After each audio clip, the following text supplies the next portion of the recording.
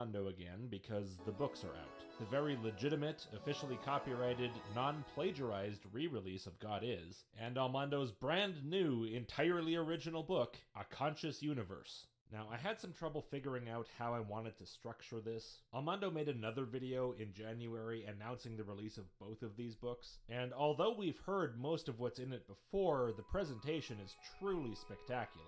And I think we all want a video about that, so I'm going to do that. But in that video, he makes a whole bunch of assertions about the re-release of God Is, which are simply factually false. And so my first thought was that maybe as I review the updates, I'll interlace that into his video, sort of respond to both at once, the book itself and him. But I started doing it that way and it just felt a little bit awkward and weird and unfocused. So reset, we're gonna do it this way. First, I'm gonna dedicate a video just to taking a look at the book, and then I'll look at his video and respond to his points about the book with reference to my previous video about the book, which is this one. I think that'll be less confusing and strange. So, God Is. I'm sure almost all of you have seen the videos. If you haven't, and you don't understand just how awful this book is, you may want to go back and watch them. What's bad about this book is not the arguments. Well, okay, it is the arguments. Of course it's the arguments, but that's not the main thing. If this were just a book with bad arguments, it wouldn't be very special. We've seen those before. Sometimes a book with uniquely bad arguments is special because of that, such as All In for God, but most of the time, apologetics books are pretty similar to each other. The arguments are bad, but you've seen them all before. What makes God Is especially bad is the insane amount of plagiarism. It's both utterly shameful and shameless at the same time. Isn't that funny how those words work? I just noticed that. So the question is, what would it take for a second edition of this book to be anything other than a total disaster? Well, the pages and pages and pages and pages of other people's material that he presents as his own would have to be removed. That's pretty much the only requirement. Now, that's not to say any of the arguments or the sections of the book would have to be removed. He could use the information that he's previously stolen as a source of information on which he can base his own words. And then he could put a reference in the back saying this information came from so-and-so. For some of the more minor instances of plagiarism, the ones that don't go on for tens of pages at a stretch, he could reformat them as quotations, and then again, cite the source. For some reason, Armando seems very attached to this book. The fact that he still hasn't backed down from defending it, doubling down on it, republishing it, there's some sort of emotional commitment here, and okay, fine. Then commit in other ways too. Commit your time, commit your effort. This book doesn't have to be a disaster forever. Whatever was going on in that first edition, be that intentional dishonesty or some bizarre, naive mistake that honestly I have trouble wrapping my head around, it can be undone with just a little bit of self-reflection and a little bit of effort. Make it so that it is in fact your book, and then when you sell it, everything will be fine. If you've made those changes in this new version of the book, I'll have nothing but positive things to say. I won't even argue with you. I won't even try to refute the arguments in the book. I'll just be happy that you've learned your lesson and stopped acting like a complete fraud. But I've already reviewed the book. It didn't take long. If there were meaningful changes here, it would be obvious just from looking at the pages. I wouldn't even have to read them to know there was something very different. But there's nothing different. Nothing. Not in the text of the main body of the book, at least. Not even basic spelling corrections. You still have Christiany on page 76, and Judaism on page 72, and Judaeams on page 71, and so on and so on. So you weren't lying when you said this. This still has the same material in here. Nothing inside has changed. Okay? It's the exact same book. Oh no. You literally just... I knew Oh. what to expect, and yet somehow, for some reason, I still expected more. I don't know why. I guess I'm just an optimist. There are a few things inside the cover that are changed. They're not main body text, but they are changed. First, Armando wisely chose to remove the Disney-owned Futurama character from page 41. Although I don't think that change is new here, because there's one version of this book that I don't have, which is a second version that he very briefly released during the initial controversy. And from what I've heard, that one also does not have the Disney character on page 41. Another change, which I don't think is new, No Toad. is this No unfathomable Toad. addition to the title page. This is an elaboration book of other projects I've read. There are many arguments used from different apologists. that I had expounded upon in further details.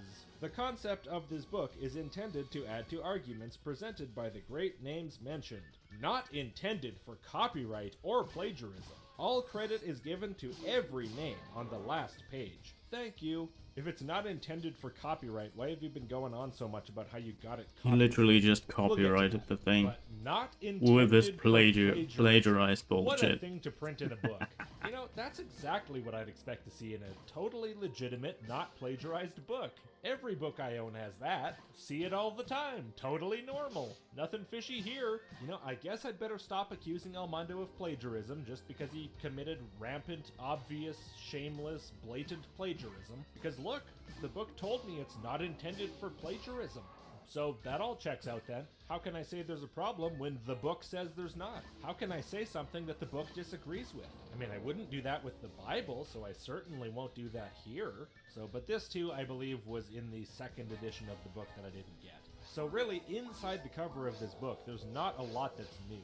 The only other thing that's different from my original copy is a very slight change to the inspiration page. Now this title page says all credit is given to every name on the last page, but that's just outright false. Armando's list doesn't even begin to cover the list of places I found him plagiarizing from. And of course, just because you put the name of someone who you plagiarized from into a list doesn't make it not plagiarism.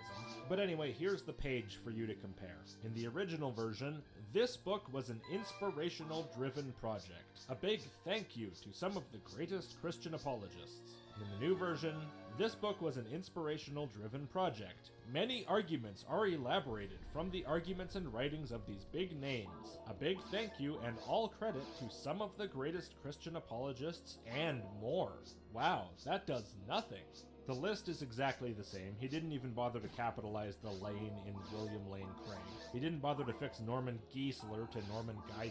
Just zero interest in fixing mistakes. Doesn't care. The only real change to this list is that he added "and more" at the bottom, which would seem to conflict with the assertion on the title page that you've listed everyone. Writing "and more" doesn't count as adding everyone you've missed to the list. Incredible laziness. Now, because Armando added an extra line at the top there, the final paragraph on this inspiration page got pushed down a little bit and some of it went to the next page, which originally was supposed to be one of the notes pages. That's why it says "write your thoughts here." But now that's pushed down and just awkwardly left on this page. And because that's pushed down, the writing prompts on the next page are also pushed down because he didn't use page breaks, he used line breaks. And so now they're weirdly low on the page, and he just left it that way. Because who cares? Who cares? That might as well be the name of the book.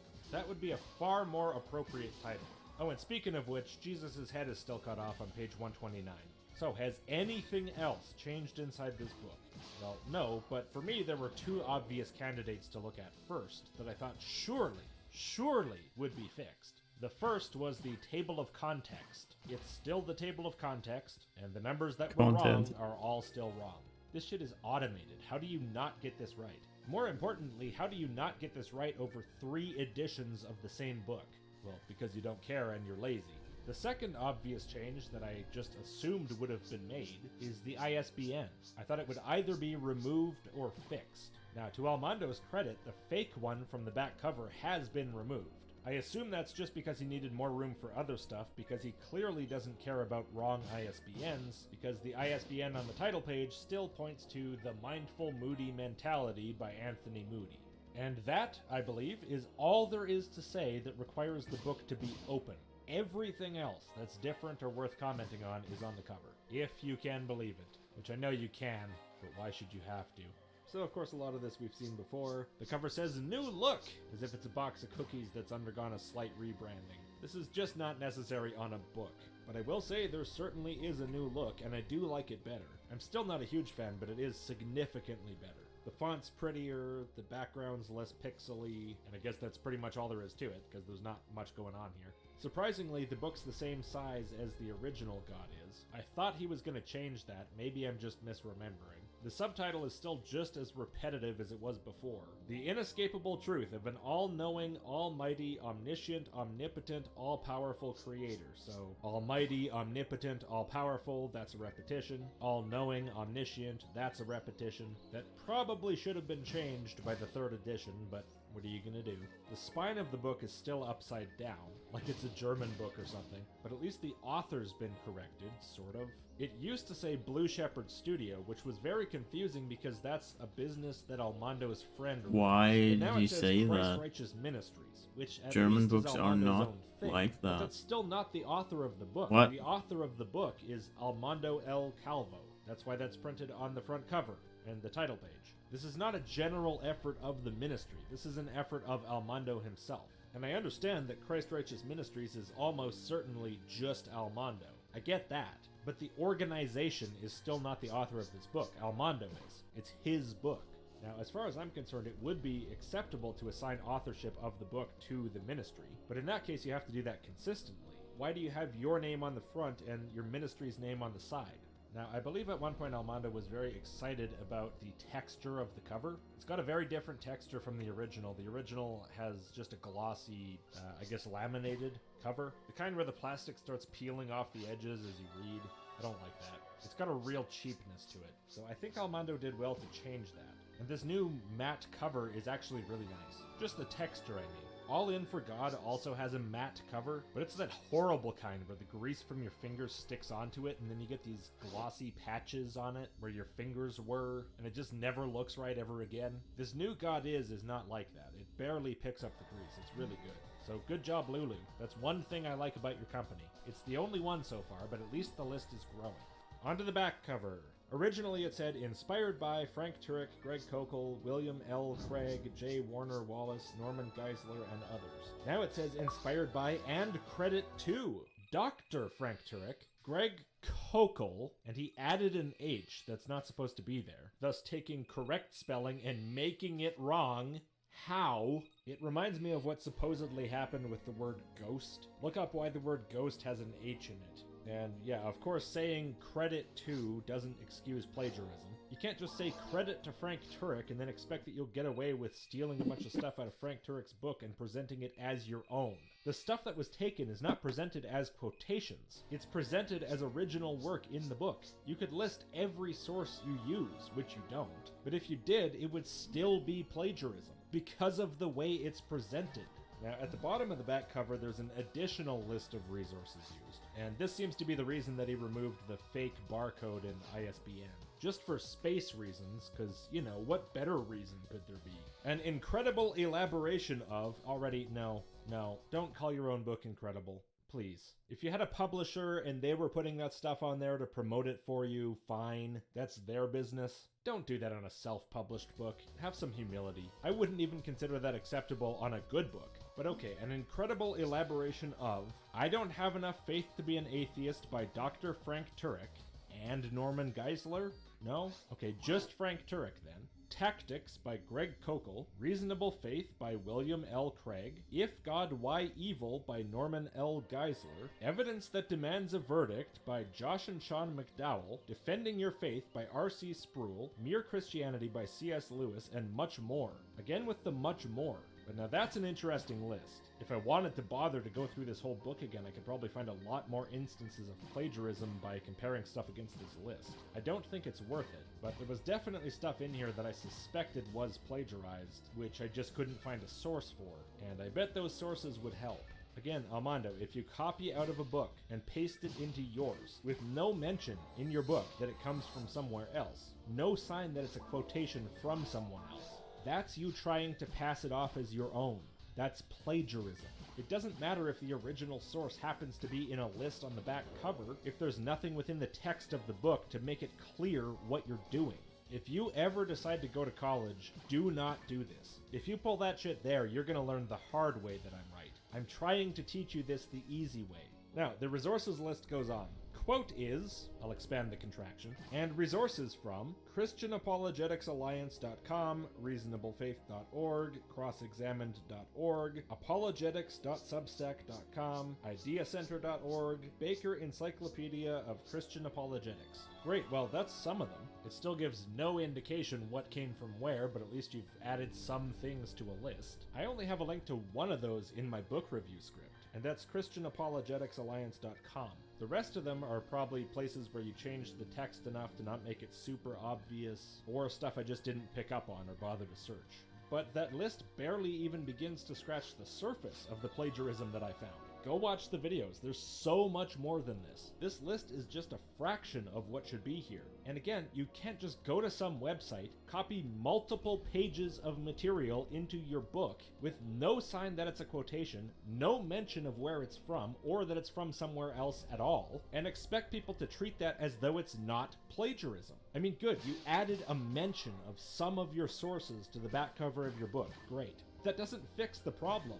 If you really cannot resist copying multiple paragraphs at a time from somebody into your book, at least present that as a block quote with a reference to a notes section in the back so it's clear what that is and where it's from. With some of the copying you did, the quantity was so extreme that I don't really know if you could get away with it if you were challenged legally, even if you cited your sources properly. But that's not an issue for me. I'm not the copyright police. I'm not here to enforce somebody else's copyright. If somebody else has a problem with you as far as that's concerned, they can take whatever steps they feel are right. I'm not a copyright guy. I'm not a huge fan of it, frankly. None of this is about that. This is about dignity and effort and honesty. And by your actions and your words, you've exhibited none of those. Not at any point through this entire series of events. But speaking of copyright, actually no, let's save the best for last. First, let's compare the back cover text. The undeniable truth of reality has changed to the irrefutable truth of reality, I assume because it's clearly possible to deny that this is in fact the truth.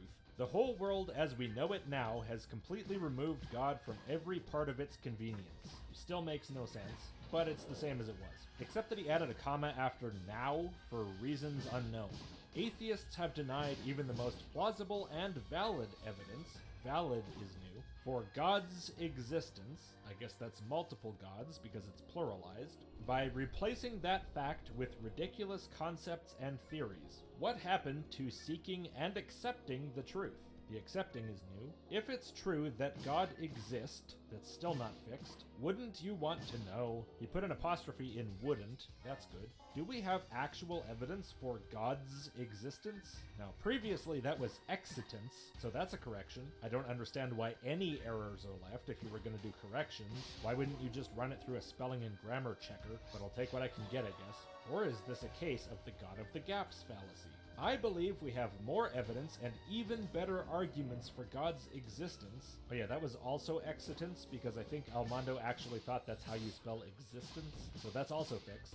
Then against it. I believe that with an honest investigation through the evidence and a careful observation through the information, we can discover that not only does God exist, but he has revealed himself to all of mankind. The creator, and here that used to be creator. So very good. Creator? The entire, it used to be Enitra, again, great fix. Universe I ate some made curry himself known at to some the whole world. at some But point before as we get well. that far, we must first answer the question, which used to be question, Nom, nom, nom, does nom, nom. God exist? Yeah. Okay, so clearly an improvement. It's a very limited improvement, and this mostly still makes no sense. I understand roughly what Almondo's trying to say, but man, the way he writes is just not the clearest, to put it charitably. But unlike the rest of the book, he at least put in a couple minutes of effort here, which is a lot less than I hoped for, but probably a lot more than I ever should have hoped for. But now, finally, the last thing to talk about, and the thing I really want to talk about. Copyright 2022 to 2023, Almondo Calvo, all rights reserved. Let's remind ourselves what Almondo was saying about this. Copyright officially, don't mind my finger, but I got it copyrighted, all rights reserved. It has been copyrighted, so all rights are reserved. All of the content in here belongs to me. Fucking idiot. Copyright, all rights reserved. You guys see it here from 2022 to 2023. All rights reserved. Officially, I had to get it reviewed, and I kind of wanted to get it copyrighted anyways because I wanted to make sure that everything in my book is good and that I could sell it, and so that it can pretty much just shut all the controversy down about, like quote-unquote plagiarism and stuff like that. So I wanted to get it professionally checked. If they say, oh, no, that's not even a legit book or whatever. No, actually, yeah, it is. Stamp of approval right there. Now, if you'll recall, I was pretty confused about what he was saying here. For one thing, he never specifies exactly what he means by getting his book reviewed and copyrighted.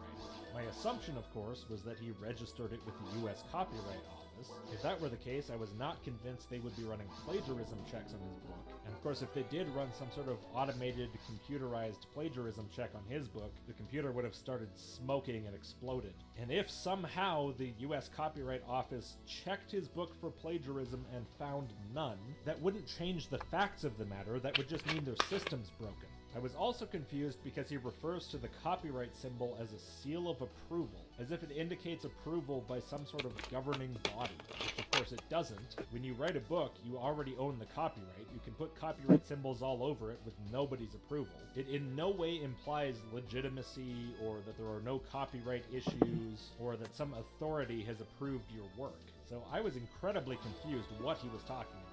And I still am. I've looked up his name and his book at the US Copyright Office and found nothing. I also searched for Christ Righteous and Blue Shepherd, and even Levi Hernandez. There is no record of a copyright being registered for this book. So maybe the statement on the title page that this book is not intended for copyright was correct.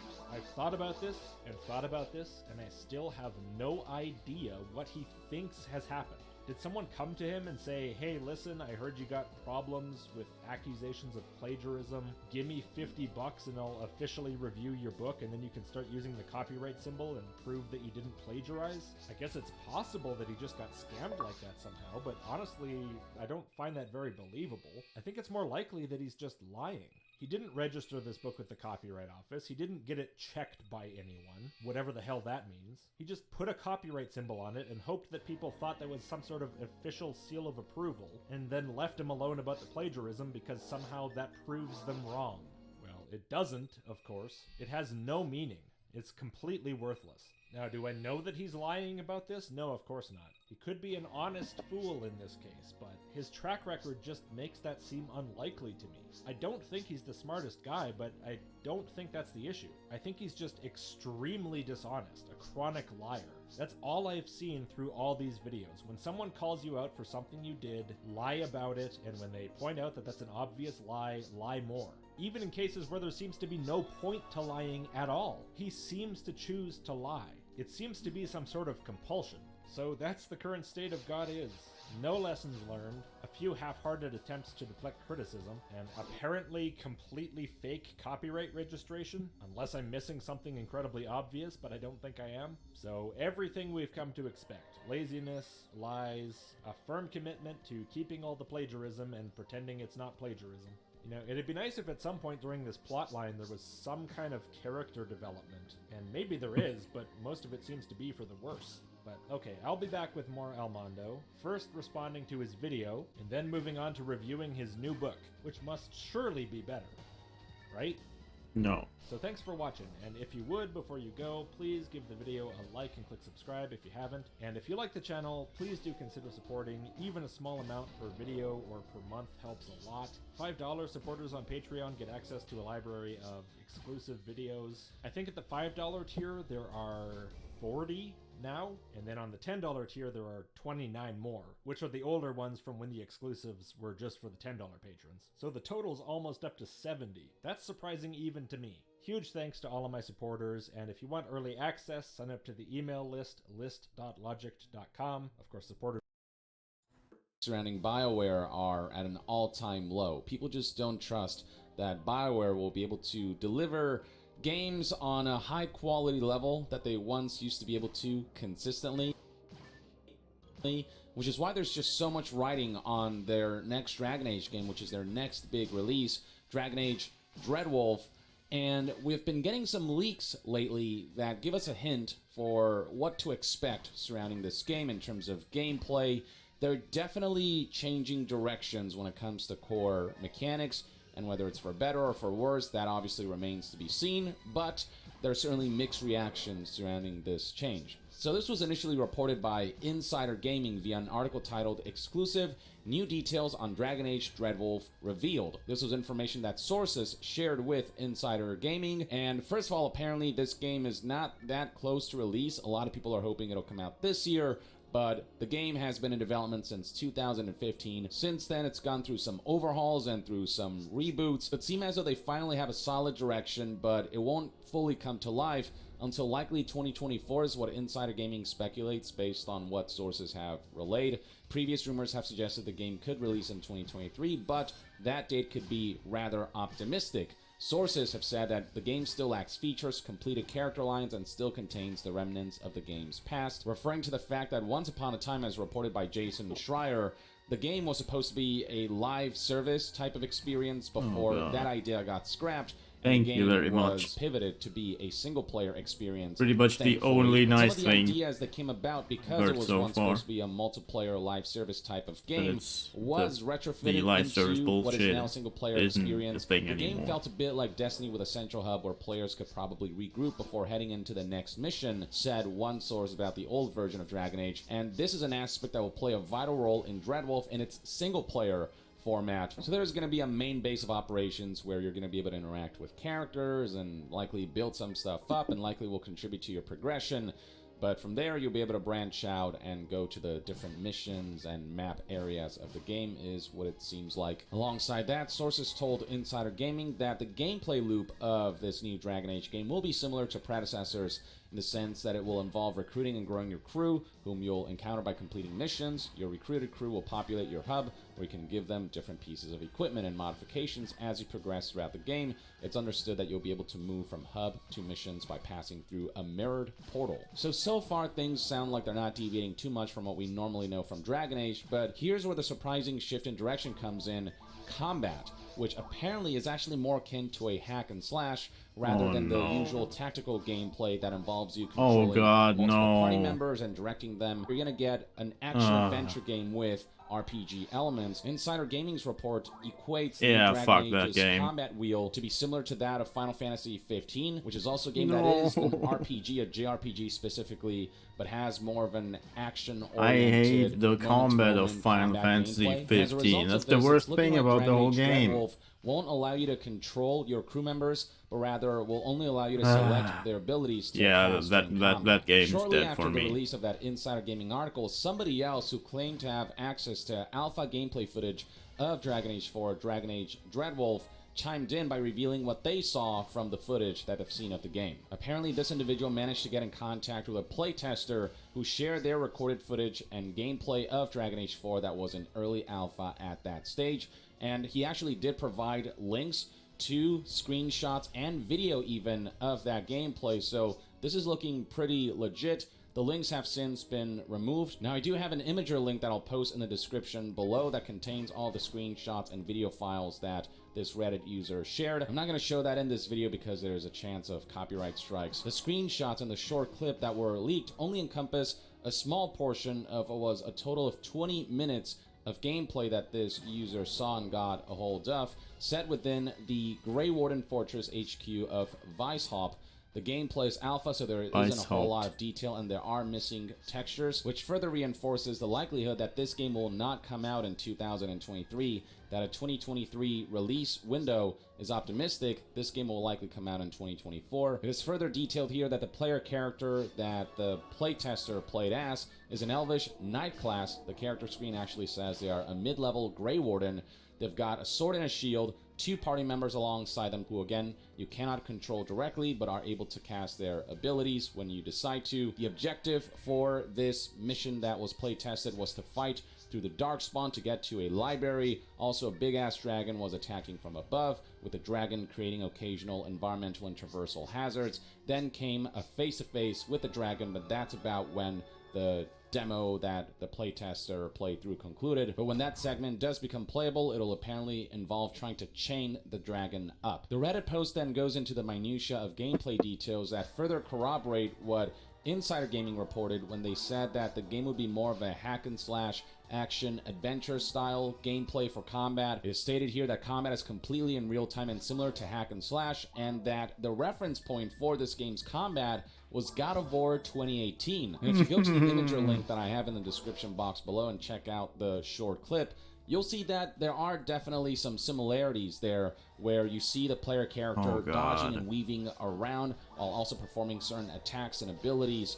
that are all happening in real time. That's not a moment to fucking moment. And even the Dragon camera Age. perspective, that What the over-the-shoulder third-person mounted camera, is also very familiar and quite similar to God of War 2018. It is further detailed here that you'll have regular combo attacks alongside abilities and a special bar that when filled up will allow you to perform a special move, some kind of ultimate ability. I don't really understand the comparison to Final Fantasy 15's Wheel, says this Reddit user referencing the Maybe it will be a good game. stating that it's standard Dragon Age. I highly doubt it. Further corroborated But this here is that not a there is fucking no Dragon party Age game. control. You cannot control your crew members directly. You'll likely be able to tell them to execute certain abilities, but that feature wasn't in place during the playtest session. Now, this Reddit user was seemingly impressed by the animation quality of this particular Dragon Age game. Even in its early alpha stage, animation quality is drastically improved from past entries, says this user. Never seen animation quality this good in any BioWare game, so that includes Mass Effect and other IPs that they've worked on. I'll be honest, when I saw the leaked gameplay footage, I thought the animations actually looked kind of janky, but then again, it's still in its early stages, so it's very possible that a lot of refinements will happen on that front. And also, I haven't seen the full 20 minutes of gameplay that this user saw. I only saw a small clip that was a couple seconds long, so it might not be fully representative of the more impressive animations that will be on display and that are currently on display in the early stages of this game's development. And then delving further into moment-to-moment gameplay, it is confirmed here that the playtester's footage revealed that jumping has been retained from Inquisition. Curious as to how important of a role that'll play for world navigation and for combat. And speaking of combat, this Reddit user details how the footage that he saw showed a character with a sword and shield, and with that equipment, one of the things you're able to do is parry attacks from enemies and follow up with counters. As someone who loves parrying in video games, that's just a plus play for me. Dragon's Dogma Off, if you a few want smaller something like details that, include the please. fact that this early build of the game has a user interface that's similar to Dragon Age Inquisition, but because it is alpha, we can expect the UI to change. The equipment menu showed that the player character has a chest slot, a helmet slot, a primary weapon slot, a shield slot, or possibly a secondary weapon slot, alongside slots for accessories, one amulet slot, one belt slot, and 2 ring slots. And if you go to the imager link that is in the description box below, one of the screenshots will show you what that menu looks like. It looks a lot like the equipment menu that many AAA games use nowadays for games that do feature RPG elements and equipment that have statistical effects. Last but not least, it was detailed here that the player character's hair looked glorious. Apparently, this user was impressed by how hair moved and flowed, and enemies were pretty much just variations of Darkspawn. Of course, this is just a small glimpse of what the full game has to offer. So there's a lot that we don't know about the game, but something that has been a topic of contention has been the shift to a more action-oriented combat style. This is something that's been received with mixed reception across social media. Here, for example, when Tom Henderson, who is the owner of Insider Gaming, asked, would you be happy with a hack and slash Dragon Age? There are those who have said, no, it's called Dragon Age 2, and, I didn't like that. Others are saying, I'd be fine with it. Others are saying, I don't know right now, but as long as it's a good game, I don't care what the combat style is. Some people are happy with the change because for some, the combat in Inquisition was not their cup of tea. For others, they prefer the pure tactical combat experience of Dragon Age that they're used to, so that shift, it feels like to them, is shifting away from the identity of Dragon Age. But then others are saying that I like combat that's flashy and satisfying, so, I'm down for a hack and slash as long as they do it right. When other news outlets began to report on it, plenty of people shared their opinions. Video Games Chronicle here, for example, tweeted about this, and below you'll see people talking about the comparison to God of War. Others saying that this is actually a cool change. That's a small glimpse. Hopefully YouTube won't catch that, or the folks at BioWare won't catch that. Here's somebody just saying boo. Others saying I just don't care if they change the playstyle of the game as long as the game is fun. So opinions really vary across the board. Not that adopting this gameplay is necessarily bad, but I think Dragon Age has always struggled with its identity. That's true. Dragon Age 2 had a very different style of combat from 1 and Inquisition, and them making such a drastic change is a bit surprising. I thought they'd stick to the stuff that did work about the predecessors, But I'm very curious to see how this plays out. But others are saying that given Dragon Age Inquisition success, it should be used as a point of reference. But there's one user pointing out that Inquisition the combat of the second one wasn't that much different. Making the change to a format that it wasn't that is different. Unrelated to the genre I have not that Dragon played Age the is third usually one, associated and if that's in, actually more like the not first what one, Dragon Age that's fans really want. cool. That's what's implied through this. I have never really Here's another heard comment section a lot of underneath positive the things about the tweet third here by one. Okami Games, where people are saying things like, sounds like a very different game than what we fell in love with. Others are saying that I hope this is not the direction Dragon Age goes in. I mean, I played the tutorial of the third one, but that's pretty much it. 1 through 2. Hack and slash, no party control, inspired by God of War 2018. That's not Dragon Age, some people are saying.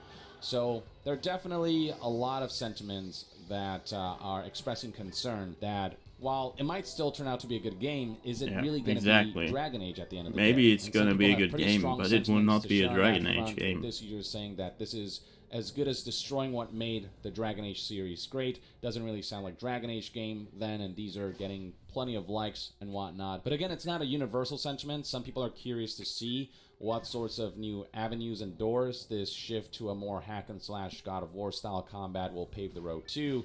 Others are saying, I don't care as long as the game's good. But then there are those who are drawing a hard line, saying that if the combat is inspired by God of War 2018 and isn't really Dragon Age, then it's a hard pass.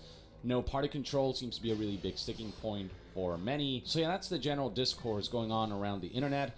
For me personally, it's hard to judge until I see more of the game in action. That couple seconds long clip that has been leaked just isn't enough to really give me a glimpse of whether this feels like Dragon Age. And even if the combat is radically different, there's still a chance that this will be a good game, and there have been RPGs that have been done well with a more action-oriented combat. When you think about a game like Dragon's Dogma, that's a game whose combat system has this blend of like Devil May Cry light with like Shadow of Colossus with the ability to climb monsters and stuff. That is an RPG game whose combat you can definitely call hack and slash, but it's still beloved among many because people enjoyed that combat and all the different facets that surrounded it. Just as I said, made the game play Dragon's Dogma like if you want something like that. Combat is more action-based, more real-time, more moment-to-moment skill-based, or games like, Elder Scrolls and Fallout, whose combat do happen in real time.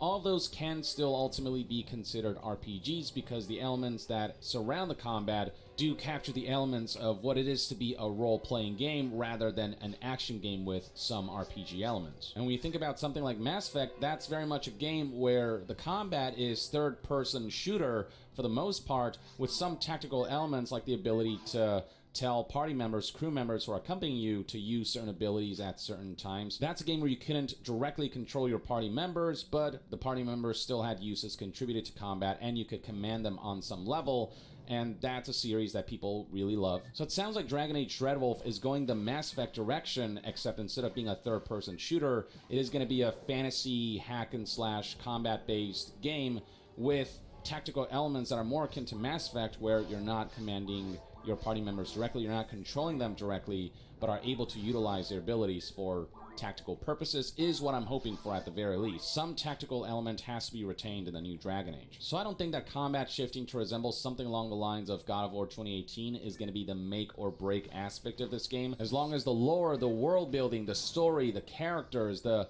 moment-to-moment interactions, and your agency in the story, those role-playing aspects still shine through. As long as it still feels like a Bioware could become a good game in the end. I don't care. Think they'll be able to get away with I this want a Dragon shift in Age game, combat not a that may fucking potentially God of prove War to be clone. advantageous for this new entry. Though of course it's hard to say at this point. But at the same time, there's a part of me that does believe that the more tactical combat that allows you to control party members and really command the battlefield and all of these different aspects, I'd be lying if I said that that wasn't a big part of what I identify Dragon Age with. And so part of me does feel a little let down that that iconic aspect of Dragon Age gameplay won't make it into Dragon Age Dreadwolf, assuming that these reports are true, and they seem to be true based on how legitimate the leaks look. But for now, until I see more of the game in action, I wouldn't say that this change in combat is going to make me count this game out immediately. I hope that this change is ultimately beneficial for the direction that they're going for with this one. Maybe this style of combat will draw in more people to the IP, or newcomers who maybe didn't partake in Dragon Age because no, I hope not. Their thing. Maybe they'll want to engage with DragonAge Dreadwolf. But hopefully, even with this new combat, because if this game gets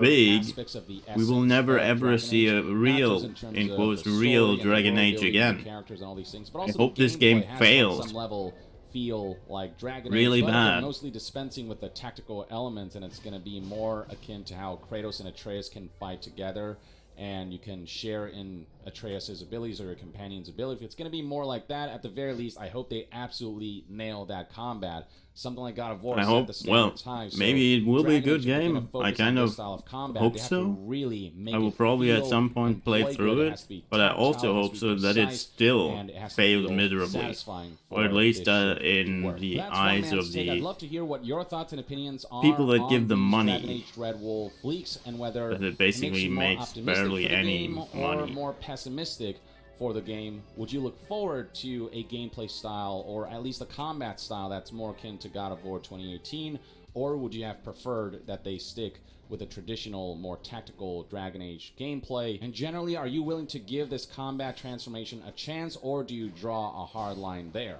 Let me know your fucking thoughts in the comments RPG below, and to be further updated on all things has turned news, to fucking combat, action combat right bullshit. Here on Young Yeah. I'll see you guys next time. Just stop Young it, please. Like the Dragon Warrior, or whatever. No, Dragon. Hello and welcome back. Dragon Quest is one of the last games that still has. John Lindemann. Richard is taking a well-earned vacation. It's one of the last game that still has turn-based combat. I love turn-based stuff.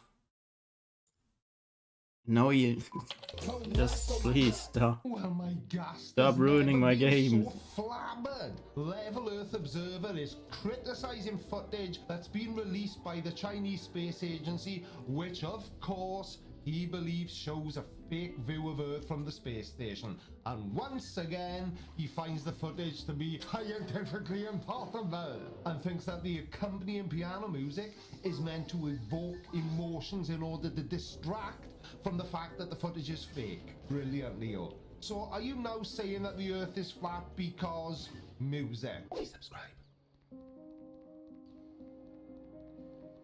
Oops. It would seem China's space station, yet again, is serving up this globe Earth theory with its so-called space station. Right, first of all, what's with the so-called in every video you publish? You do realise that saying so-called does not make something fake, don't you? And if by serving up you mean showing us images of Earth from the space station, then yeah, that's exactly what they're doing, because normal people think this sort of thing is absolutely amazing to see. Again, obvious fakery. Obvious? Really? Well, the only thing that's obvious, Leo, is that you do not have a clue about any of the topics you discuss on your channel. Now, just for clarity, because I know you watch every video I upload about you, and it's always nice to talk to a fan, but are you one of those flat Earth experts that think space is fake, like CC from Westchester County? Or do you just think that we haven't been there and aren't there now? You would have thought off the back of us exposing this, me highlighting this and many others, months ago, they would have got their act together. Exposing? Yeah, good one. You couldn't expose yourself if you lived in a nudist colony. Now, you bang on and on about fake this and pantomime that, but the one thing I have never seen you do in any of the videos I've reacted to is provide any sort of evidence to support your position. Saying the word fake over and over again doesn't make something fake, pal. But they're still pumping out garbage like this. Why is it garbage? Because you and other flat earth clowns don't like the fact that we can show that the earth is indeed a spherical object, which interestingly enough is what every single scientific observation demonstrates. How many observations have flat earthers made? And when I say observations, I mean observations that don't just end up showing us what we already know for a fact. Interesting. that the Earth is not now, nor has it ever been, and nor will it ever be, flat. Of misshapen balls, Interesting. morphing and bending. Oh, that's a bit uncalled for. Yeah, I'm an older guy and my balls aren't what they used to be, but at the end of the day, he doesn't mean me, does he? I think he's talking about Earth again, which technically is misshapen. That's why it's an oblate spheroid and not just a sphere, Leo. How obvious do these people need to make it? Make what? The shape of the Earth? I don't get why you're asking. Yeah, in the footage you're showing, it's pretty obvious to anyone with eyes that the Earth is a globe. Ah, right, I get it now. You obviously meant faking your eyes. Sorry, I'm a bit distracted today. Carry on.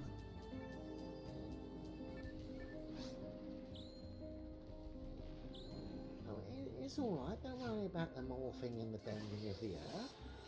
It's a wonderful bit of piano. Just ignore that.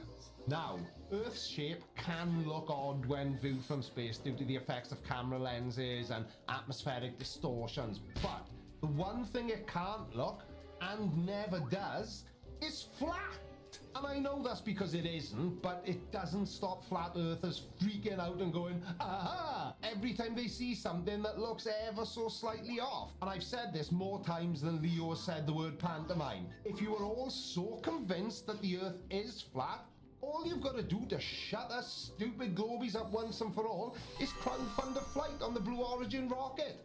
Take a camera up with you and take your own photographs. That will show us all once and for all that the Earth is actually flat. I'll chuck in a bag of sand myself. $1,000, $1,000, whatever. You're not gonna go. Always sold with a bit of piano. Let's play on the feelings there. Come on, you want to believe in this absurdity. Ask yourself this, Leo. Who is more absurd? The people who accept that the Earth is what it is, a globe, or you? And what I mean by you is you and your catchphrases. It's demonstrable. It's a pantomime. Flat Earth can be observed by all. Oh yeah, and a quick side note, your name, Level Earth Observer, points out perfectly just how limited your knowledge is. Because flat and level are not the same thing, are they, you dick? So if you wouldn't mind being a good lad and running along and changing your YouTube handle to Flat Earth Observer, at least that would make sense. Well, no, it wouldn't make sense. You know exactly what I mean, just shut up. What I mean is level doesn't mean flat, you clown. Get it right. You're even going to defend this misshapen, out-of-shape globe. Come on, you know you want to. The piano says you do. Now, I'm not gonna lie, but it takes a lot to shock me, but I cannot believe that you were so obsessed with the backing track they've used. Now, I've changed it to the most similar thing I could find that won't get my video claimed. But sadly, Leo, somber piano music does not make the Earth flat. I mean, what the? So-and-so is going on here. Well, it's called watching footage of the Chinese space station showing a feed of Earth from space. If you can't even fathom what you're watching when you were the one that chose the video, then I'm afraid you may be beyond saving. Now, you've always come across as a complete spanner to me. I'm not going to pretend otherwise. But that takes the cake, unless, as I suspect, you mean something else. No amount of piano's going to make that a reality for anyone. Even the Globies. This is supposed to be their world, sold by the superpower that is China.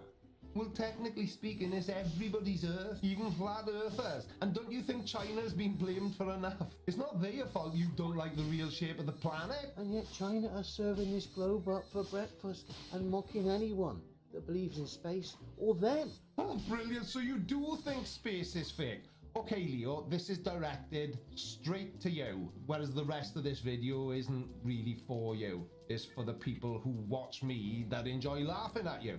But Leo, oh buddy, oh pal, if space is fake, and let's just say for comedy value that the Earth was flat, if space is fake, where the bloody hell are we then? I mean, we've got to be somewhere, regardless of the shape of the Earth. And what did you mean, who believes in space or them? Are you implying that China, and by extension Chinese people, are also fake? Or is it my misunderstanding? Although in my defense, I don't speak moron, so... Special Officer Dookie reporting. I mean, look at the Earth there. Like I say, no amount of piano's gonna sway me here, lads. Look, I can actually see what you're saying. The shape does look a little off in a few frames. But don't you think it's a bit strange that in this video and all the other videos you critique of Earth from space, we've never once even come close to revealing that the Earth is a flat disk floating... What am I talking about? Well, I was going to say through space, but obviously space is fake. I tell you what, pal, you want to reach out to CC, one of your peers, because he too is dumb enough to upload videos onto a public website claiming that space is fake as well. I bet the astrophysicists will be gutted when they find out. In fact, let's just pause it there a minute. Let's have a look at some of the comments. Let's see what people are actually saying about this Tosh. Oh yes, excellent idea. I quite often go into the comment section under videos I react to as well. Take your comment section for example. It's a mix of people who are equally as stupid, all sucking you off, and each other, and then people like me, laughing at you and calling you an idiot. Let's see what's there then. And check the first comment out. Nameless Warrior. Beautiful Mother Earth. We as her children must cherish and protect her. If Mother Earth hurts, then we suffer as well. Nameless Warrior's right.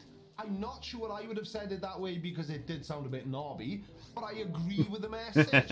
We are messing up Earth. But please, feel free to continue with your in-depth analysis. Well, Nameless Warrior, you must be seriously suffering right now, having seen that pantomime of your mother globe Earth bending and morphing and turning into who knows what there. I'm afraid to tell you, Nameless Warrior, that your beautiful Mother Earth isn't a ball. Sorry. Oh, well said, Leo. No, not really. I have never heard somebody with so much to say have so little worth listening to. If I was to sit here and say the sky isn't blue, would that make any difference to the sky being blue? And before any of you smartasses correct me, I know the sky only appears to be blue and that it actually isn't, but I'm just proving a point. Saying something is fake does not make it fake. That's another Tosh for me. No amount of piano is going to soften me up enough to accept this scientifically impossible nonsense as somehow reality. Especially when they're showing our own pantomime world bending and warping. Well, I don't know about you, but I'm convinced. I mean, he just said the magic words, didn't he? It's a pantomime. The Earth looks like it's sort of returning back to its spherical shape there.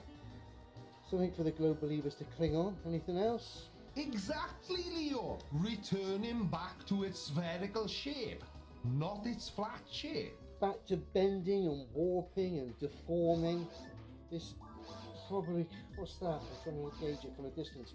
More like an egg Earth now. And let's not forget before I go, what these clowns served up only a couple of months ago.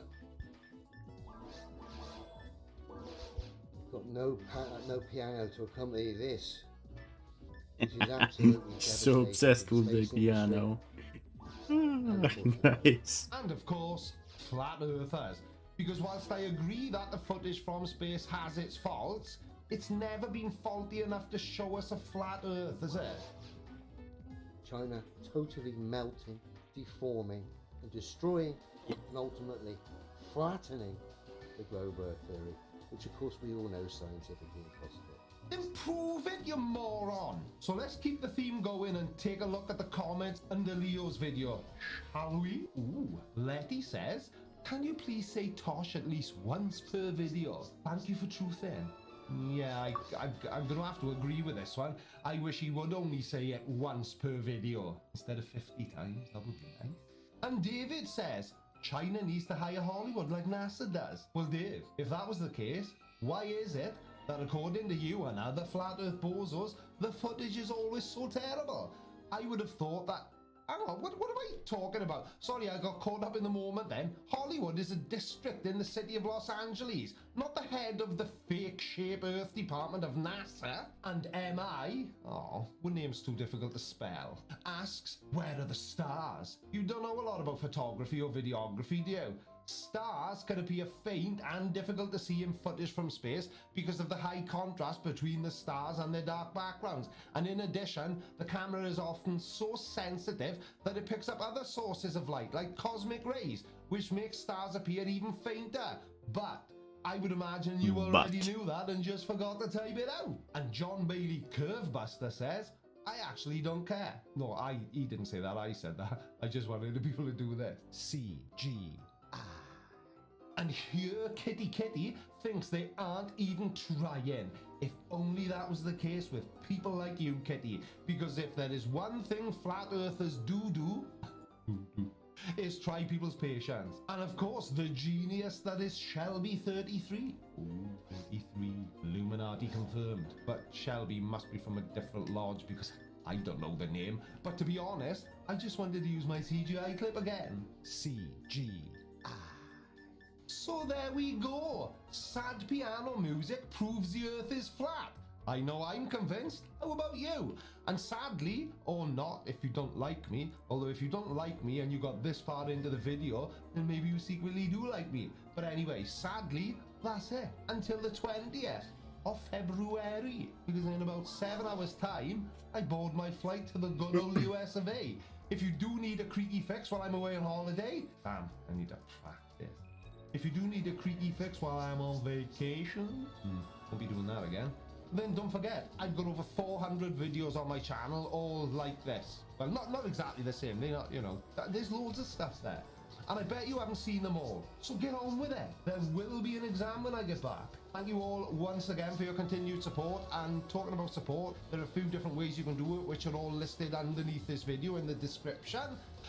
But I have to go now. Love you, bye. No, love you, bye. No, you go first. Love you, bye. No, you go. No, you. Fine. Take care, stay safe, and I will see you all very soon. Alright, watch this next. But before you do, make sure you subscribe. By order of the Creaky Blinder.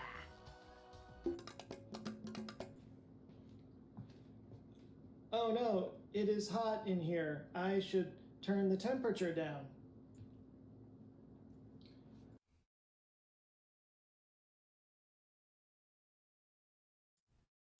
Pollen. Hello, sir. I enjoyed the last one so much, I'm back for another.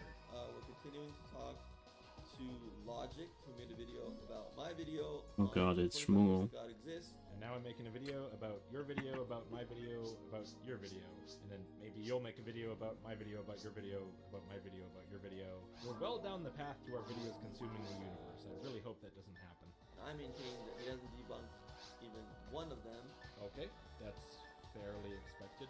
He talks about my argument about cyanide as ask my grandpa and see if he believes it. Ah, right, I remember that one. Wasn't a big fan of that one. And he says that's not a valid argument. Oh, it's valid. I mean, to put it into syllogistic form, if every Jew's grandpa believes something, then it's true. Every Jew's grandpa believes your thing, therefore your thing is true. It's a valid argument structurally, I just disagree with all the premises, so I don't consider it sound, and therefore I reject it. But I suggest to you that grandpas are actually very, very important because... I agree that grandpas are very, very important, and mine is equally important as yours, and mine doesn't believe your thing. They are holding the torch. You know, they're holding the traditions about the past. Yes, they're holding all sorts of traditions about the past. I'd say every existing belief tradition on the planet probably has somebody's grandpa who believes it, and that's one of the main problems with using this as an argument for specifically your tradition being true. And not all of these traditions can be relied upon. I agree, and in fact, partially because of this problem, where all kinds of different traditions are believed by all kinds of different people, grandpas included, I reject religious tradition alone as a basis for forming judgments about the actual nature of reality and the universe and the past. There needs to be something more than just tradition says so or my grandpa says so, because, well, that grandpa's tradition says one thing, and that grandpa's tradition says another thing, and that grandpa's tradition says something totally contradictory to both. But if every Jewish grandfather believes in one tradition, that's good evidence that it may have actually happened because... Wait, why? You're selecting out Jewish grandfathers specifically, and then you're expecting me to be surprised that they believe the traditions of Judaism? Of course they do. They're Jewish grandfathers. Assuming they're theistic Jews, at least, not like atheist Jews, cultural Jews. If they're believing Jews, of course they believe the religious claims of Judaism. That's what a religion is. Christians believe the claims of Christianity, Hindus believe the claims of Hinduism. How is the fact that people within a given religion believe in that religion an argument for the truth of that religion? That's true about every religion. Especially when they're saying they saw God. Hold on, every Jewish grandpa says he saw God? No, every Jewish grandpa believes the story about Moses at Sinai. They believe a myth. Again, just like in every other religion. It would require a tremendous conspiracy to convince an entire nation that they saw God when they didn't. I mean, cultural stories do not require a conspiracy. Myths do not require a conspiracy to get started. It can get started in all sorts of ways. People can see something they don't understand and misinterpret it, or maybe something happens but then they gradually exaggerate it, or it could be a fictional story people told each other and then gradually forgot it was fictional. Think of Muhammad's splitting of the moon, for example. Is that true because every Muslim's grandfather will tell you so, and apparently a lot of Muslims saw it at the time? I mean, it would take such a conspiracy to make people believe it if it wasn't true. So I guess we should all convert to Islam. Or think about the apparition of the Virgin Mary to thousands of people as an image in the sun in Kibeho, Rwanda in 1981, which proves Christianity. Don't be a conspiracy theorist now. Now you have to convert to Christianity. That's your rule. Everyone would object to that. Nobody can tell you that you saw something when you didn't. The people from thousands of years ago, all of whom are dead, for which the only record of anything they ever thought or did in their entire lives is in an ancient book of religious tales, would object to being told that they saw something they didn't see? Who says they were ever told that they saw something in the first place while they were alive? I mean, you're starting off with a lot of assumptions here. Can you help me get to the point of at least accepting those before we start in with the demands that I accept the actual claims of the religion? We're talking about the entire Jewish people. Please don't crack your knuckles on camera like that. That's really disturbing. The more people we find that have this tradition, the stronger and stronger the evidence is that it actually happened. Again with this, the more people now who believe in ancient myth, the more likely it is that it actually happened. So again, we just put everything to a vote, and then whatever position's the most popular right now is just true. I mean, sure, that's an option.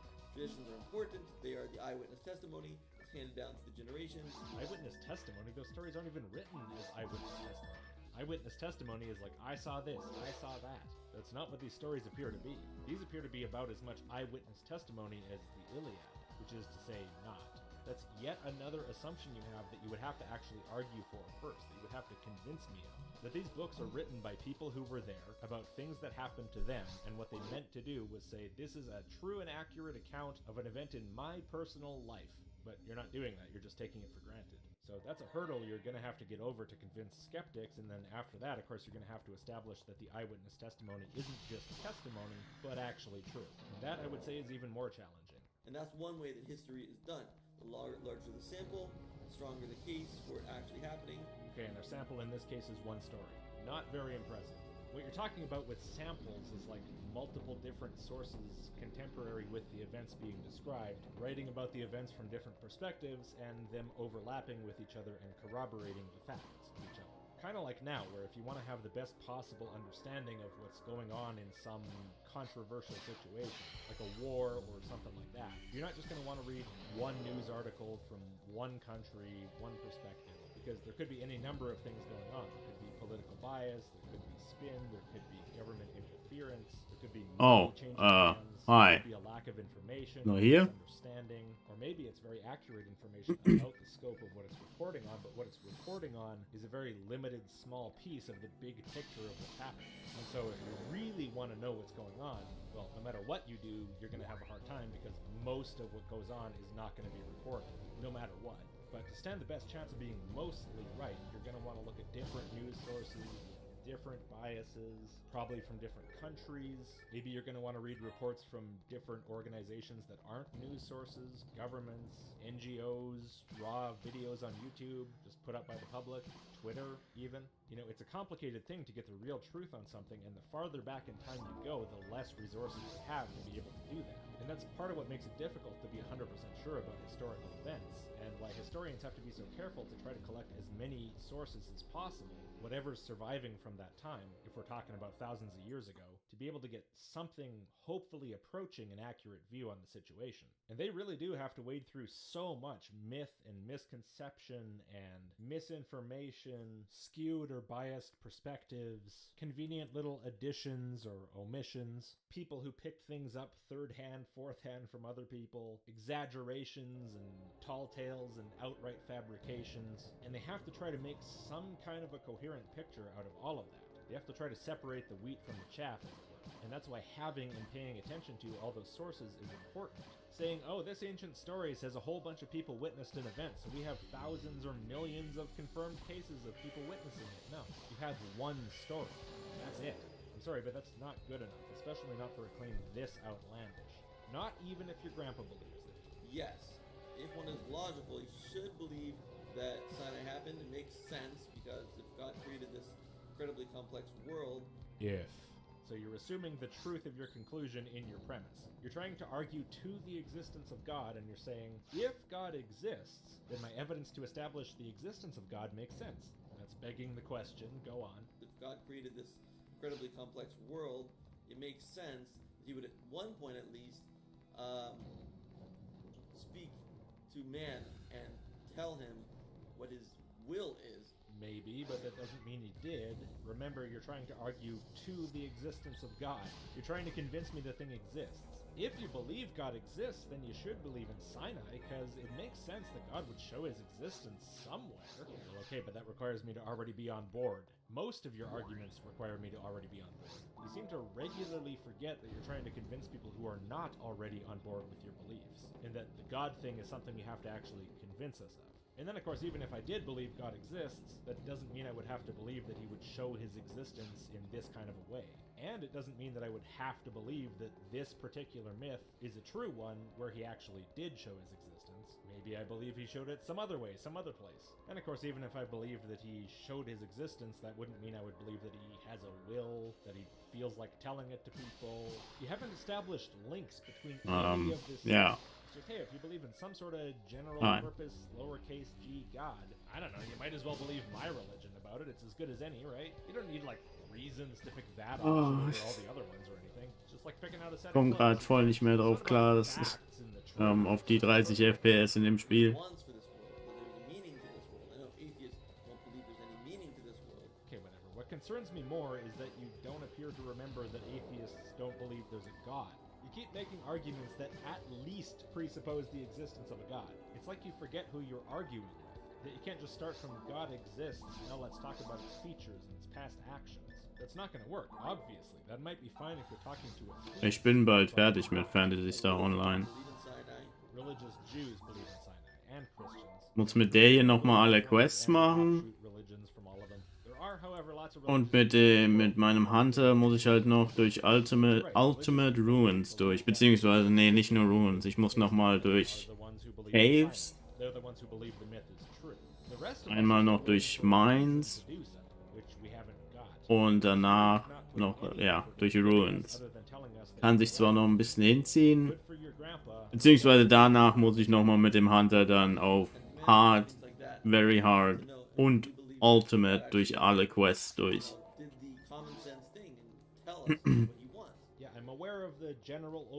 Aber das Ende ist langsam in Sicht.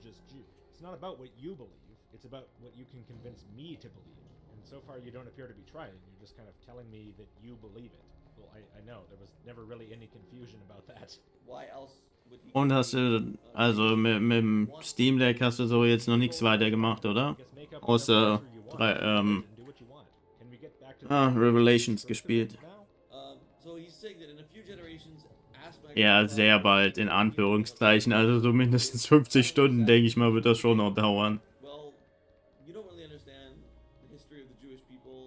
Ich glaube, alleine durch, also jedes Mal durch die Quests zu rennen, also selbst hier auf normal dauert das, keine Ahnung, 5 Stunden oder so mindestens. Also selbst mit dem hohen Charakter, einfach nur die Laufwege sind schon ewig lange.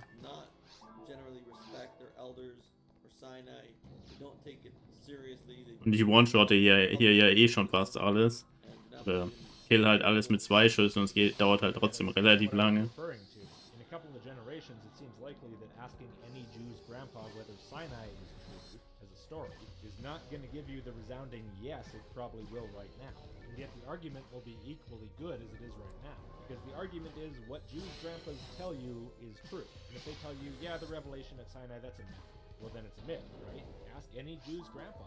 The only way that waiting 2 generations from now and then asking any Jew's grandpa if Sinai is a myth and then believing it is just a myth based on the response is if its truth depends on whether you find the answer convenient. The argument's the same in both cases. The only thing that changed is people's opinions. They changed from an opinion that you like because it supports what you think to an opinion you don't like because it doesn't. But the elder someone is, usually the wiser someone is. Okay, so Hast du dir schon einen Account bei RetroAchievements gemacht? It's a myth. Now they're the oldest ones, and therefore the wisest, right? And if their grandkids start to believe that the story of the revelation at Sinai is true, and they go to their grandparents and they say, hey, Grandpa, I think this is true, and their grandpa says, no, it's not, well, the grandpa's older, so he's right, right? Also, how old's your grandpa? I bet mine's older, so mine's probably wiser than yours, and he doesn't believe your religion, so I win. Look, in the next segment, we're going to learn a little bit more about how you think that this authority of age works. And ultimately, I think that what you're really trying to tell me is that the earlier in history somebody lived, the more right they are. In which case, I think you should have stuck with the people towards the start of the tradition believed the tradition because they lived earlier in history, and living earlier in history makes you more right by default. They were more right than anyone can be who follows. I mean, don't get me wrong, that's an absolutely atrocious argument. I'm going to throw that right in the garbage as soon as I hear it. But I think it's a better way to put forth what I think you're trying to say. The grandpa stuff just really confuses the issue. And I'll tell you a story. There was a Rabbi Twersky with an atheist on a plane, and the atheist grandchildren were running up and down the aisle and causing lots of problems, spilling coke and everything like that. And Rabbi Twersky's grandchildren were extremely patient and stable and sitting nicely and reading, and they were just being really good kids. And the atheist couldn't believe it. He's like, why are my kids like out of control and your kids are so well behaved? And he said, well, you have to look at our philosophies, because according to your philosophy, we came from an ape-like creature, which means that you are closer to the ape. We believe that we came from God. Nee, gegen die Laufgeschwindigkeit habe ich jetzt nichts einzuwenden. The older the person is, the closer they are to perfection and to God. Okay, wow, there's a lot of things to say about that. Okay, so the point that the rabbi actually made, according to you, is that the atheist's kids are misbehaving and the Jews' kids aren't, because the older a person is, the more perfect that person is, because that person is closer to God. Which seems oddly irrelevant unless the atheists... Aber das Spiel an sich ist halt nicht das schnellste. Definitiv nicht. Relative perfection of the kids. But anyway, that's apparently the claim, which, if that's an objective fact, if God and descent from Adam is an objective fact about everyone, then that should apply to everyone. And therefore the Jewish... Hey, ich war der Erste, der Wings gemastert hat. Bis jetzt sind wir auch nur 2. Also es hat noch einer, ich glaube 2 Tage nach mir noch gemacht. Und ansonsten bis jetzt niemand.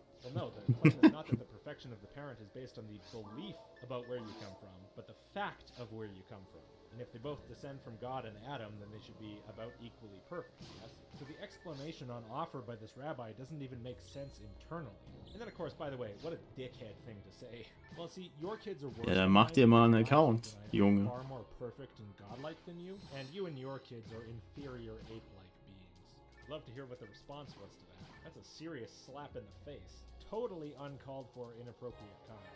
By the way, Shmuel, you realize not every atheist child misbehaves all the time, and not every theist child or Jewish child behaves all the time, right? So what would be your response if the atheist child was the well-disciplined, well-behaved child, like mine generally is, and the Jewish child was the one who was acting up? Would your conclusion change, or would you just deny it or ignore it?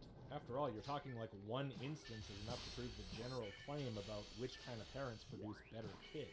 So if my child behaves better than some Jewish person's child, then I'm the better parent. Then atheists overall are the better parents, right? And apparently also that would have some kind of relevance to the question of whether people descend from God and Adam. The whole story in this bundle of disconnected you're supposed to apparently support is just really odd. So, Ich bin gerade am Überlegen, ob wenn die, also ich habe gerade vor einer Woche oder so oder vor 2 Wochen ist Hybrid Heaven Also es macht gerade jemand Erfolge für Hybrid Heaven. Und ich weiß nicht, ob du dich daran erinnern kannst, aber das ist ja eins meiner absoluten Lieblingsspiele. Ich glaube, sobald das rauskommt, werde ich versuchen, das da auch den ersten Master zu kriegen.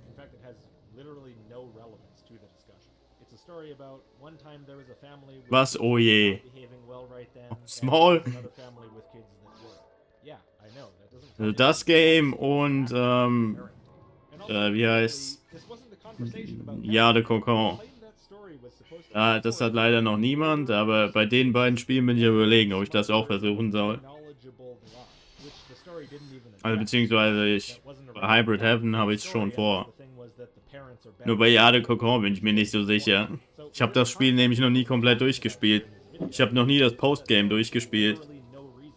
He lists things that Aristotle got wrong, and he basically calls him just a philosopher. But we should point out that if you do a little cursory research, he was also an expert in physics, biology, zoology, metaphysics, logic, ethics, aesthetics, poetry, theater, music, rhetoric, psychology, linguistics, economics, politics, meteorology, geology, and government. An expert by the standards of the time, keep in mind. Which again, as I pointed out in the video, is not to insult Aristotle, but it does mean that whatever amount of expertise he had, it was necessarily lacking thousands of years of further development that we have the benefit of.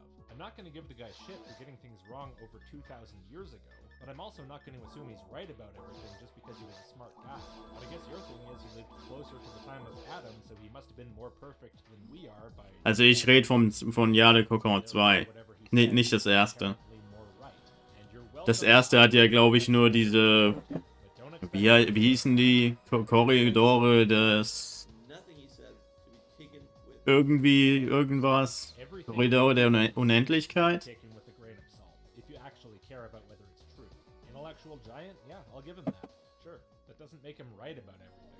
Also das normale hat schon Erfolg. Also das hat schon Achievements. Also das erste. Ich rede halt vom zweiten. Operating on a very limited amount of information. It doesn't matter how smart he was. He could have been the smartest person who ever lived. If he lacked sufficient information on which to base his claims or his interpretations of the world, he still would have been dramatically wrong. Wobei, wenn man ganz ehrlich ist ja Ja, de Cocon 2 generell schon fast nur die Korridore der Unendlichkeit, also das komplette Spiel.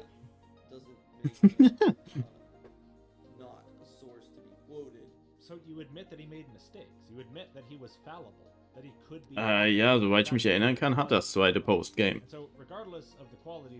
Ich bin mir zu 90% sicher.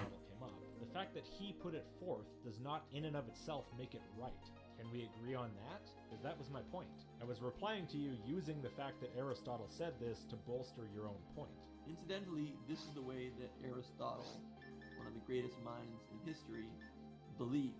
But a fallible man, no matter how impressive, believing in the truth of a claim does not actually make that claim true, or more likely. The claim is still up for debate, and the arguments for it still have to stand on their own merits. And some of the stuff that you said that he got wrong is not necessarily proven wrong yet by science. So spontaneous generation, scientists have yet to show me at least that the fruit flies coming out of a banana came from the outside. It seems that they come from the inside, and I have some experience with maggots that would indicate this is the case, that there is spontaneous generation. But well, hell, that makes the scientific explanation for the origin of life a hell of a lot easier. Animal life just appeared in the ocean one day for no reason. That's just a thing that happens. It's just how the universe works. Great, done. Grab your stuff, guys. We're going home. Look, you know you can do experiments yourself on the fruit fly banana thing, right? That's not a hard thing to experiment on. You just have to set up an experiment someplace where there's fruit flies. Take 2 bananas after somehow verifying that they... Hast du schon irgendeine Idee, was du als erstes spielen willst?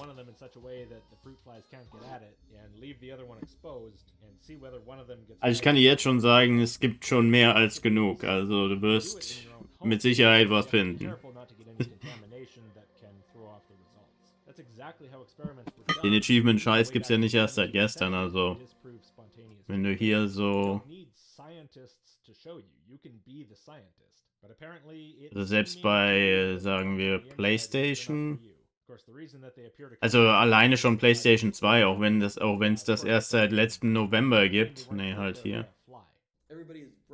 Also PS2 gibt es erst seit letztem November und ja, das sind schon ein paar, wie du hier sehen kannst. Also sind jetzt nicht so ganz wenige. Ah, da, 218.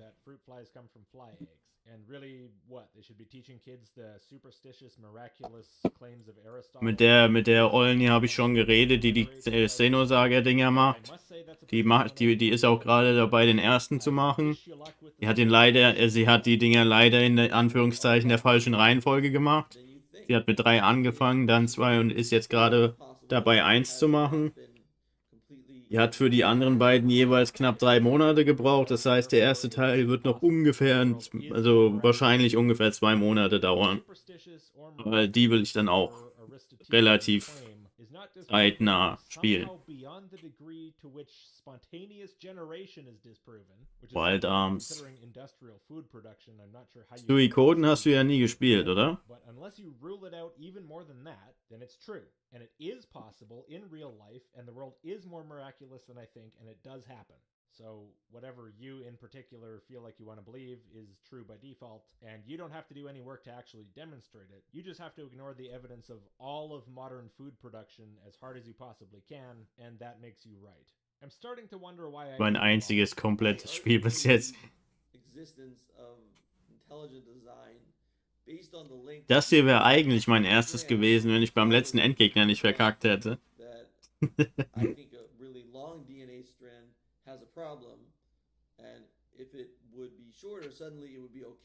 Well, yeah, I mean that at least appeared to be part of it, because the way you presented it, the quantity of DNA within the human body was a major component of the argument. Was hatte ich gefragt, als du worauf du Nope geantwortet hast? Such mich gerade zu erinnern. Ach, Suikoden. Ja. Did DNA, with all the above qualities, just evolve on its own? And I'm certainly not saying that. I'm not saying that a short DNA would not. Leider ist Spider-Man 2 immer noch nicht da. Was ein richtiges Verbrechen ist. What the fuck, wieso? What? Über 11.000. Was ist da für ein Achievement drin? Das ist wahrscheinlich ein... Oh mein Gott. Yeah, of course we can. And do. I pointed that out in the video too. But of course that's not relevant to the topic in any way. Spielen alle das Game nur 5 Minuten lang und merken, wie scheiße die Steuerung ist und quitten instant. Oder warum ist die Komplettierungsrate so unglaublich niedrig? What the fuck? Der erste Teil ist halt noch... Die Steuerung beim Web-Swing ist halt ein bisschen...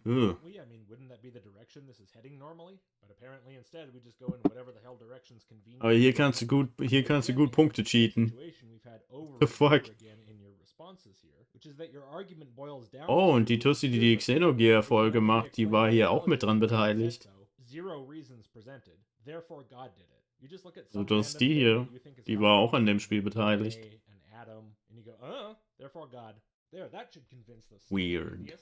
Well, no, a shrug is not an argument. I'm sorry. If you find that convincing for yourself somehow, go for it. Oh ja, das hier wollte ich eigentlich jetzt gerade zocken. Damit werde ich wahrscheinlich morgen oder so anfangen. Das ist vor einer Woche, also vor ein paar Tagen geaddet worden. The point was to get me to go along, and you're not trying to get me to go along. You have to actually convince me that complexity requires intelligent design first, and you haven't tried, you've just told me it does. It's hard for me to tell if you even perceive that you're making. Ja, und wenn du halt hier guckst, so, was weiß ich, Super Nintendo. Ja, das sind ein bisschen mehr Spiele als 200. Ja, fast 800.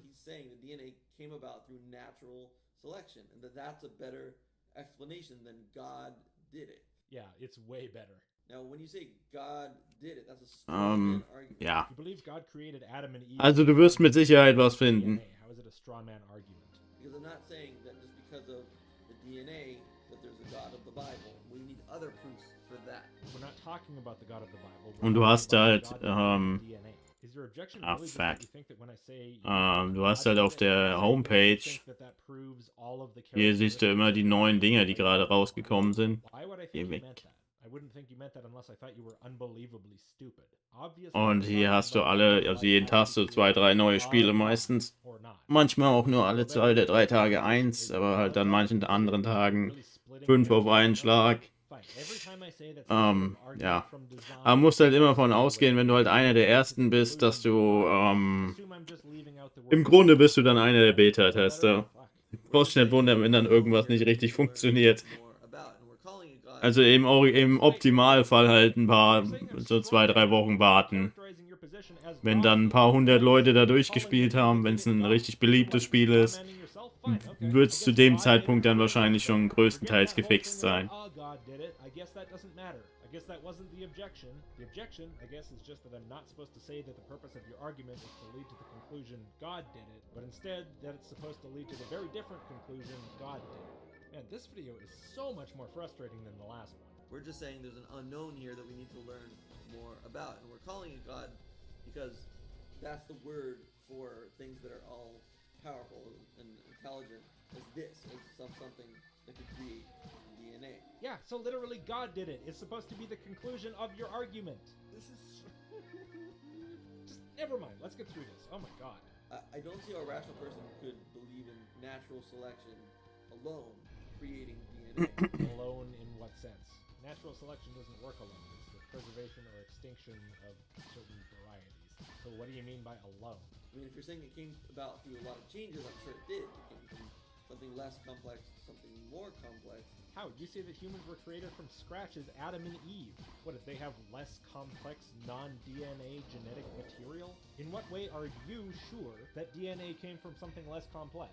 Within your belief system. You're not making any sense. We can agree on that. Macht mich schon ein bisschen traurig, dass es keine Blueburst-Version auf irgendeiner Konsole gibt. Wenn demnächst... Ups. Wenn demnächst irgendwann Dingens kommt, Gamecube, beziehungsweise halt Dolphin Support, wobei das halt noch in den Sternen steht, ob das überhaupt kommt, das muss sich halt irgendeiner herablassen, das Ding halt zu programmieren, also die Dolphin-Version halt umzuschreiben und uns eine Version zu geben, die halt eben hier funktioniert. Aber ich gehe mal davon aus, dass das wahrscheinlich innerhalb der nächsten 2 Jahre irgendwann passieren wird. Ja, dass selbst die Version dann halt eben kein Blueburst ist.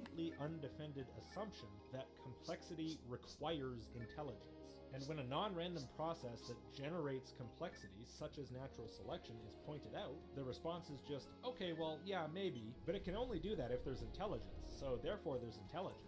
No, the entire point of natural selection is that what goes on within the natural environment is sufficient. But if you want me to think that any complexity or any process that leads to complexity is ultimately based on intelligent design, even if there's no actual sign of that, you need to justify that. You need to make me understand why intelligence is not... Knarre, die hatte ich auch nie. Ich weiß gar nicht mehr, wo man die kriegt. Ich glaube, das war irgend so eine Waffe, die du... Ich glaube, die nur mit 1 oder 2 IDs irgendwie extrem selten bei 2, 3 verschiedenen Gegnern droppt. Ich glaube, wie gesagt, selbst die IDs, die das Ding überhaupt droppen können, droppt das nur bei 1 oder 2 Gegnern und dann auch nur irgendwie so eine 1 zu 15.000 Chance oder irgend so ein Nonsense.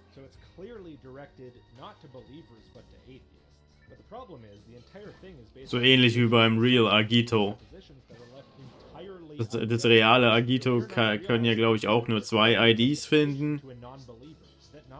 Und ich glaube auch irgendwie nur so eine 1 in 30.000 Chance.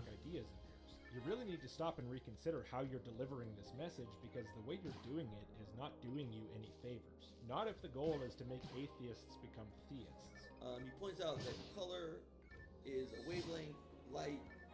The color is actually in our minds. We create it, not God created it. Yes, we do, and just for the sake of brevity, I didn't go into that. Yeah, okay, that's fine. I gotta admit, I'm starting to get a little bit tired of this at this point. I'm glad we're almost at the end of this one. It's deeply frustrating, so much more so than the first one. But if you think about it... Do I have to? What about the brain that allows us to perceive something like color. What does the neuroscience of color have to do with whether there's a god? Is it just going to be brains are complex and complex things require Wild Arms hast du auch nie gespielt, oder? Sorry, God. Make up your mind on that one. We don't fully understand that. Also das ist auch The fact that eine RPG-Reihe, die ich sehr, sehr warm empfehlen kann. is a pretty unbelievable feat that you'd have to attribute to an unbelievable creator. Fehlt auch bei den Achievements hier nur noch ein Spiel, also nur noch Wild Arms 5 fehlt. 1 bis 4 und das, nee, Quatsch, nee, das Remake vom 1er fehlt auch noch. Also 5 und das Remake vom 1er, aber 1 bis 4 und das PSP-Strategiespiel, also so ein rundenbasierendes, die haben alle Erfolge.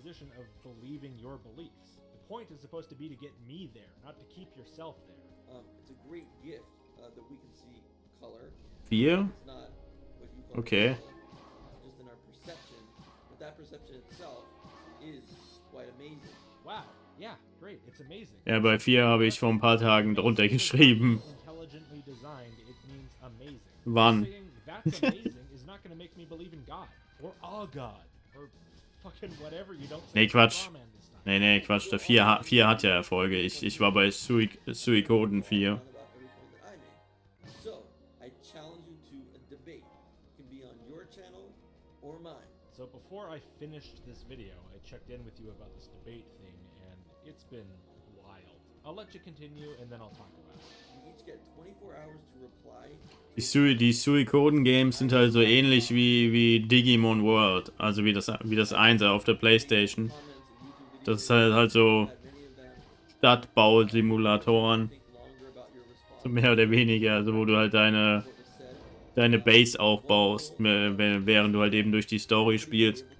Also nicht wie Digimon in dem Sinne, dass du halt eben so ein Tamagotchi hast, sondern halt eben, dass du deine Base oder deine Stadt so nach und nach aufbaust. Und den Spielen gibt es nicht besonders viele, aber ich liebe diese Spiele. Von Suikoden habe ich leider bis jetzt nur das allererste und das DS-Spiel durchgespielt. Weil ich bis jetzt nie die Nerven hatte, mich wieder nochmal das erste durchzuspielen. Weil im Grunde, in Anführungszeichen, musst du die Spiele nacheinander durchspielen, weil du kannst immer Sachen in den neueren Teilen freispielen, wenn du den alten Save State, also nicht Save State, wenn du den alten Spielstand halt eben auf der Memory Card hast, kannst du halt Sachen freischalten.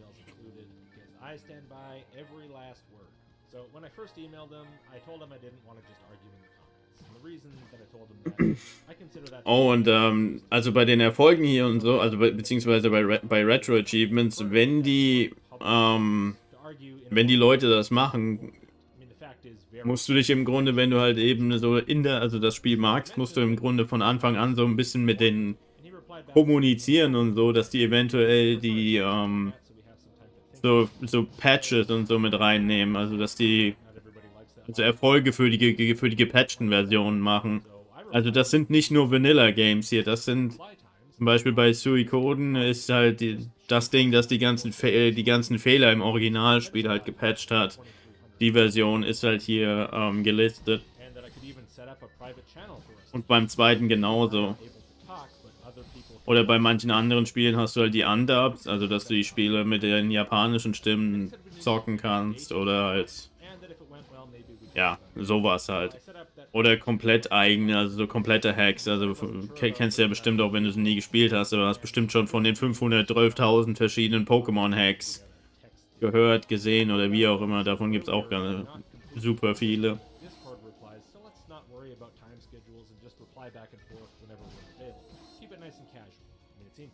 Also sind definitiv nicht nur offizielle Releases von Spielen.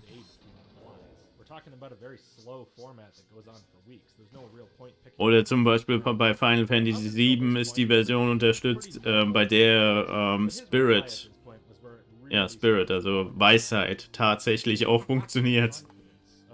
Also beim originalen Spiel macht Spirit ja nichts. Das heißt, jeder hat im Grunde 0 Magieresistenzen im Spiel. Weil Spirit, weil da eine 0 oder eine Zahl eine 0 ist, die eigentlich eine 1 sein soll. im originalen Code. I want an audience, but I don't want to capitalize Alles on klar, this forced dann bias. The wahrscheinlich accusation of bis not wanting to gleich make a oder debate bis because nachher. the consumer is associated with the accusation of lacking confidence. And again, this despite my invitation to a live stream on my channel, and my leaving open of the possibility of putting the text debate on YouTube, and the fact that our pre-existing debate in video format is already on YouTube. He pointed out that I said I have limited patience for the whole thing, which is not exactly what I said, but I guess it's true. More to the point, I don't have infinite time or infinite energy to waste arguing in comments. Then he said that if I'm right, I should be reacting in the opposite way to how I was reacting, and then he said he doesn't want a debate that goes on forever, for weeks or months, because it's too much of a distraction. He said he just wants to debate for a few hours and figure out who's right, and he has no time for something that goes on forever. Again, this after his original invitation, which basically amounted to arguing forever in comments with up to 24 hours in between replies, which I could be wrong, but I believe might take a few weeks and certainly not just a few hours. Now, this ridiculous heap of accusations and total change of mind annoyed me enough that I didn't care to be polite anymore. I said, and I quote, "I invited you to a live stream. You didn't want it because you wanted time to think. Now you accuse me of what you yourself requested. Are you stupid?" He said no, he's not. He just wants a middle-of-the-road solution. One that lets us think, but also get it over with in a few hours. But that I, for some reason, don't want that. And he's at a loss as to why, if it's not that I lack confidence. Shmuel, it's because you asked for a long-ass ongoing argument in the comments section, in a format that would by its very nature go on for ages in just the same way. That was what you wanted. I was accommodating your preferences. That's why. How are you at a loss? And so in my reply, I pointed this out to him, and that he was now pretending to have never asked for such a thing, and suddenly to want to get it over with in a few hours. And I asked him if he was trying to bait me into giving him what he wanted so he could accuse me of giving him what he wanted, and told him that's cringy as shit, because it is. "Enough with the insults and name-calling," he replied, which you atheists seem to prefer to actual debate. And he proceeded to lay out what he saw as all the options for debate formats. I'll mention a few key points from this. The first is that a Discord debate without a time limit goes on forever and has no winner. Apparently he's not familiar enough with debates to know these things never have a winner, and that being a winner isn't the point anyway. You're not competing for a fucking medal. And he said that in that format he would be mocked and shamed the entire time, which, I mean, maybe behind the scenes, but certainly not in the text channel that only he and I can type in. The second key point is that he said a live Discord debate, meaning like real time, will obviously result in him winning, but he'd still be mocked and told that he lost. Again, maybe behind the scenes, but that goes for literally any format, in particular YouTube comments sections. The third key point is that a debate in the YouTube comments would again obviously result in him winning, and every neutral person on YouTube would know it and sway to his side. And he said, and I quote, "So that's my preference and your nightmare." Ooh, seriously, apparently he never noticed that YouTube comment threads cannot be locked to two debaters, and people will most definitely be interjecting comments the whole time, mocking or otherwise, unlike in the private Discord channel I created, which makes the Discord channel clearly the better option.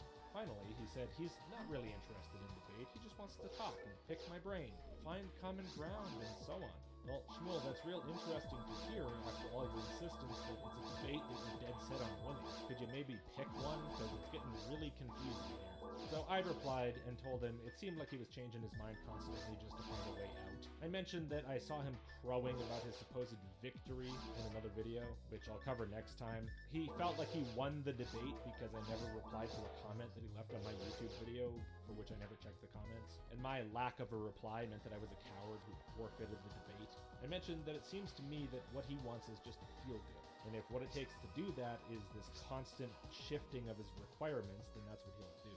And of course I pointed out to him the facts that YouTube comment threads can't be locked to just two debaters. And if there's 24 hours between comments, it also goes on forever and has no winner, which is what he supposedly objects to, and that therefore his excuses make zero sense. Somehow I think we're not going to have this debate. And I must say, I find it a little bit hard to care. So the question is, do you, Logic, have the guts to accept this challenge? I accepted it in multiple different ways, and you found every excuse you could to get out. From now on, it's videos because I say so, and that's it. Go ahead and make a video about how your abject cowardliness is actually victory. Are you willing to take off your mask, take off your sunglasses, No. and see if you can beat me in a debate What is this thing about beating people in debates? I don't get it. The point of a debate is supposed to be to exchange reasons for points of view and gain insight, not to fight people. I hate when people characterize debates that way. I hope you will take me up on it. I look forward to it. I wish you much success in your search for the truth. God bless. Okay, see you later. Thank you everyone for watching. If you would, before you go, please do give the video a like and click subscribe if you haven't. If you really like the channel, also please consider supporting, even with like a couple bucks a month. Every little bit helps a huge amount. And to all my supporters who've already made that choice, thank you so much. If you want early access, sign up to the email list at list.logic.com. Also, I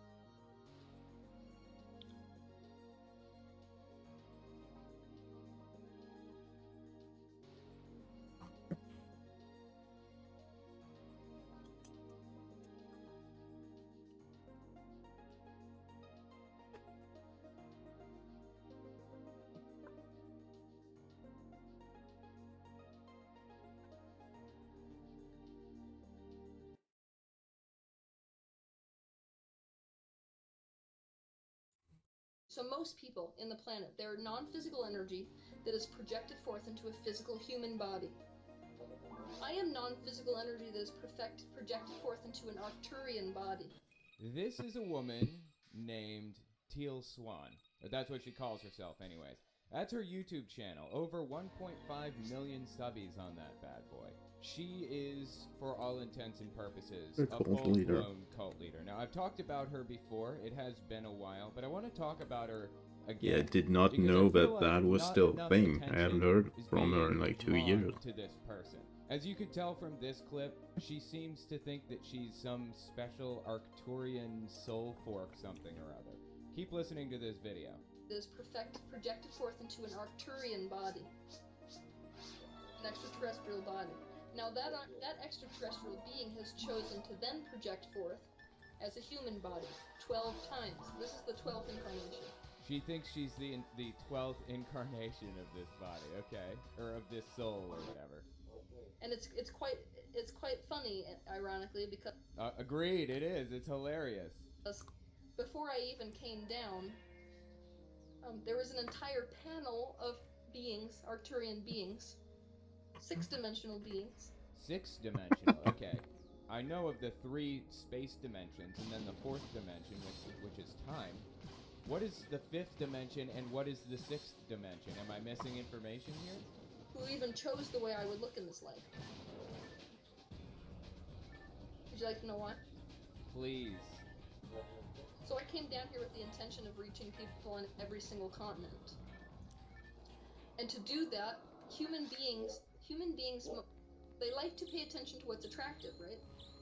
But based on where you are geographically, certain things are attractive and certain things are unattractive. So a really beautiful woman down in Africa might come up here to the US and be considered pretty ugly. But there are a certain... She's talking about different beauty standards, Western beauty standards as opposed to other types of beauty standards. Yeah, there are a lot of differences, okay? Certain type of traits, physical traits, which make a person attractive on every single continent. And so even before I came here, it's not like my looks are so gorgeous to one demographic over another demographic. It's that there will not be a person on the planet, regardless of what country you go to, that does not perceive some level of attractiveness. Okay. Wow, dude. She thinks that the gods, I guess, created her to be the most beautiful person on planet Earth to appeal to every person from every continent or whatever. What the hell is happening right now? I am so blown away by the fact that somebody can actually believe this about themselves. This is the height of arrogance, isn't it? To think that you are the most attractive to every demographic of people. She's not even that attractive. Like, sure, okay. Yeah, she's pretty, I suppose. But, you know, she's not the most pretty. It's just bizarre. It's just bizarre that she has this mindset in the first place. Level of attractiveness. Thus, they'll pay attention. It's sort of funny to feel like I'm a giant science project. Jesus Christ, dude. So, anyway, that's Teal Swan. I've got more that I want to show you from her. There's somebody in my audience, Lord Falconis, who drew my attention to Teal Swan. Now, I've talked about her many times before, but Falconis has been following Teal Swan for, like, a long time and is, like, really involved in this. So if you want to see more stuff from Teal Swan or about Teal Swan or whatever, you can check out Lord Falconis' channel. I'll pin his comment to the very top. Now, Lord Falconis did not, to my knowledge, write this specific article that I have up here. This is the byte model breakdown, the full byte model breakdown of Teal Swan to determine if it is a cult or not. And I've gone through this before on my channel. Again, it's most definitely a destructive, controlling cult for sure. I don't know exactly who was involved in this. I know a couple of the people, and to my knowledge, I don't know that they'd want to be named, or I would give them credit. But again, if they do want credit, just comment below, and I will mention them in a pinned comment, at the very least. So, let's take a look through a couple of these absolutely nutty videos and see what else she had to say for herself. She made a video, apparently, where she talks negatively, I guess you could say, about teacher hopping, quote-unquote, where you should find a teacher, which, incidentally, you found one, right? Because you're listening to Teal Swan right now. And she discourages you from hopping to another, naturally. Yeah, check this one out. This is 2014 when this came out from Teal Swan. Title is Autism. Understanding Autism, Autistic Children, and Autistic Adults. Teal Swan. I will give you a spoiler alert. She knows absolutely nothing about these subjects. But okay, let's listen. This video is going to be about autism. For thousands of years, the human species has been left-brain oriented. No, What? that is meaningless, actually. That has no relevance or importance or meaning in science at all. It's completely made up, but okay. This has been left-brain oriented. All this means is that humans have been less connected to their eternal aspects. I have no idea what that means or how she would know it, and I wouldn't. You know, we all come here and have the same information. We all have the same experiences and the same connection to the ethereal, or whatever you want to call it, which is none. She doesn't know any more about the ethereal realm than I do. They've been more physically manifested, more focused into the physical dimension. But being this left-brain oriented reduced our capacity for right-brain thinking. It reduced our awareness of our connection to source energy.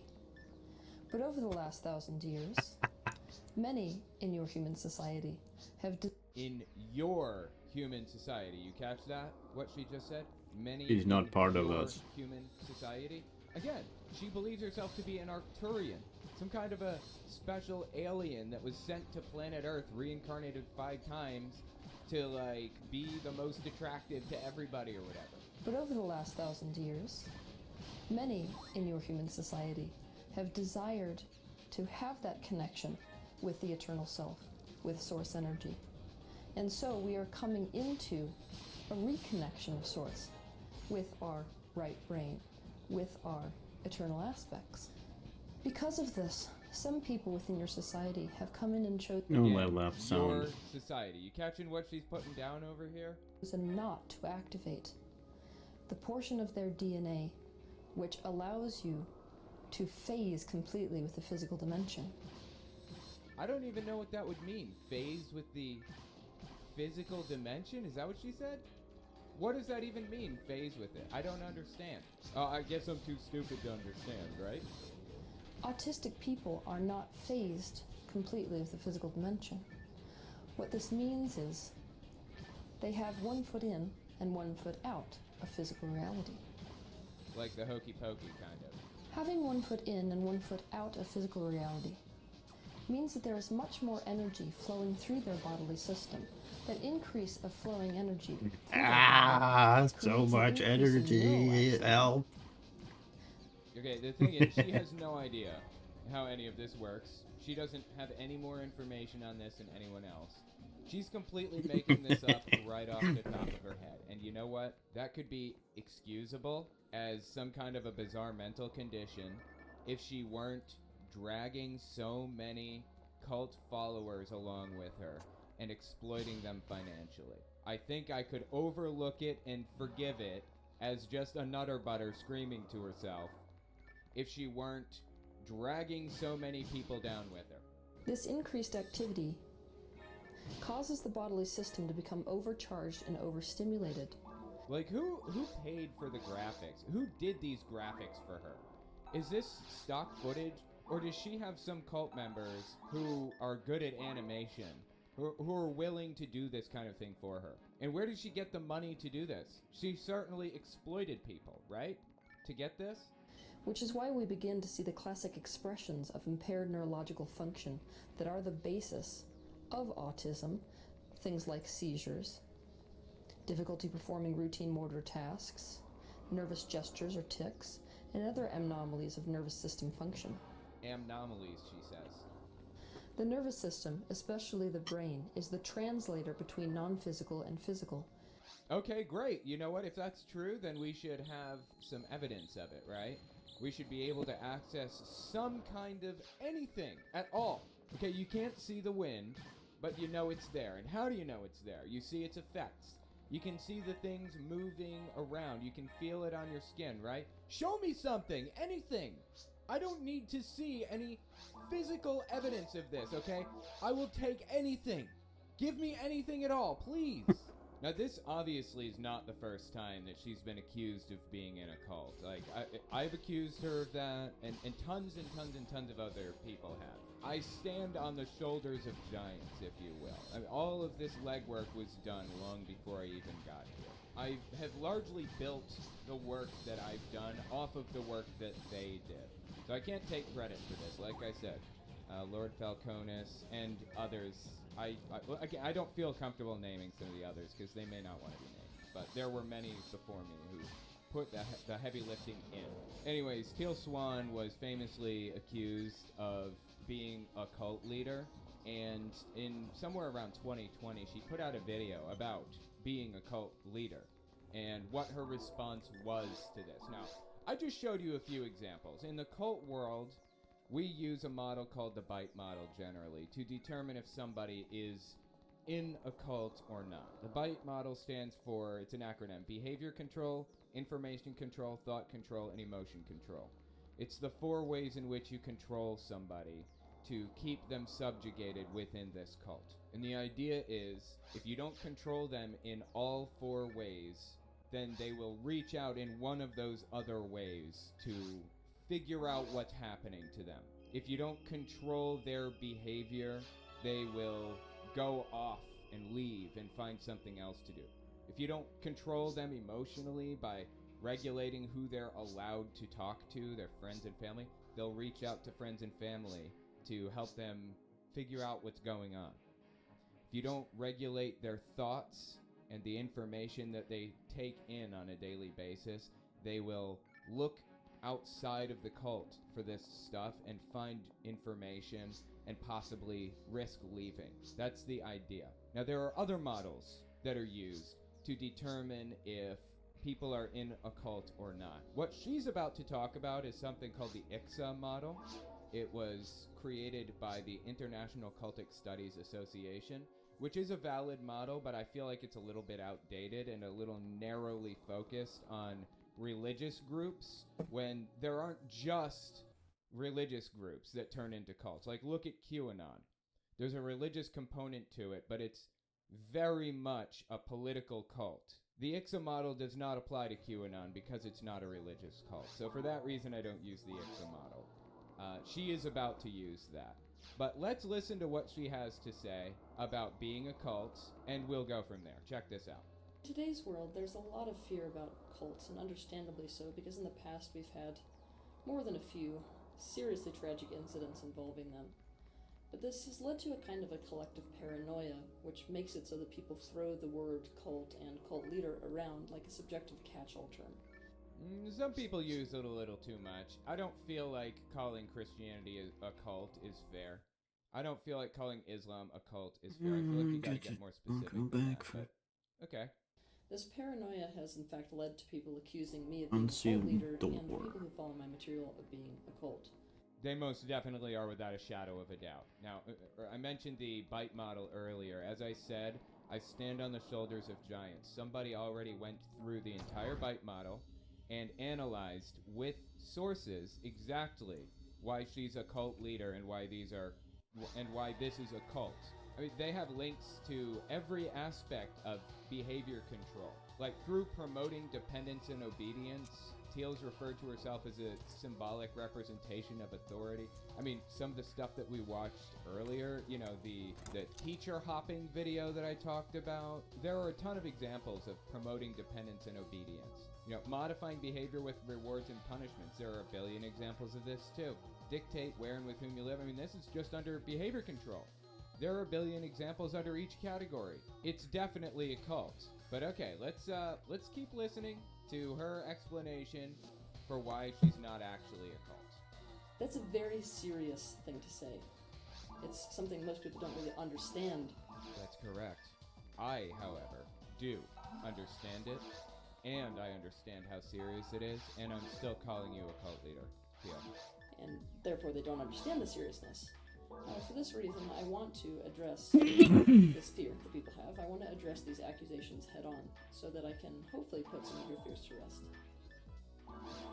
The fact that the word cult has become such a subjective catch-all term It's used colloquially as a subjective catch-all, but experts still know what it means and still have ways of defining it, and you fit within the definitions. I'm sorry.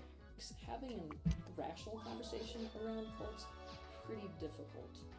No, it's not difficult. It's difficult when people are throwing the subjective colloquial version at you, but experts know exactly what it means and know that you qualify as a cult leader without a shadow of a doubt. Well, cult originally was not a derogatory term. It didn't actually have any negative connotations. But, like with a lot of language, it does today. Cult used to be simply a word that was used to describe a group of religious people. In the 1900s, it became a term to describe a group of people who demonstrated excessive religious devotion. Now, it's a derogatory term used as an attacking ad hominem to discredit, invalidate, and dehumanize spiritual or religious groups. By some people, it's used in a derogatory way, but it's not used in a derogatory way in every context. By psychology professionals, it's not used that way. Psychologists understand what the word means, and they understand what the difference is between a cult and a religion and just a social group. Okay, she's trying to blur the lines and make it seem as though, you know, whatever, nobody really knows what it means, it's just an insult and that's it. And that's why it doesn't apply to me, because it's insulting to me. Okay, that's just not a valid excuse, I'm sorry. People use the word loosely and flippantly as an insult, not knowing just how serious an accusation this really is. In today's world, if all it takes to be a cult leader is to have a devoted following on social media and therefore... That's not all it takes. That's not what qualifies you as a cult. That's not the thing that makes you a cult leader. For lots of influence on public opinion, then every celebrity could be accused of being one. When most people are using the term cult or cult leader, they're not actually working with a solid definition or even a solid list of criteria. Instead, they're using feeling or association. This is very slippery territory. And this slippery territory we found out during... Talk about slippery, right? The witch trials. Back then we found out just how dangerous it was when we didn't have proof, only accusations. As we know from back then, the feelings and associations that made... You're picking up what she's putting down, right? This is her attempt to say that people are going on a witch hunt against her. She's basically saying the exact same things Donald Trump says about himself in the media and all that, except she's saying it in more flowery language. Someone convinced that a person was a witch were usually not based on anything other than a person's own insecurities. For example, let's say a male judge was threatened by the idea of a female in power. He would condemn a woman as a witch when she tried to change the law regarding inheritance and land tenure. And now she's trying to portray this whole situation as something you can't objectively know. They couldn't possibly objectively know back then that witches were real or that somebody was a witch. And just like that, today, you can't objectively know if somebody is a cult leader. That's simply false. By the criteria that we have laid out in the scientific community, the Bite model and others, to determine if somebody is exerting undue influence or destructive influence over somebody else. She's a cult leader, plain and simple. She can try to squirm out of this as much as she wants, but that's just what it is. We have to be very, very careful that this paranoia that we feel towards cults and cult leaders does not turn into a modern-day witch hunt. For this reason, for the sake of this conversation, I'm going to use an established and widely accepted list of criteria for cults as the basis of our conversation. The first thing to understand before I go any further, I am a personal transformation revolutionary. That means absolutely nothing. I have no clue what a personal transformation revolutionary... What the f***? What is she talking about? Those words have meanings individually, but when placed side by side, are completely meaningless. I'm not a cult leader. Yes, she is. Teal Tribe is a shared personal growth community based on the information and the material that I create. Right. Teal Tribe is this weird little insular group of nutterbutters that all get together and talk about how much they love Teal Swan. So, yeah, there's that. Teal Tribe is not a cult. Yes, it is. 2 PhDs, Yanya Lalich and Michael D. Lanagon, in association with the ICSA, Right, this is the ICSA model that I was referring to. It's called ICSA, not ICSA. did a cult checklist, a way to tell if a group is in fact a cult or not. I'm going to focus on their assessment for the sake of this discussion. Again, I don't know why she chose this model when it's really not commonly used today. It's just as valid as any other, but it hyper-focuses on religious groups, and in my opinion, it's kind of missing some points that it could have that would make it more accurate and objective, but okay. The following list is a collection of behavioral patterns that are commonly found in cultic environments. 1. The group displays excessively zealous and unquestioning commitment to its leader, and whether he is alive or dead, regards his belief system, ideology, and practices as law. I don't know how she could possibly deny this about Teal Tribe and herself. I ask that people have unwavering commitment to themselves, and part of this, which is a cornerstone of everything that I teach, is in fact questioning.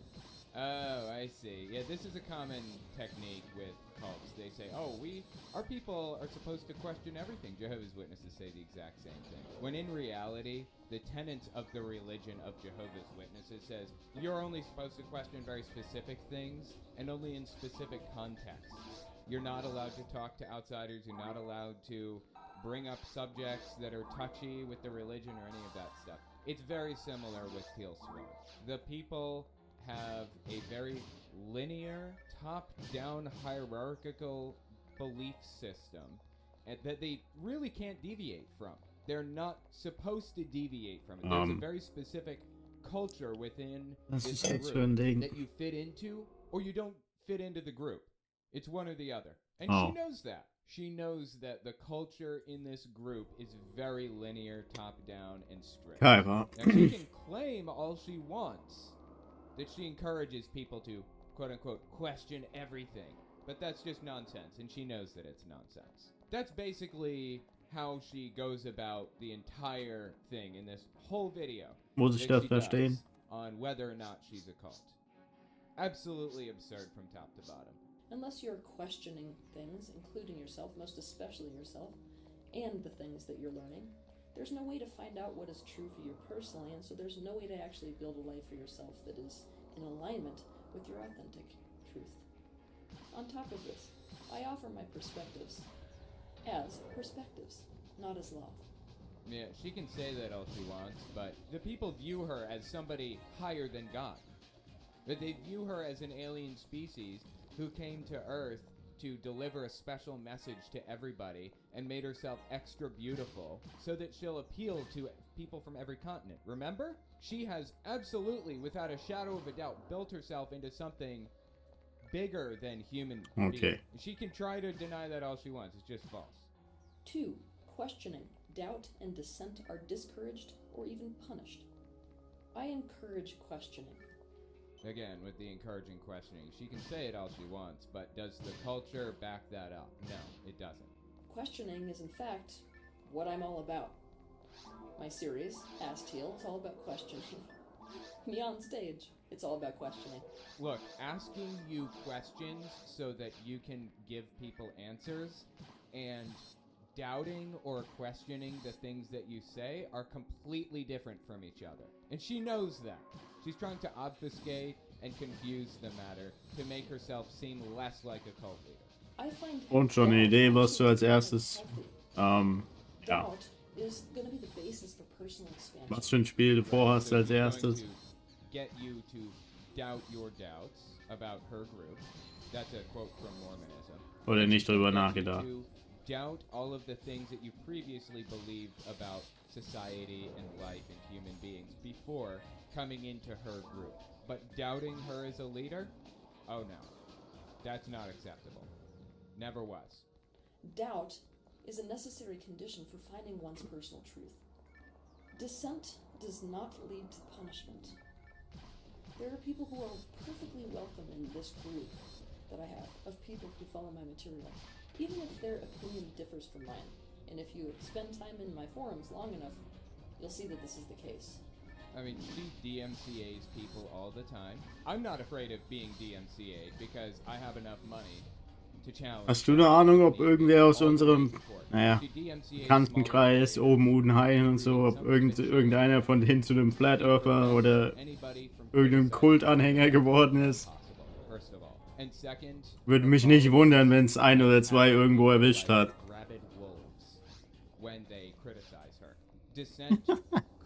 Also ich meine, bis auf die Standard-Cults wie, ja, wie Christen und, ja, der andere Nonsens halt. Conflicting viewpoints. Now it's my belief that conflicting viewpoints actually leads us to higher truth when we're able to have a constructive conversation about it. 3. Mind-altering practices are used in excess and serve to suppress doubts about the group and its leaders. This couldn't possibly apply any better to Teal Swan. Seriously, this is exactly what she does.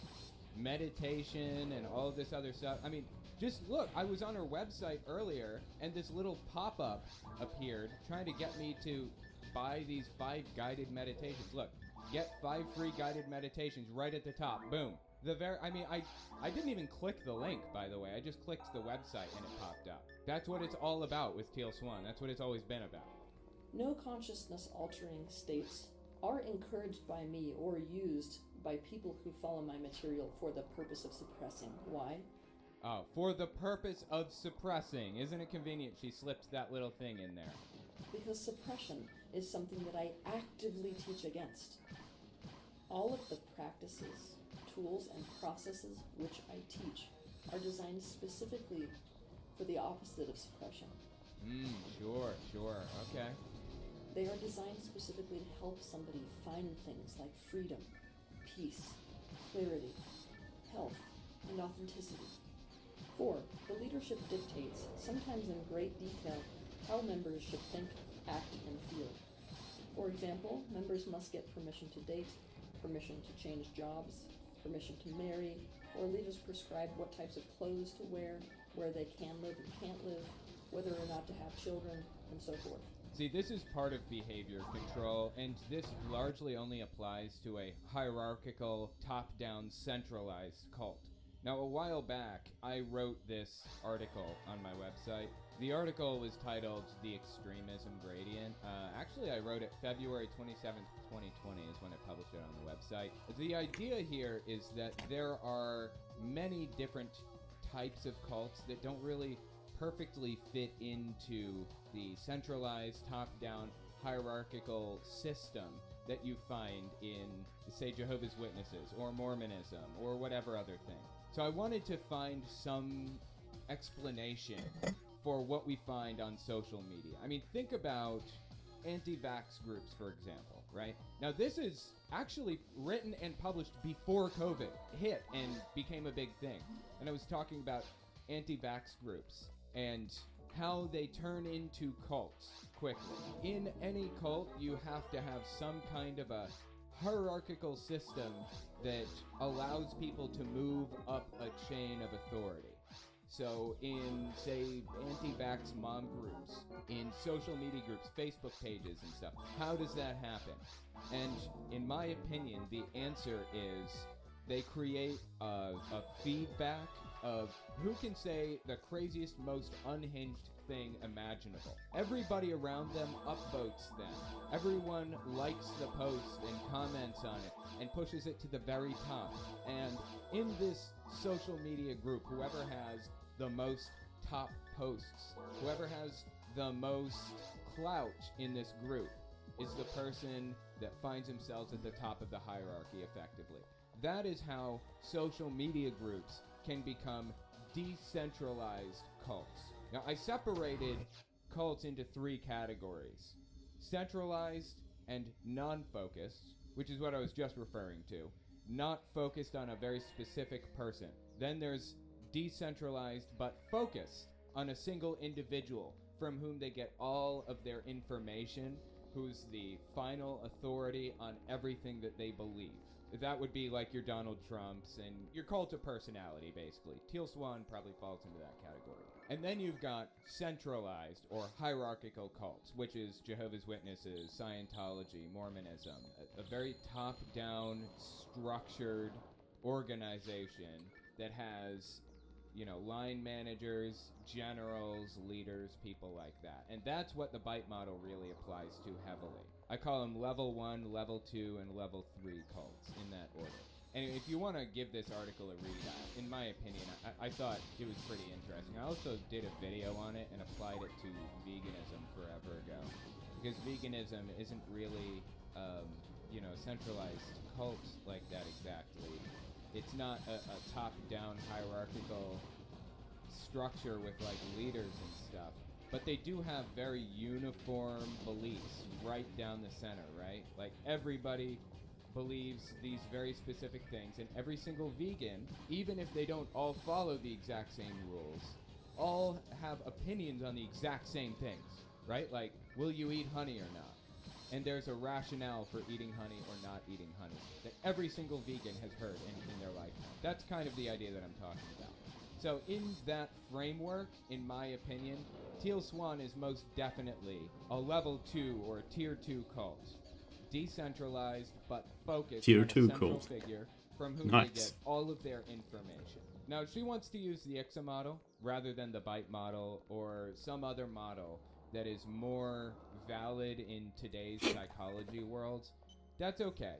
It still applies. Whether she likes it or not, all of this stuff still applies to her. Whether she wants to accept the fact that she's a cult leader or not, she is. Just out of curiosity, though, let's take a look at her financial exploitation, because that seems to be a key component of every single cult leader and cult organization out there. Going back to the bite model that somebody wrote, this is the section on financial exploitation. Despite having been issued with a cease and desist order following the demonstration of her completion process on YouTube for practicing therapy without a license, Teal continues to host workshops despite that fact. Yeah, I guess she probably just changed the name of like workshop to something different or changed the context to make it more legal. While it is no secret that Teal runs a for-profit organization, a need for her products and events and her followers fostered by agitating pre-existing mental health conditions and various other points of pain. Teal speaks on issues related to mental health often, and appears to offer her content as a solution to that. Yeah, absolutely. I mean, just earlier we were talking about understanding autism, autistic children, and autistic adults, right? And she seemed to believe that she had some kind of special insight into this, about the left brain, the right brain, and all that. When she didn't. She's completely full of it. She had no idea what she was talking about. It bears mentioning again that Teal has no formal qualifications or education on how to actually help her followers with their mental health concerns, and former members have reported having experienced worse mental health while following Teal's advice. The kinds of things she offers and the prices of those are as follows. Now, this is a little bit older, so take it with a grain of salt. You're going to want to look this up yourself to get accurate modern pricing. But in 2017, Teal hosted a curveball retreat where she charged $5,000 for a single room, or $4,200 for a shared room at Philia Center in Costa Rica. Holy shit, dude. What the That is fuck? nuts. Who has that kind of money, for real? Teal offers training in her completion process despite the cease and desist order and charges $2,400 for it. She pretends to be a psychology expert when she has no training in this. None. She talks about shadow work constantly. That's like her whole big thing. You gotta work on your shadow self. And she doesn't know anything about it. You know, shadow work, or the shadow self, it was mentioned in a song by Tool, which, by the by, is my favorite band. The song's name is 46 and 2. The shadow is a concept introduced by a psychologist named Carl Jung. He and Sigmund Freud were competitors in large part. Unfortunately, basically everything that Freud and Carl Jung taught was completely made up. It was garbage. It's been discredited 1,000 times over by now, over the years. They had no idea what they were talking about. That doesn't mean that their contribution to the field was not relevant and valuable. They legitimized psychology as like a real thing, and that's deeply appreciated. but almost every theory that they put forward was garbage then, and it's garbage now, including but not limited to the shadow self. It's nonsense, but she latched onto it and refused to let it go. Carl Jung came up with this shadow self thing that she is constantly talking about, doing shadow work and all that. If you're triggered, you have to do the completion process or shadow work, and it's treated as the perfect time for it. Shadow work is completely made up. It's a concept that she leans into despite the fact that it has no legitimacy within the psychology community. She claims to have all of this insight into psychology when she has no idea what she's talking about. So she exploits people financially constantly, has been for years. And she's got 1.5 million subbies now on YouTube. I remember when she had, 500,000 or something. She's about my size. And over time, slowly but surely, she grew and grew and grew past 1 million subbies. Then they released a documentary on her on Hulu. They actually took a clip from one of my live streams and played it in the Hulu documentary on her. It's called The Deep End. It's kind of interesting if you want to give it a watch. Exposed her for who she is. A fraud, a scam artist, a cult leader. Anyway, let me know what you think about it in the comments. Should I cover Teal Swan more? I'm honestly disgusted by Teal Swan, who she is, the things she believes, and the stuff that she does. It's grotesque. Emily Sigmund, she's trying to use this as an excuse to squeeze in how beautiful she thinks she is because God. Truly pagan levels of vanity now. Oh, absolutely. But she doesn't really conform to, like, the standard traditional Christian belief system or whatever. So vanity isn't really a problem in her mind, I guess, because she's an Arcturian or whatever. You know where I've heard the word Arcturian before? You know what? I'm just coming to realize now. I know where I've heard the word Arcturian before.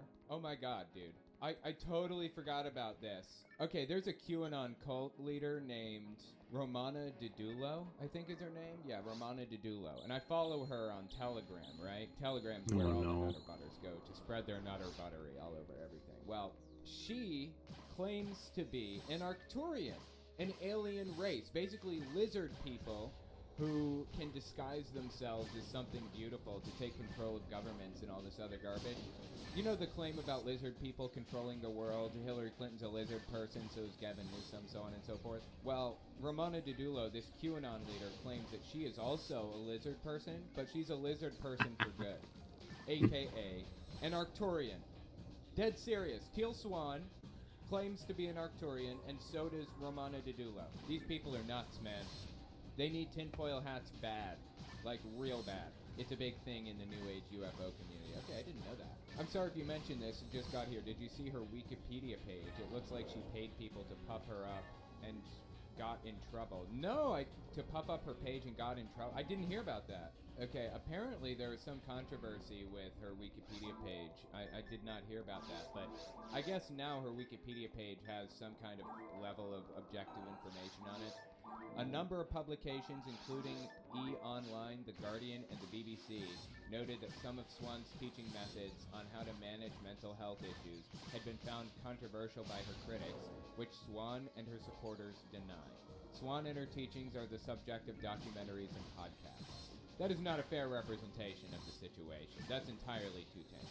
Okay, let's just kind of look through the Wikipedia page out of curiosity here. They're saying Swan as though it's her last name. It's not, right? No, her name is Mary Teal Bosworth. Why are they calling her Swan? Like it's a last name. What the hell? Swan was born in Santa Fe, New Mexico in 1984, was raised in Logan, Utah. Swan's described interactions with the mental health profession in childhood. In her early childhood, she received therapy from Barbara Snow. Okay. Yeah, there are a ton of citations needed through all of here, and a when question mark. That's really interesting. Wow. Okay, interesting. So there's like a link to some of the podcasts that have been about her. The Deep End, episode 1. Gizmodo, they did a thing, an episode on her too. Oh, here's another one I forgot about. Her teaching methods sometimes guide participants to envision their own deaths, occasionally by... In 2019, Lebo Di Secco from BBC cited Swan's viewpoint on it. In the video, Swan urges those who are feeling to seek medical help, but goes on to say that in her experience, for some people, this may not help long term. She instead suggests that it's been seen as our safety net or our reset button that's always available to us. Because remember, she believes in reincarnation. It's a reset button. If you go out the way being described here, you'll just come back. It's a reset button. Start over. If your life's bad enough, why not? That's the way she framed it. Disgusting! Absolutely disgusting.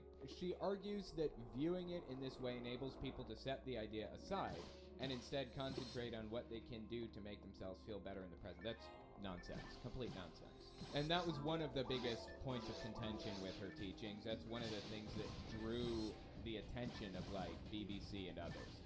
It was when she started telling people to basically do it. I think she's a true believer, but she's also absolutely obsessed with herself and exploits people financially. Whether she's doing this cynically, knowing that she's exploiting people, and doing it anyways, I don't know.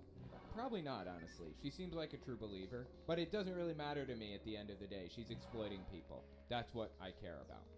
And it needs to be addressed.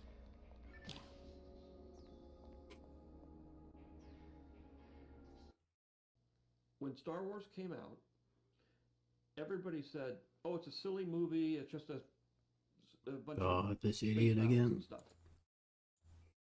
In this video, I'm going to share with you one of the major flaws with atheism. One of the major flaws with atheism? Okay. Okay, one of the major flaws with atheism. Okay, one of the major flaws with atheism. Okay.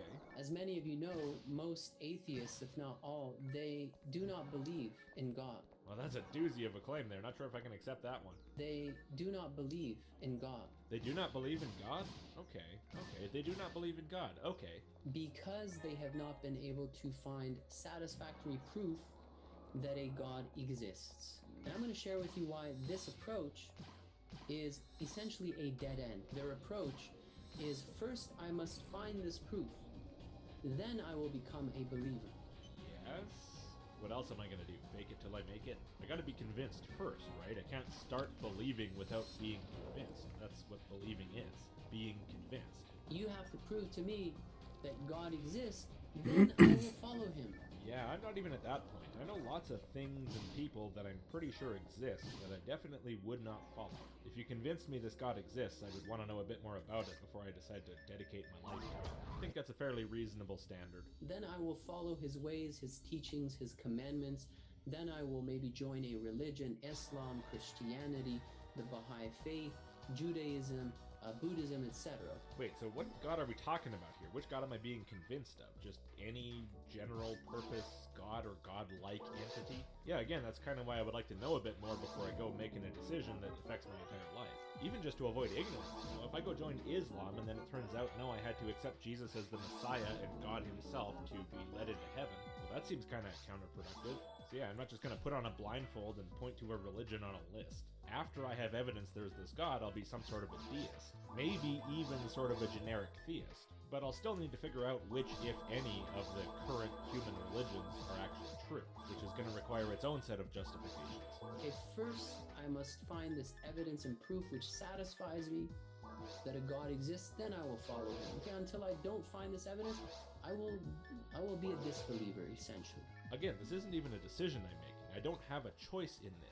Either I'm faced with some sort of evidence, including arguments that convince me, that turn me into a believer, or I'm not going to be a believer. And I just happen to have a pretty high standard of evidence, so what it takes to convince me to believe something is good evidence. Right. And I'm going to share with you why this approach is a dead end. It's a recipe for failure. You will never find satisfactory evidence that a God exists. Okay, I did not expect that sentence to end there. You will never find satisfactory evidence that a God exists. Okay, trying to look for evidence of God is a dead end. Sure, I pretty much agree with you. That, of course, includes things like the emotions felt by believers, the experiences that they attribute to God talking to them or whatever, visions, dreams. I don't find any of that satisfactory when it's told to me, and I don't think I would find it satisfactory if I experienced it either. I've had the experience while sitting in a dark room late at night that there's someone standing behind me. That doesn't mean there's a ghost standing behind me. It's not satisfactory evidence. Yeah, no, I love this. This video is great so far. Trying to look for Speaking truth for once in his life. You won't come to believe in God that way. That way being the way to believe every other objective claim ever. It's refreshing. You don't hear this very often. I wish you'd talk to all those people who are constantly bringing up like the Kalam cosmological argument and design arguments and stuff like that, because I think they need to hear this. The knowledge of God is not something that is intellectually acquired before you decide to follow him or not. The knowledge of God is a knowledge that is experienced. Okay, so it's a feeling. You believe because feels. Well, I think emotion is responsible for 99% of all human stupidity, so no, thanks. You ever seen someone who believes something really, really dumb or does something really stupid and irresponsible? Yeah, most of the time that's because of emotion, because of experience. The people who believe the birds are robot spies sent by the government to peek in their windows are believing because of experience. The people who believe the voices in their head that tell them to hurt themselves are believing because of experience. The people who take a whole bunch of DMT and then believe the machine elves are communicating with them believe that because of experience. Probably a much stronger experience than yours, in fact. It doesn't mean they should believe it, although their brains are so screwed up by drugs that they do. This is not a way to establish the truth of a claim.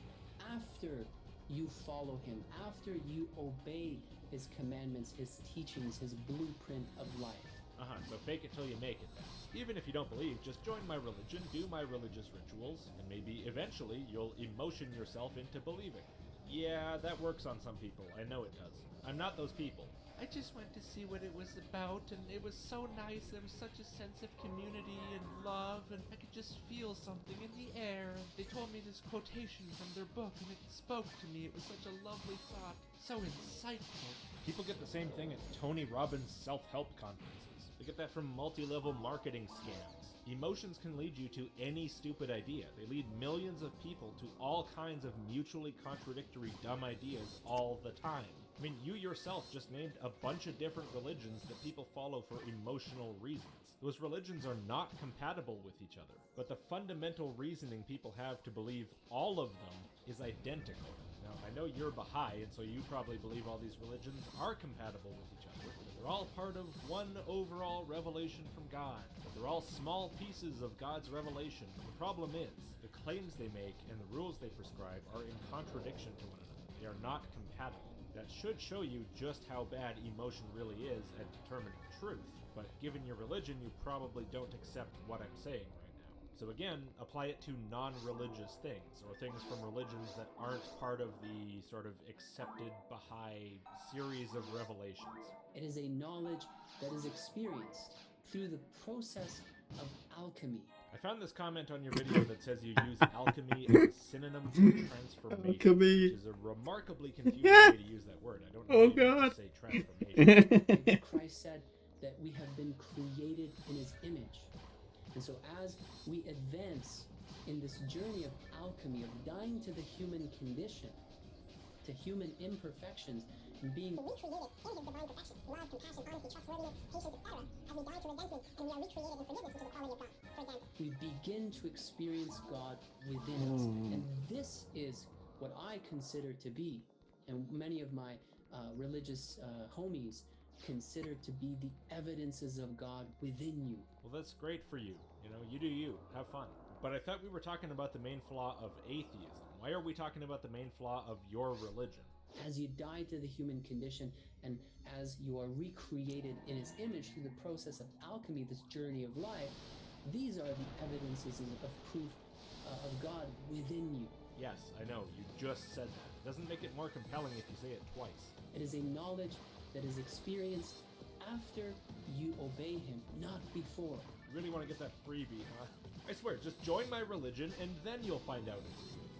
No thanks. I've heard this marketing gimmick before. I don't have unlimited time in the day. I can't just convert to every religion and try it on and see how it feels. I mean, I know how I would feel. I would feel stupid and take it off again, but for people who don't have that, I think that they would probably feel something for most religions. Or maybe not most. I've heard a lot of stories of people shopping around and going, this one didn't really work for me, and that one, didn't feel quite right, but this one, that was the ticket. Stick any religions you want in the blanks there.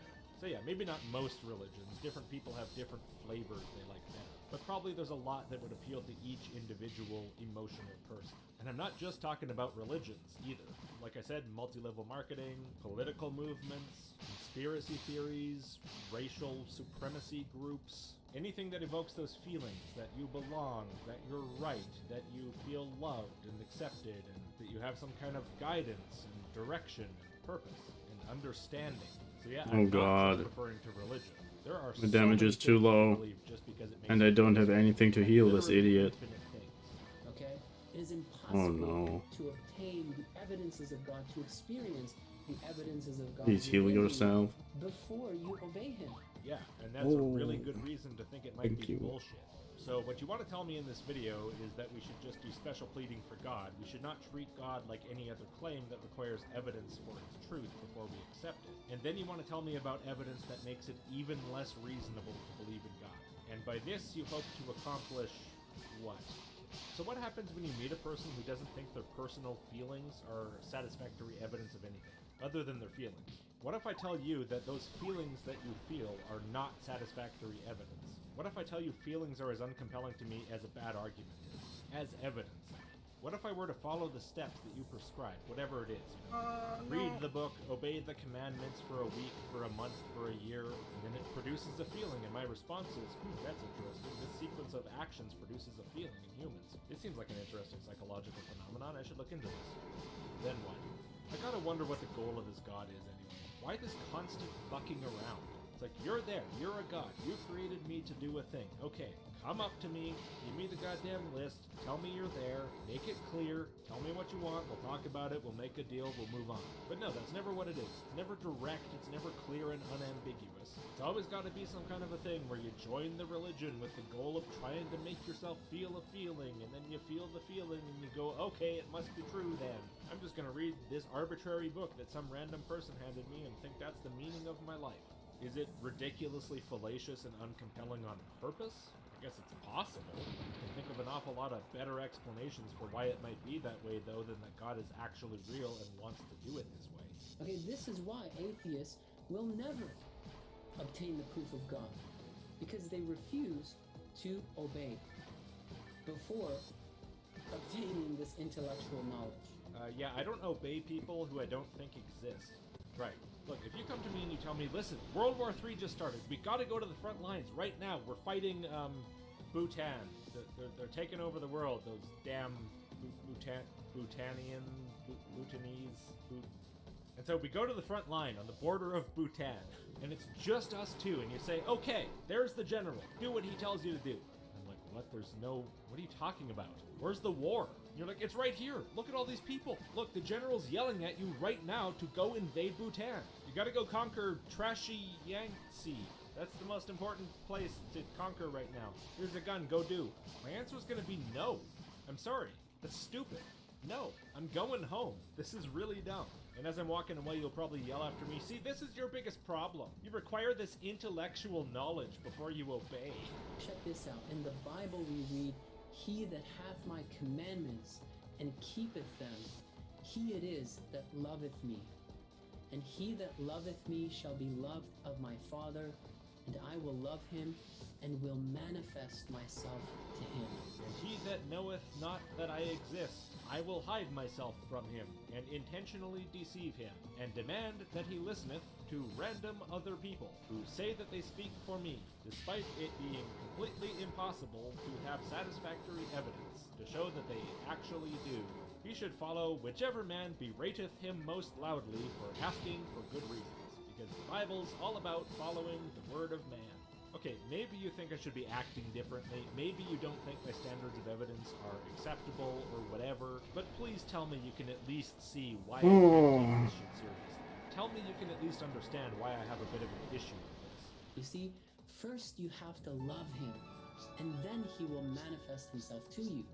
First you have to love him, and he says that the sign of love is keeping his commandments. Right, so I have to manipulate myself into feeling some kind of emotion, which is love. for a thing that I don't think exists. And then I have to obey the rules that I don't think were made by a god. I think they were made up by people. So I have to obey what I'm pretty sure is just you. And if I can convince myself to do what you tell me to do all day, and feel love towards an entity I don't think exists, if I can derange myself in this way, then maybe I can derange myself further into having emotions towards this belief, which I already had to in the first place. Then maybe I'll feel emotions, which is kind of tautologically true because you're demanding that I already do. You're demanding that my starting point is loving the thing I think does not exist. And if I feel enough emotions, then I'll skip the part where I figure out if the thing's actually true through reason and evidence, and I'll just believe it because feels instead. Which, yeah, if I'm willing to do the first part, I'm probably willing to do the second part. They're literally the same action. Believe the thing is real for no reason. You're telling me that if I believe without a reason that the thing exists, then I'll believe without a reason that the thing exists. I know. Unfortunately, there do seem to be a lot of people out there who are willing to do this, completely tossing all thought, all standards, all concern for the actual truth of the matter out the window, and just relying on emotion and nothing else. I've heard the testimonies of many, many, many of them. You have a video like that of your own, and I'm sure most people can guess the rough outline. I was in a bad place, I felt bad, and then I read some lines out of this book, and that made me feel something, and then I decided to follow the religion, and then that made me feel good, and now my life is better. If you're like me, if you hit rock bottom, you know what I'm saying, you were suffering big time for many years, nothing worked for you, but then eventually you hit rock bottom, you crack, and through that crack, the light of the Lord comes in. You're forced to believe these were magical words with the power to transform you and heal you. For the first time in my life, I started to heal on every level and transform. I have so much certitude. I've witnessed the healing powers, the transformative powers of the Word of God. Yeah, I had a similar experience where I felt really, really bad for years on end. And what did I do? I moved out of the city, learned how to fix up my house, did some gardening, went for some walks in the trees, met up with the neighbors, and my life transformed. Everything was better to an insane degree. Total transformation compared to life in the city. I changed something that wasn't working for me, and I experienced a change in my psychological state. No God involved whatsoever. What does that mean? It means spirituality, while it could possibly have brought about a positive psychological change, wasn't necessary for it, and thus wasn't the only option. It was just a way to achieve the same thing. If it was a way at all, which in my case I kind of doubt, but that's beside the point.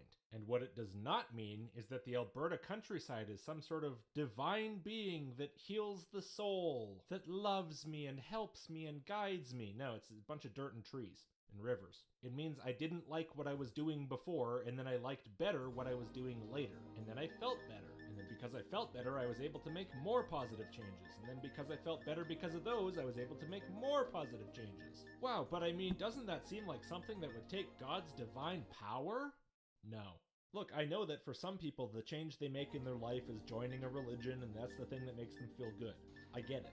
That doesn't make it true. It just means it makes them feel good. It probably encouraged them to make some changes that worked a little bit better for them, which is probably why you see those people shopping around for religions and saying, yeah, this one didn't really work for me, that one didn't really work for me. Partially it's the feeling they get from the story or the atmosphere or the type of religion itself. And part of it probably is that different religions require different life changes when you join them, and different things work for different people.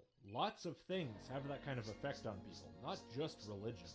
So I'm sorry, but no, I don't make decisions or declare beliefs about matters of objective external reality based on raw emotion, based on how it makes me feel.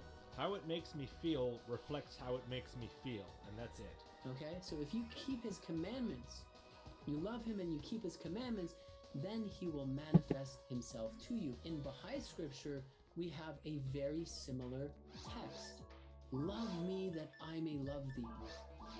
If thou lovest me not, my love can in no wise reach thee. That's a bizarre statement. We're dealing with an all-powerful God, right? His love can do whatever he wants it to do. It's not dependent on me. I mean, I'm not real familiar with Baha'i, but I doubt I'm supposed to be the almighty one here. So again, you have to love me first. You have to obey my commandments first. Otherwise, my love can in no wise reach you. You will not be able to feel my love. You will not be able to experience my love and the evidences of my beauty, of my gifts and bounties. You gotta do what I tell you, or I'm not gonna give you any evidence that I love you or even exist. Okay, hey God, how am I supposed to do what you tell me? You didn't tell me anything. This guy told me something. What am I supposed to do with this? I'm not just gonna base my life around obeying this random YouTube guy. If you want something, tell me what it is. If you want to hide the fact that you love me, sure, do that. In fact, I'd kind of prefer that. Let's take it slow. But at least give me some kind of reason to think you exist in the first place so I have something to work with. That seems abundantly reasonable. That's step one in love, right? Or obedience. Thinking there's someone to love or obey. How is it supposed to make any sense to do the love part or the obedience part before that part? At that point, it's just like fucking a waifu pillow. And this message is Hey. across every religion, Shut up. every divine book. What, believe first, ask questions later? Yeah. You just Yeah, shit a lot talk more. waifu pillows. Yet another reason I'm so confident discarding them until further evidence is presented. Darumaki. That sort of thing typically is not necessary for stuff that's true. I have to say again though, I really do like your approach. It's so helpful to me. It's so much easier to deal with, and it's so much less compelling than people's garbage arguments. Like, I mean, garbage arguments for God's existence are bad enough already. They're not very compelling, but they're much more compelling than this. And they take more time to deal with. You know, because there's something there to deal with. Okay, but if you're an atheist, you won't know about this because you refuse to read Wait, divine what are they scripture. called? I'll read whatever you want, man. Want me to read the hidden words? I'll read it. It's short. Hidden words from the Persian, number 57. O son of dust, beware! Walk not with the ungodly, and seek not fellowship with him, for such companionship turneth the radiance of the heart into infernal fire. Oh, well, fuck you too, then. That doesn't sound like the classic isolation Makura. component of brainwashing or anything. You know, what's funny is that was the first thing I read when I cracked this book open the first time after I got it. The book's just a collection of little quotes, and I read a bunch more after that, and nothing did it for me like Perfect. that first one. I opened the book, and I saw exactly what I needed to read. It's gotta be God speaking to me, telling me to fuck off, and telling me you're full of shit. Why would I refuse to read scripture? I've read quite a bit of scripture, and every single time I do, I come out more atheist than when I went in. You want proof. You want intellectual proof that God exists before you turn to his word. Nope. No, tell me what to turn to. I'll turn to whatever, man. It's all good. This isn't about whether I'll read the book. It's about whether I'll believe it's true. There's a difference. You know that, right? And that's why I'm sharing it with you. Sharing what? Scripture? Okay, thanks. I still don't believe you. Unless you're sharing it with me in the context of convincing me it's true, it doesn't matter. It's just a bunch of stuff you're telling me, assertions you're making, or that you're parroting from whoever actually wrote the book. Let us consider the plant for a moment. That's a solid plant. 6 out of 10. Does the plant demand that the sun prove itself first? First before what? The plant doesn't believe stuff. It has no brain.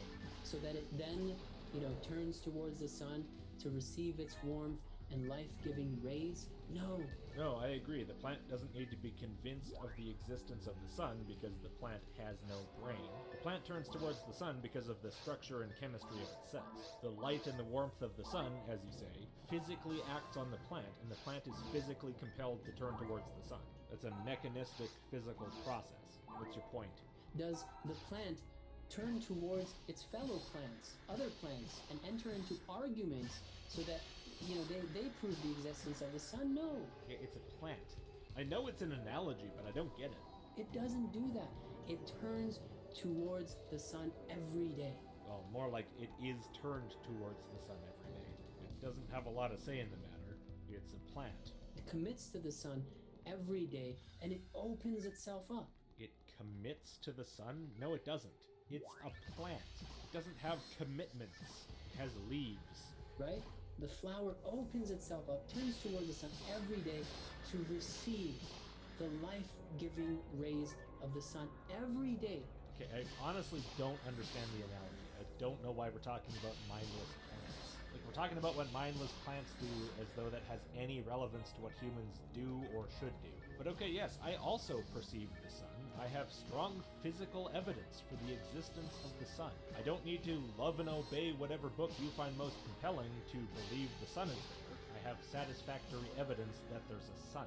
If the plant were capable of perception, it also would, and therefore... thereby growing and reaching its highest, its greatest potentialities. And notice how the plant doesn't turn towards the sun just for 1 or 2 days to prove the existence and the power of the sun. Okay, because if it were to do that, it would die. It would not survive. Yeah, that's why the plant is physically compelled by its biology to turn towards the sun, because it needs sunlight for photosynthesis. That's another physical piece of evidence that the sun is real.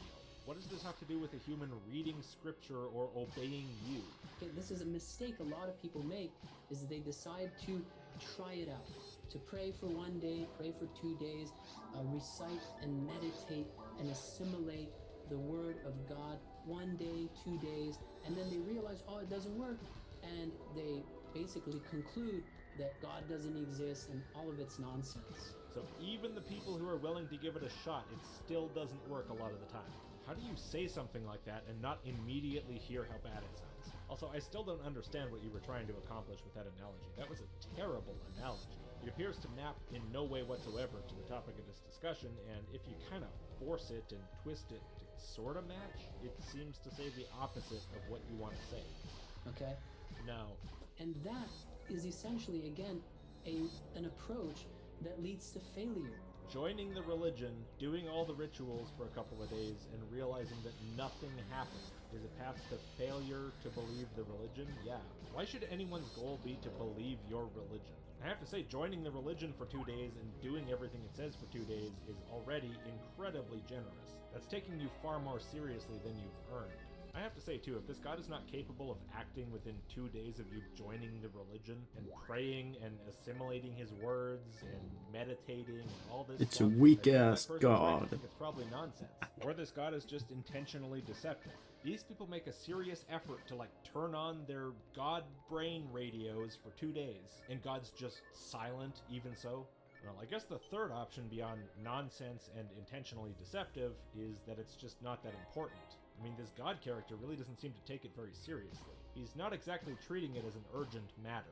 So yeah, regardless of what the reason is, it doesn't seem like there's much point bothering. Okay? If you consider your physical body and how you need to eat every day in order to grow, right? From the state of a baby to a child, adolescent, an adult, and also in order to maintain a healthy immune system so that you don't become malnourished and experience deficiency diseases, a weakened immune system, you need to eat every day, correct? So, okay, let's see here. To have apparently any reason whatsoever to think that your god is real, I have to believe your god exists in the first place and love it. I have to obey its commandments, whichever ones you tell me they are, whatever book you hand me. I have to pray every day, meditate every day, assimilate and recite its word every day for a similar amount of time that it takes me to grow from a baby to an adult. If it's not all nonsense, and if this god is not intentionally deceptive, and it really is just a matter of no urgency for it, maybe at that point I'll get some kind of response back. Some reason to think that it's real after following your preferred commandments for years. What kind of idiots do you take people for? No, this is beyond unreasonable. If you want a convert, convince me it's real and then we'll talk. That's the deal. Take it or leave it. Frankly, at a certain point, you start to sound so unreasonable that it becomes an act of major generosity on my part, just giving you the time of day. You're lucky I'm still even willing to spend my time listening to you present evidence. You can't just be like, oh, I'm just going to eat for 2 days. No. Okay, if God wanted the food, which is believing in him and following his commandments, to take effect after 2 days, he would. Which means he doesn't want that. Which means he doesn't want even those people who are gullible enough to give it a try to believe in him. He clearly does not give a shit. If it's so unimportant to him, I don't know why it should be important to anyone else. Now, how much more so divine nutrition, food for your soul? So the idea is that when you eat, you don't immediately see signs of growth or the lessening of deficiency diseases. Okay, fine. But you do stop being hungry. You have some kind of feedback. You have this very strong urge that's telling you, holy fuck, I need to eat. Holy fuck, I need to eat. And then you eat and you feel instant relief. Like, oh, finally. I feel so much different, so much better. And you're telling me spiritual food doesn't work like that. You can eat for 2 days this spiritual food and it will have no perceptible effect. I have no urge to eat this food. Nothing is wrong, everything's fine, which already seems very, very odd, don't you think, if it's so important, apparently? If it's as important as sunlight to a plant or food to an animal? But then if I choose to eat it, nothing happens, unless I do it every day for years, after which amount of time I would expect my life and my attitudes to change in some way regardless, potentially for the better, and then I have to attribute that to the god, and say, aha, he does exist. And I bet if it changes for the worse, there's some excuse. And in the meantime, I get zero evidence that this soul exists, that this spiritual food is actually some sort of food, that the god that I'm supposedly talking to get my food exists, that the book that I'm reading out of is anything more than a product of human beings. I get nothing, literally nothing for a long period of time, even after I start following the religion. This is like a scammer who says, no, I know that you sent me the money for the package that's supposed to show up in the airport locker, but I promise, I just need another $2,000 and then it really will be there. Okay, maybe I'll need some Google Play cards and, a few other things, but I promise, in a few months, you'll see results. No, I'm sorry. Give me a reason to think the book is what you say it is. Give me a reason to think the universe works how you say it works. Give me a reason to think that God is anything at all. If you had a space travel club that claimed to travel to Saturn and back every weekend, I'm not going to join it just because you say so. I want to see some evidence that you can actually accomplish this task. At least show me your spacecraft. Show me it flying around. Otherwise, it's not worth even a moment of my time. If we are in essence spiritual beings, another big if you never bothered to demonstrate. Am I supposed to just believe that for no reason too? No, sorry, I don't accept your premise, so whatever you say next really doesn't matter. We must also nourish our inner beings every day, as we have been instructed by the divine educators. By divine educators, you mean these supposed manifestations of God, Jesus, Moses, Muhammad, Baha'u'llah, and no, that doesn't follow whatsoever. If we're spiritual beings, that just means we're spiritual beings. It doesn't imply that you have to follow prophets. It doesn't imply that you have to somehow eat by following commandments. It doesn't imply anything you say. These are yet more unjustified claims of yours. It's not just the God claim that's at issue here. You have unjustified claims piled on top of other unjustified claims. Each one needs to be addressed. Every single one of them have taught us and have recommended that we pray every day, that we recite the verses of God, His word every day. Maybe? I mean, these people include like Abraham, Krishna, Zoroaster, Buddha. I mean, one of those people isn't even supposed to be a person. Krishna is a Hindu god. In any case, I don't know exactly what these different people had to say on the matter. Zoroaster, Buddha, Krishna. But I would strongly doubt if it was very similar in word or intent. Either way, oh well. So that it illuminates and nourishes our inner being, so that it reshapes our perception of reality, of the world, of our time on this planet, of the purpose of physical reality, of who we are, of everybody else, of who God is essentially. Yeah, but don't drop anything nice on normal. Exactly. All this repetition, The good loot prayer, started hard. meditation, and all this stuff is how religions try to modify people's minds to be more malleable without having to appeal to their reason. In fact, by completely circumventing reason. That's the whole Actually, point. that's not true. I think The fact that this is so the good important loot to started very religion is hard. why I don't buy it. I think This God for was most real, and for the most God IDs, not even wanted me hard, to know drops that it anything really useful. wanted me to have a connection with it. It seems by far most likely to me that I would just know it. None of these demands that I participate in techniques of mental and emotional manipulation would be necessary.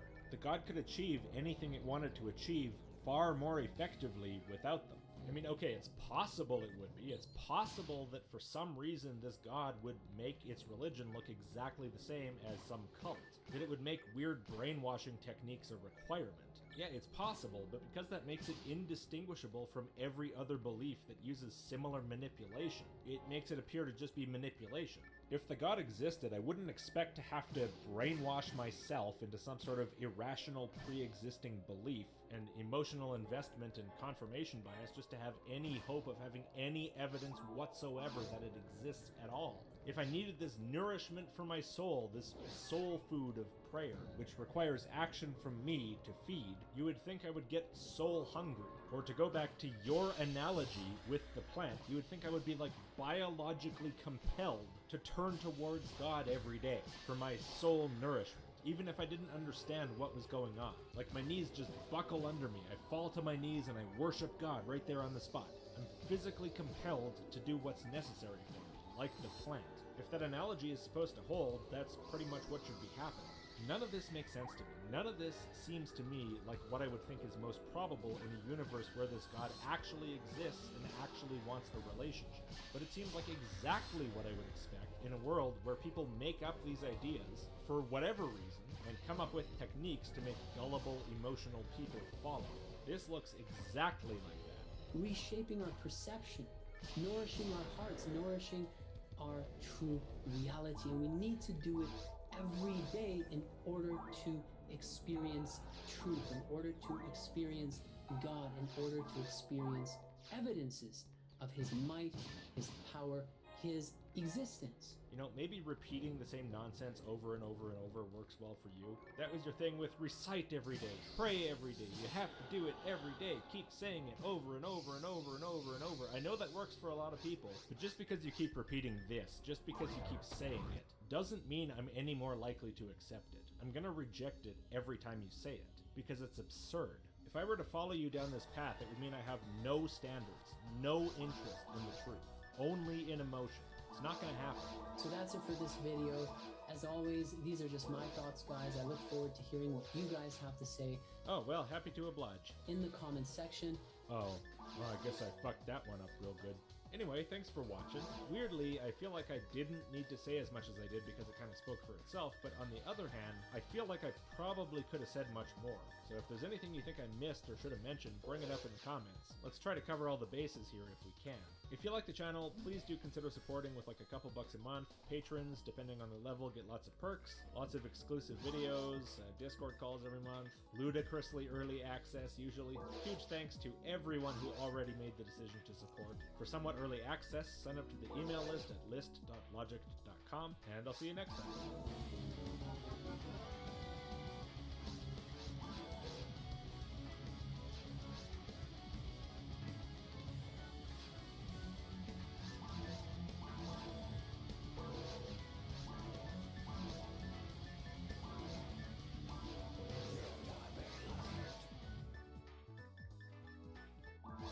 Alright, another round with Rabbi Shmuel Paulin. I know I'm doing a lot of these. This is turning into another Armando. Maybe that's good, maybe that's bad. Either way, it's not going to go on forever, so enjoy it while you can, or ignore it while you have to, depending on your preference. Now, in this video, I'm going to try to sort of speed run the last 4 videos Shmuel made, more or less in response to my original responses. These ones are all pretty short, but there's still a fair amount of stuff here, so we better just get to it. Hi, this is Rabbi Shmuel Paulin. Welcome back. That's another video for Logic. Yeah, it's another one. I just was so fired up about his video. I had so much to say that I woke up early and made this video. I want to cover a couple more points that I didn't cover before. And at the end, I want to issue a challenge to Logic, and we'll see if he takes me up on it. Gee, I wonder what the challenge is going to be. Well, funnily enough, this video is actually part 1 of the video I responded to last time. And I think the reason there's a part 1 and a part 2 is because at some point it just kind of cut off. So really, the challenge was the debate challenge that we saw last time around, and I fairly thoroughly explained the status of that, so that's no longer relevant. But there's still an argument here, so we'll look at that. One of the points that I found interesting is that he said that I should get words like theanine and guanine out of my mouth because I don't believe in science. And I found this particularly audacious, as if atheists have a monopoly on science. No, atheists don't have a monopoly on science. What I was telling you is that the entire way that you said that you view the pursuit of knowledge is antithetical to science, and the only thing about science you appear to respect are established findings, what you think is proven true now, and not the method by which those findings were made. Because when you look at something that's unknown, you take that as an invitation to just make up an answer and jam it in there, because you assume it's impossible for an answer to be found using the scientific method. You pretend like you respect science, but all you actually respect are its conclusions from the past, not the process of science, which is what science actually is, and not its ability to find any answers to anything ever in the future. And so the reason I said maybe you should just stop talking about things discovered through science is that if science isn't capable of discovering things that are currently unknown in the future, why would you think it was capable of making discoveries in the past? If science as a method is not sufficient to find satisfactory answers to questions about how the world works, well, you can't just say that's true from now until the end of time. That's also true previous to now, right? So why do you acknowledge the findings of science in the past? It's a very odd double standard. I don't think atheists have a monopoly on science. I just think people who outright reject the possibility that science will find answers to big questions in the future are incredibly hypocritical when they accept its answers to the big questions of the past. That's nothing to do with atheism or religion. Theists also believe in science, and we fully back scientists' innovations and contributions to society. We just feel that what you call the gaps are so big you could drive a truck through it, and we find the more we learn that there are more gaps than substance. There are more points on which we are still ignorant than points that we know. Yeah, exactly. There are things that have not been discovered scientifically yet. Therefore, they never will be. Therefore, I'll jam my God in there and pretend the job's done. And pretend that somehow that serves as evidence for the arbitrary explanation I just jammed in. If you thought the scientific method had the power to make discoveries about what's currently unknown, what you would say is, okay, these gaps, these are currently unknown. They're being worked on, and we'll see where that goes. And that would be the end of it. But because you don't respect the process of discovery that is science, right? Because you don't respect the fact that it's about taking what's currently unknown and gradually making it more known. You take those unknowns as an invitation to make up whatever the hell you want. So again, you might as well just say science is incapable of coming up with any explanations for anything, and say we have no idea about how the body works, and just make up whatever the hell explanation you want for that too. Why are you talking about scientific discoveries as if they're true? Galaxies, DNA, all this kind of stuff. Those are things that were unknown for the entirety of human history except the last tiny minuscule fraction. They were just as unknown then as the origin of the universe is now.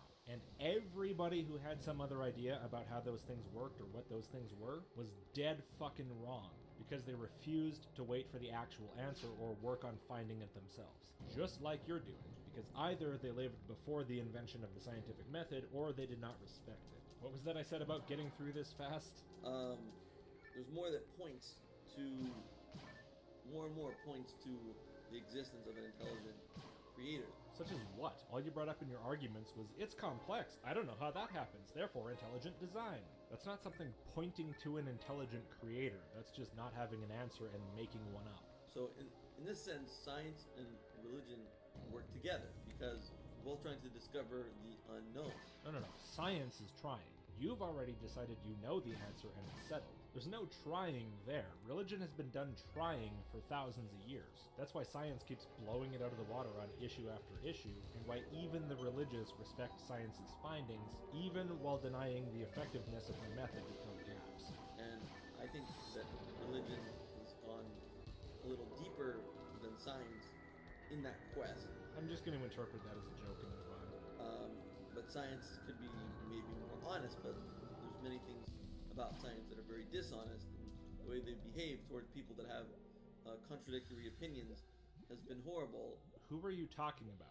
What specifically are you talking about? Are you talking about, like, creationists not getting accepted into evolution journals? Can I have an example so I know what you mean? So they both have their flaws, but we're both trying to uncover the unknown, and you'll just have different names that you call it by. So one of those things is trying to uncover the unknown about reality by looking at reality in extreme detail and letting reality be the guide to what reality is, to unbelievably impressive effect. And the other one is just a bunch of people shrugging their shoulders and going, that's complex, how could that happen, therefore God, therefore God, therefore God. These are not the same. Anyway, that's the first of these 4 videos. There is a bit more in this one, but it's kind of a false start on the my grandpa said so argument about the revelation at Mount Sinai, and we already covered that. He starts on that argument here, and then the video just cuts off like halfway through. And then he redoes it at the start of the next one, which we already covered, so moving on. Hey everyone, it's RAcaseal Pollen. I just got through going through most of your comments. I hope I got to all of them. I tried to get to as many as I possibly could. And the most glaring thing that everybody pointed out is the obvious mistake that I made, and I stand corrected. I think it's proof number 10. I said that the growth of a baby violates conservation of mass and energy, that principle, and they pointed out that there is food, and like, It should have been really obvious to me. So, the reason that you said babies violate conservation of mass and thought that was a good argument, an irrefutable proof of God, is because you forgot there was food. You forgot that babies eat food. You were hell-bent on having a debate with me, and you're convinced that you would win. And you thought babies violate the law of conservation of mass because you forgot food. Can I suggest Conservation of that momentum, maybe not food. Like, what the fuck? You might have dodged a bullet. But I just want to say that there's a lot of proofs of God that are on the internet, and I could have Conservation of mass is not a thing. That probably What? would have been better if your arguments involve you forgetting things like food exists. Although you say that as though you didn't just take arguments off the internet. I caught you reading verbatim off Wikipedia and at least a couple other websites. And now that you've said this, I'm really curious how many arguments I would catch you taking off the internet if I checked all of them. But I'll leave that up to somebody else to do. The point is, I know you're not as original as you claim you are. But I did. I tried to think things out on my own. Sometimes. And being human, when I think things out on my own, I make mistakes. Such as assuming as a critical point in your argument that babies don't eat. I mean, come on, we've all made mistakes like that before, haven't we? What's that? Oh yeah, right. No.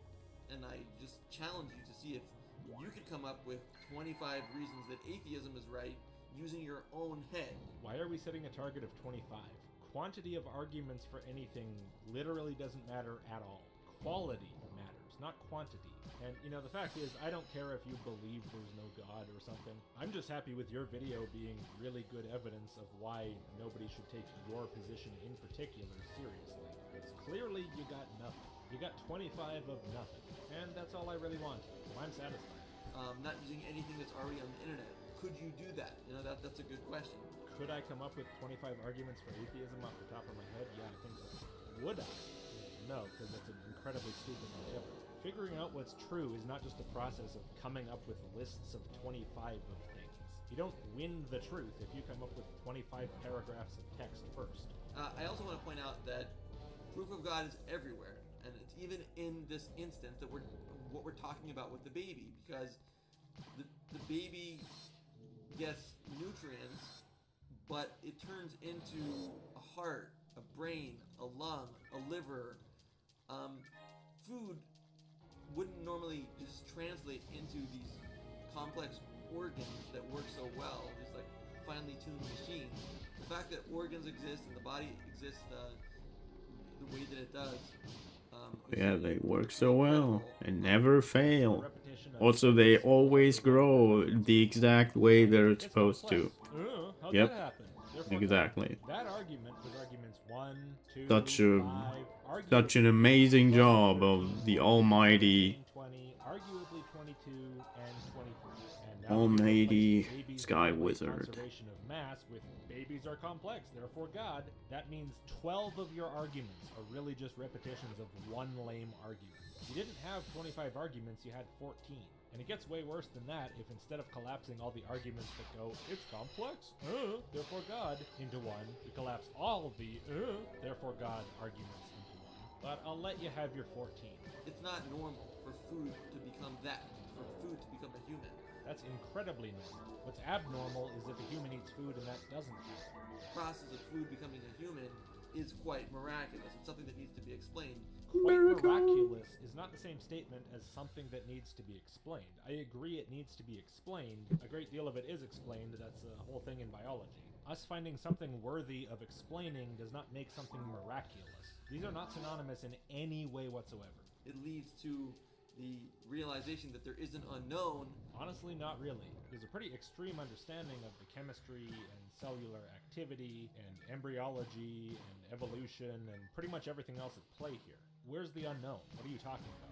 Normally, I can at least see the knowledge gap that you're trying to jam your miracles and gods into, but here, not really. That we have to learn more about. Learning more is good. That doesn't make it miraculous, and it doesn't mean God did it. And for that matter, it doesn't mean we know nothing, and it certainly does not mean we never will, which is kind of a precondition for there being any remotely justifiable reason to jam your God in as an explanation. So I stand corrected, but there is another proof there to replace that 25th proof. I've just given it to you. Yeah, it sucks too. It's just as bad as all the other ones. In In the overall point, it's identical to a lot of the other ones. We don't understand something, therefore that's evidence that my God exists. No, lacking an understanding in any given situation does not mean that we should declare that we understand that what you believe is true. It means we should declare that we lack understanding. That's what lacking understanding means. It means you don't have the answer. That mere fact of not having an answer cannot be in itself evidence for any given answer. Ignorance is not evidence. Okay, that's video 2 done. What's next? Hey everyone, it's everybody from Pollen, and this is not in any way a response to Logic and his video. I'm done with that. I'm done with you. Aw. You know, the funny thing is, all these videos are before our argument about the debate conditions. He was already done with me before I ever even got back to him about it. In short, what happened was he made a video against my video, 25 Proofs That God Exists, Irrefutable, and the video he made was, in a way, mocking my video, and it wasn't really a refutation of the points that I made. If you say so. It was more like nitpicking on certain things that I've said. Like the wrong ones? That he didn't think were, accurate. Right, so like the wrong ones. I was nitpicking inaccuracies, meaning pointing out that your entire video was inaccuracies. But it had nothing to do with the real point that I was making. It was sort of like a running commentary and a criticism, and I said if you are going to attack my video in that way, you have to back it up. I'm ready to debate you. Let's actually get into these issues and see who's right. That's already what the videos are for, but okay. And I offered to debate him. It's clear on his video. I'm right in the front of the comments right there. Yeah, I didn't check those. That I'm willing to debate him, and he didn't show up. He never contacted me. He never showed up to the debate. And when one person shows up to debate and the other person doesn't show up because he's scared to show up, doesn't think his arguments will hold up. Or you didn't contact him through his business email or Discord DMs or any way that he actually bothers to look at. Then the person who shows up automatically wins. So I won that debate. You don't win a debate, you moron. Yeah, that's what I meant in the last video about him crowing about his victory when I never replied to his comment. Can you imagine declaring yourself the winner of a debate because you never actually got it arranged? That takes a special kind of person. But see, that's what I meant when I said that in my email exchange I told him it seems like he just wants to feel good and he'll do any weird tactic to make himself feel that way. Very odd behavior, very interesting psychological phenomenon happening here, clearly. But now I want to move on from that and forget about these people because they, to me, what I see is they're very illogical, and that is the topic of this video. Oh, that's the topic of this video, called Is Atheism Illogical? That's surprising. That's good to know. Is being an atheist an illogical position? And I submit to you that it is. No, wait, really?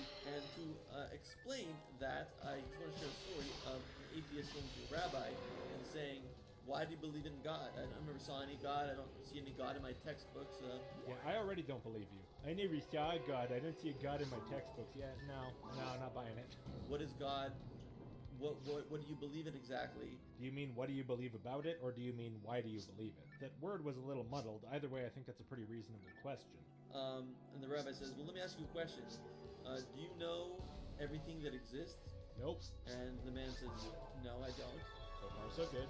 Do you know half of everything that exists? And the man says, no, I don't. Still so far, so good. So, well, God is in the other half that you don't know about.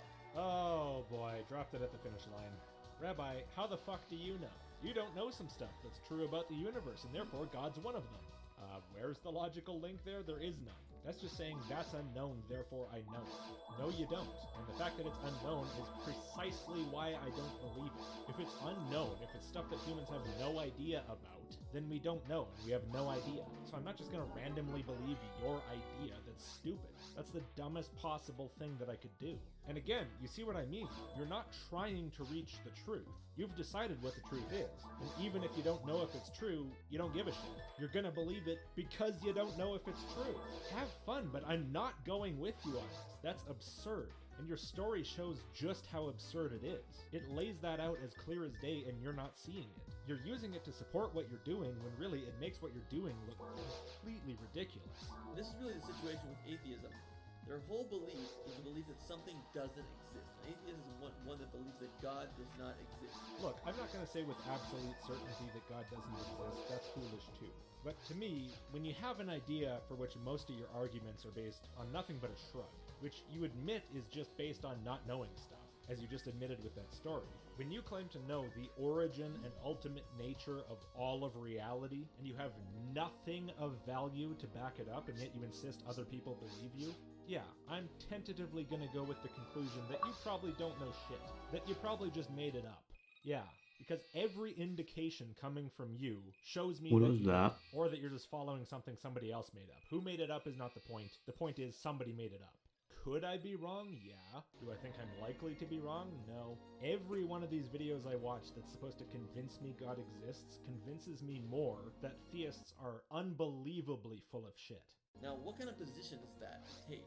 That something doesn't exist? Well, it's the one you take about pretty much anything. There's somebody standing behind you right now. Behind your chair there's a person behind you. Now, you better not take the position that person doesn't exist. I mean, what kind of position would that be to take, based on every indication screaming in your face that I'm bullshitting you right now? Like, if you say that Bigfoot doesn't exist, that's a silly position to take because it could be hiding somewhere and someone could come up with a picture of it one day and that picture could be authenticated and then there goes your whole philosophy.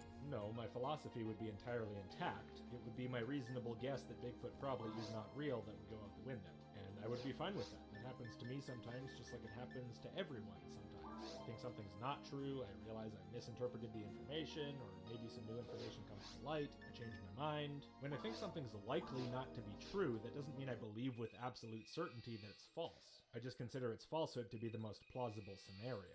There may even be other options that I also consider at least plausible, like, for example, there being some sort of large, hairy, humanoid animal living out in the forest somewhere.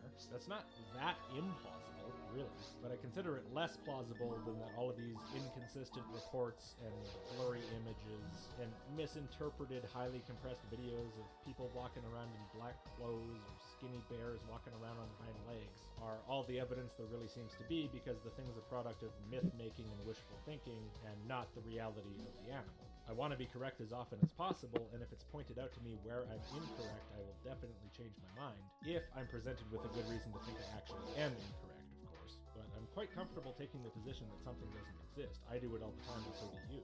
If you didn't, you wouldn't be able to go through your daily life, because you'd be constantly wondering if you're actually surrounded on all sides by every kind of object imaginable.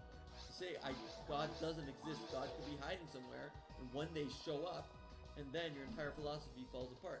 Again, my entire philosophy wouldn't fall apart. I'd just change my mind on the God issue, like in 1 second. It's not a big deal. Call me when it happens, we'll talk. It's a very weak, illogical position to take, to say, I don't believe in something, and that's my philosophy. It's not my philosophy. It's not a philosophy. It's just you telling me a thing and I'm like, yeah, no, I'm gonna put that in the reasonably confident you're full of it pile for now. How is that a philosophy? So, it is illogical to be an atheist. You cannot prove a negative. Well, yeah, you can, of course. That's a fundamental part of logic, but I think what you mean is the more colloquial usage of it, where it means you can't prove that something doesn't exist. Like with the Bigfoot thing, it could always be hiding somewhere you didn't look. Maybe it exists in a way different from what you understood. Maybe it disappears through trans-dimensional portals into Redwood. Bye! And this is why when I say something doesn't exist, like when I say I think Bigfoot does not exist, if I have to, if it's not clear to the person I'm talking to, and if it's relevant, I'll point out that of course I don't mean that with absolute certainty. Of course I don't mean that's proven to like mathematical certainty. I just mean I think it's a reasonable position to take for the time being based on the information I have, or the lack of expected evidence that I have, and I'll change my mind if and when it comes to that. But that I feel secure enough in that opinion to feel pretty confident that I won't have to. So of course I could be wrong that Bigfoot doesn't exist, that God doesn't exist, and really it would only take one thing in either of those cases to change my mind. I don't necessarily know what that thing is, but if the time comes, I will. But similarly, I could also be mistaken that I'm making a video right now, that I'm wearing a top hat, that a top hat is a thing that exists at all. I could be mistaken that I have a body, that I'm breathing air. This could all be a simulation. I could be a brain in a vat being stimulated with electrical probes. I could be a disembodied spirit floating in some sort of an afterlife being fed memories of a life. I don't have absolute certainty about the affirmative claims I believe either. Also, by the way, I'm reasonably well convinced that all those possibilities I just mentioned are also not true. And again, that doesn't mean I consider that proven to a certainty. You cannot prove ever that something doesn't exist, and as soon as a theist brings an argument that God does exist, you have to knock it down. No, I don't. I can do whatever I want. You're coming to me trying to defend your position with an argument. I can do anything I want with it. I can just say, nah, no thanks. Not really interested right now, thanks. Or anything else I feel like doing. You're the one that wants to convince me. You want my time, you want my mind. It's your job to figure out a way to make it happen. It's not my job to facilitate it. And if you knock that, then the theist can bring another argument, and another argument, another argument. And I brought 25 arguments, and they knocked down maybe one. Please, I knocked down every single one of them so hard they'll never stand back up. But if I'd never bothered, and just not even watched your video, that wouldn't make you right. That would just mean you got ignored. And then I replaced that one with another one. They have to knock down every single one of those proofs in a definite kind of way, in a complete way.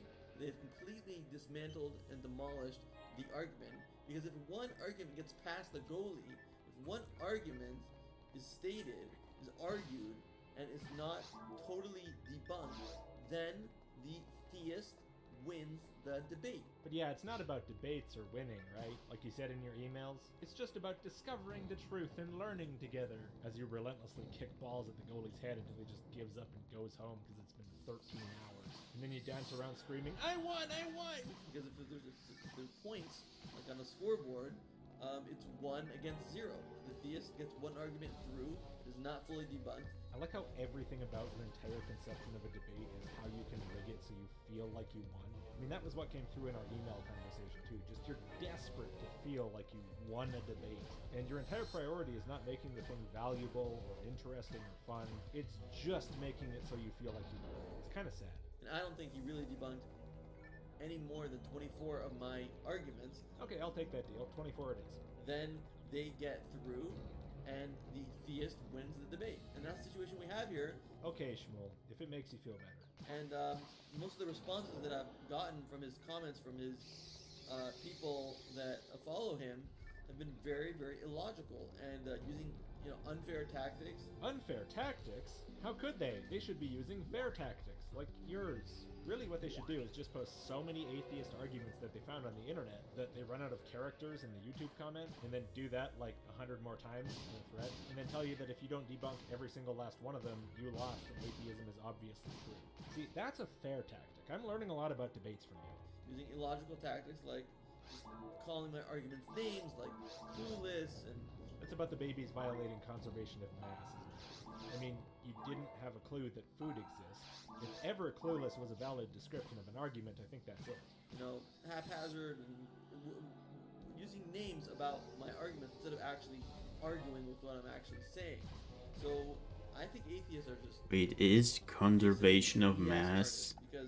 Is that a thing? Do they mean that stuff doesn't, just vanish? Is that what that means? Is that actually a term? I just thought about that. Because mass or material does not just go away like water steaming away. It doesn't just disappear. Matter doesn't disappear. Is that what they are talking about? I don't understand. Trying to paint us a picture that we believe in some superstitious, unrealistic God. The truth is, the God that we believe in is reality. Period. No, at best, the God that you believe in is what you think reality is like. You still have to show that reality is like the God that you believe in. If your belief is reality is like X, and really reality is like Y, then saying our God is reality really means nothing if reality is not actually like your idea about it. Reality is God, God is reality. Your arguments for God are based on the premise that if God exists, life and variety and complexity and so forth should not arise naturally, but be intentionally created by an intelligent being. If that's not true about reality, it doesn't matter if you call your God reality. It's not actual reality. It's just reality as you perceive it in your imagination. If you want me to believe reality actually is the way you say it is, that is, being a God, you have to convince me of it. You can't just conflate the two terms together, tell me God is reality, and expect me to suddenly become a God believer. To believe in reality is to believe that something is. That's it. That is not equivalent to believing that all that is somehow contained within or originates from a thinking, willful, almighty entity. These are not the same. They're not even close. If you believe in science, you must believe in God, because God is reality. Yeah, now, if it turns out that the fundamental nature of reality is some sort of intelligent being that intentionally created the universe and life and so on, then fine. Then God is reality. As of now, however, all that's apparent to me is that you're telling me, you're insisting to me, with zero compelling evidence, that reality is a god, that that's what reality is like, and you're insisting that I must believe that if I also accept that through observation and experiment you can learn things about the universe. And literally the only reason you've given me is because you said so. You suck, do better. But the time will come when God and his name will be one, and God and everything that he's done will all be one. Everyone will realize science is God, and God is science. A method of learning through experimentation is God. We'll all come to know God, and he will spread the knowledge of God from starting right here and going out through the internet to the ends of the earth, and the earth will be flooded with the knowledge of God like water covers the seabed. May it happen immediately with the coming of the Messiah. Amen. Congratulations, you hope that. Did you ever think about actually arguing for that instead of just insisting upon it? Did you ever think that maybe you should arm yourself with a little bit more than just assertions and presumptions and I don't knows? Apparently not, so I guess I'll say everything you said is noted and then the note went in the garbage can. Last video. On Turbish Pollen, and stuff been dealing with you atheists for a couple of weeks now. You atheists. Ugh. And you take over the comment section of my videos. I'm just gonna give you my brutally honest opinion of what I think of you, how I find you. Yeah, you do that. I'm gonna hold my tongue in return. I'm not gonna be brutally honest about what I think of you. I'll be as honest as I need to be, but you don't want the brutally honest truth. I find you to be very...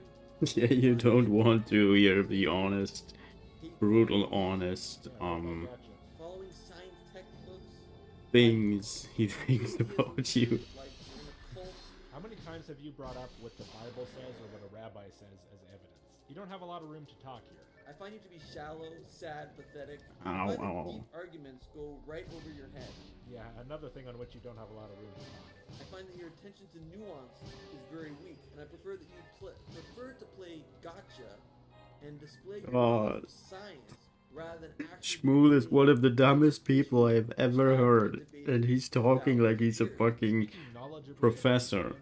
Like, what the fuck? Gotcha. Well, then what the fuck is saying that if you come up with a heap of hundreds of arguments for your position, and some person addresses all of them but one, then you're automatically... This dude can literally not think logically. Like, something in his head is broken. Like, literally broken. You could get involved in that debate, but you choose to just He speaks like a college professor.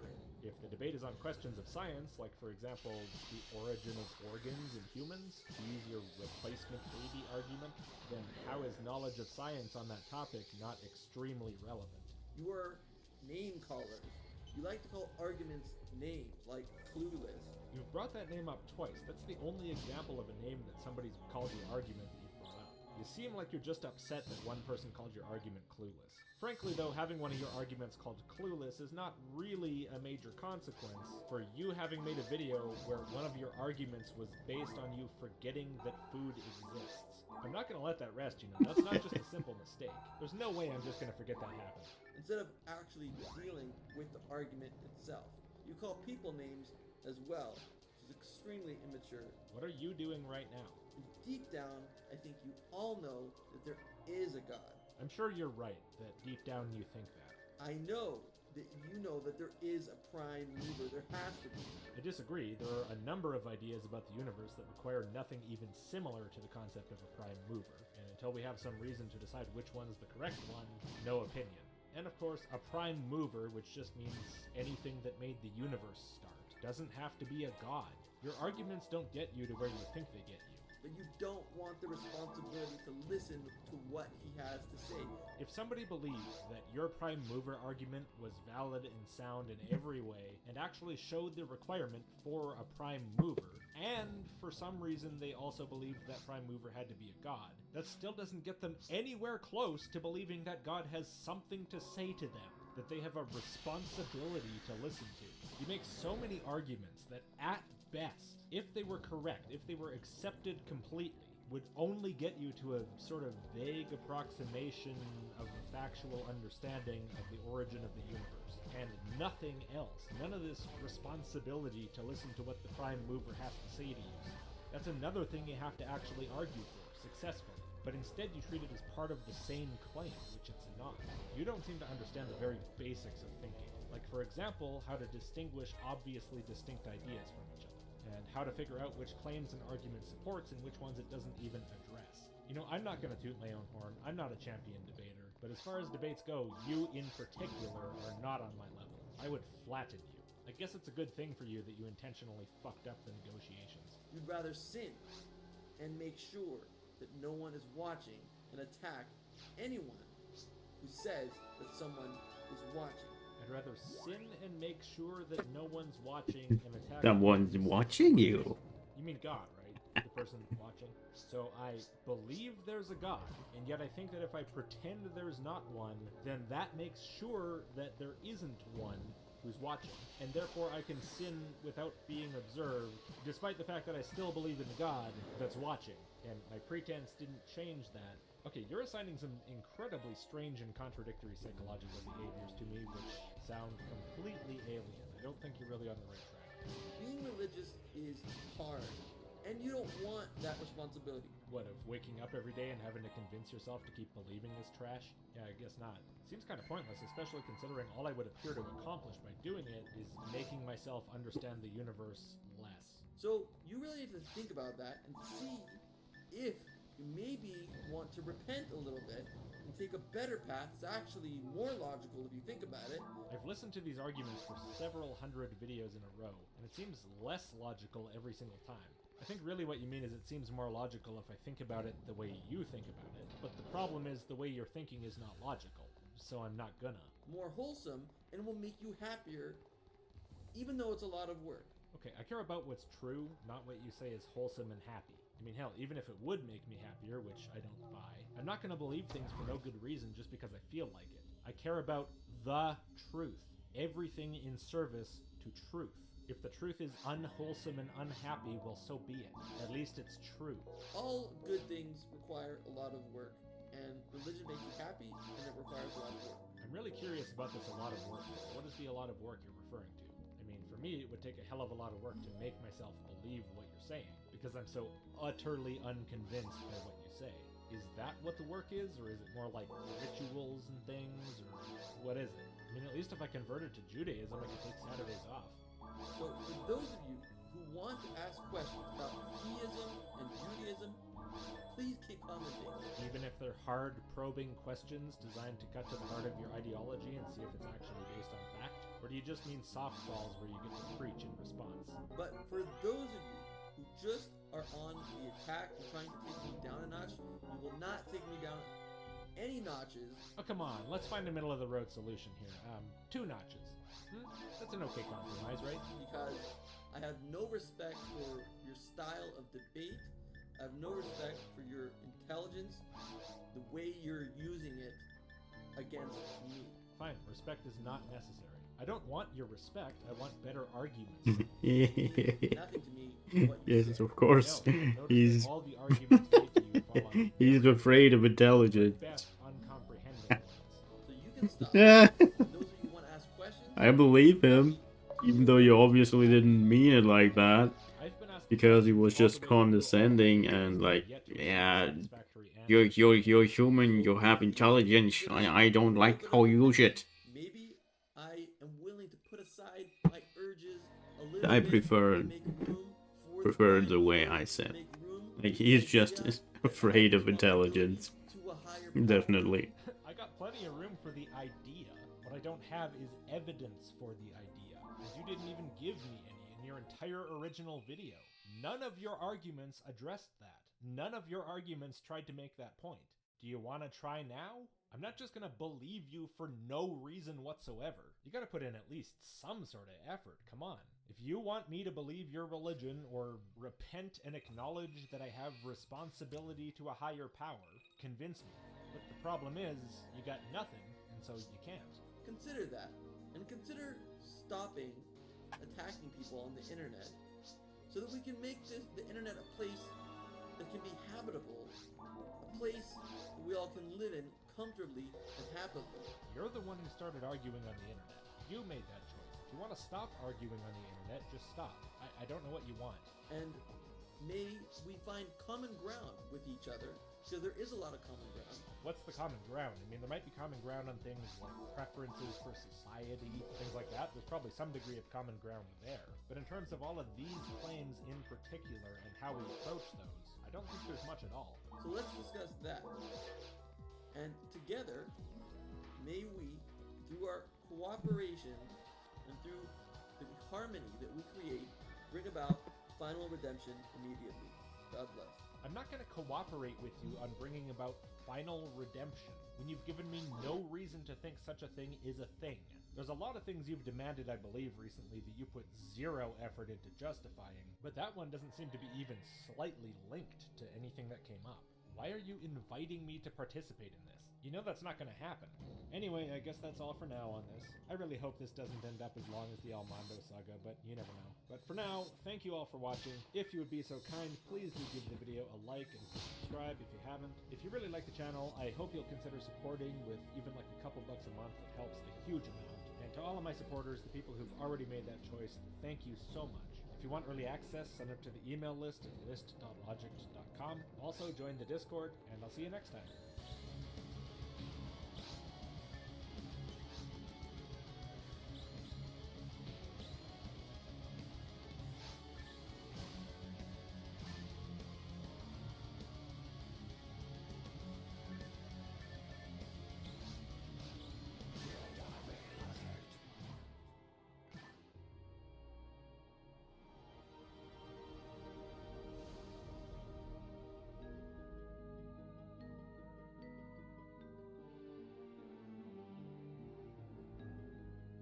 MMOs are the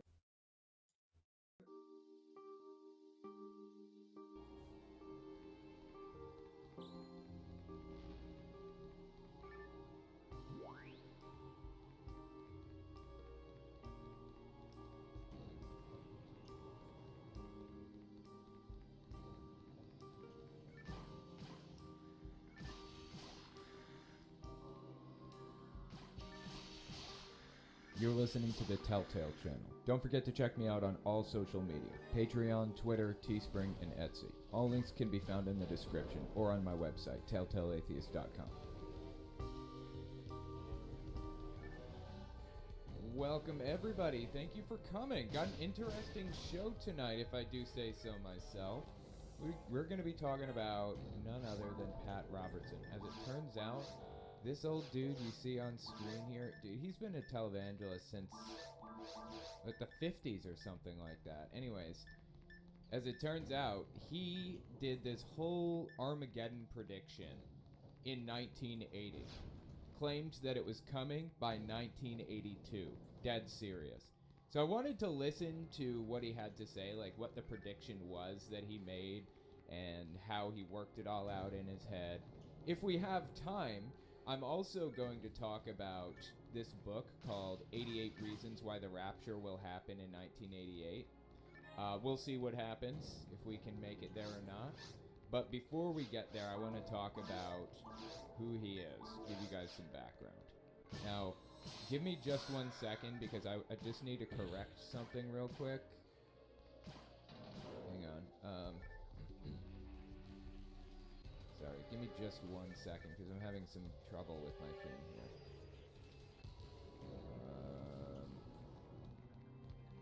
Game capture raw.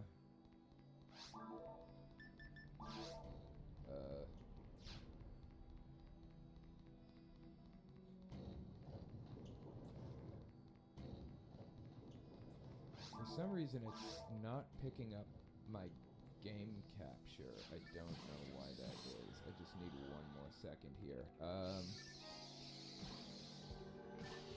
Wait, he's playing? I've never seen him play something before. Alright, hang on. Let me try unplugging it and plugging it back in. Just 1 second. Hang on. Oh, it doesn't work.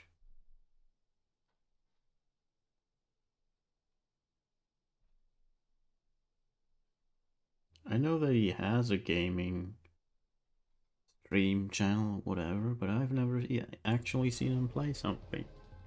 Anything. Okay, I'm back. I just want to try adding it one more time. If I can't get the game capture working, it's not too big of a deal. I just wanted to try. Not looking good. Okay.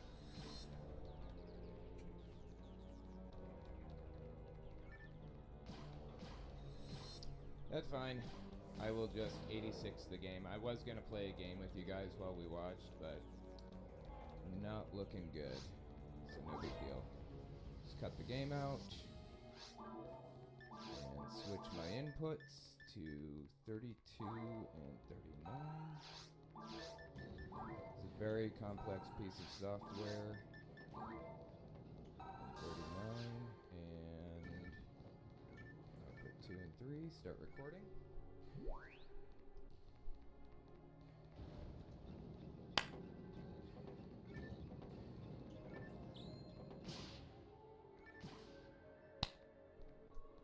Okay, I think we're good to go. Let's pull up the screen again, and awesome. Okay, let me give another short introduction now that I'm recording. Okay. For those who might be unfamiliar, this is Pat Robertson on screen. He's been a televangelist since the 1950s or something. No, Robert Patterson. This is Pat Robertson. This is Pat Robertson. He's been a televangelist since like the 50s. And yeah, Robert Patterson. That's messed up and ridiculous stuff. the dude from Harry Potter. In a second. Or Twilight. After I show you all of the crazy stuff that he's said in recent years, I'm going to show you an example of him making an Armageddon prediction, like end times prediction, all the way back in the year 1980. He predicted the end would come by 1982. Absolutely absurd on every level. If we have time, I intend to take a look at this book called 88 Reasons Why the Rapture Will Come in 1988. I actually had to pay money to get this, so if we don't have time to get to this tonight, then we'll certainly get to it on my Telltale Reads channel at some point in the near future. So keep a lookout for it on that one. Anyway, well, I'll tell you what, without further ado, why don't we take a look at some of the things that Pat Robertson has had to say. The first clip that I want to introduce you to with this guy is one where he did a video with Jerry Falwell Sr. Now, if you're unfamiliar with him, he's also a televangelist, or was. He died a few years back. And he was responsible for the state of religion and the government melding to the degree that it has melded to this day. I mean, Jerry Falwell Sr. and Billy Graham and some others worked together to erode the separation between church and state to the best of their ability. And here we see the results today. Pat Robertson also worked to erode that separation, the guy on the left here. But Jerry Falwell really took that on as his pet project. He turned evangelicalism into a wing of the Republican Party. So, anyways, let me introduce you to Pat Robertson and Jerry Falwell Sr. September 13th, 2001. This video came out 2 days after 9/11.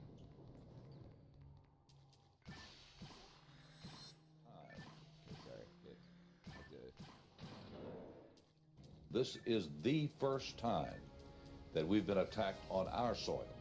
First time, and by far, the worst results. And I fear, as Donald Rumsfeld, the Secretary of Defense, said yesterday, that this is only the beginning. And with biological warfare available to these monsters, the Husseins, the Bin Ladens, the Arafats. It's really interesting to me that, hindsight is 20/20 now, right? But it was interesting that he mentioned the Husseins in that list, right? So 9/11 takes place. Iraq had literally nothing to do with 9/11.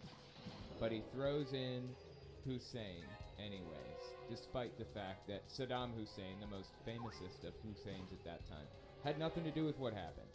It was like he was priming the audience to be ready to accept the Iraq war when George Bush was going to offer that as a solution. Anyway, that's neither here nor there. Another example of him trying to meld himself and his movement, the evangelical movement, into the Republican Party. What we saw on Tuesday, as terrible as it is, could be minuscule if in fact God continues to lift the curtain and allow the enemies of America to give us probably what we deserve. So what he just said there was relevant and important here. He says, God lifted the veil, lifted the curtain of protection on the United States. And why did he lift that curtain of protection? I hear you asking, why would God step away and allow such an evil thing to take place? Keep listening. Jerry, that's my feeling. I think we've just seen the antechamber to terror. We haven't even begun to see what they can do to the major population. The ACLU's got to take a lot of blame for this. Oh, yeah. And I know I'll hear from them for this, but throwing God successfully with the help of the federal court system, throwing God out of the public square, out of the schools.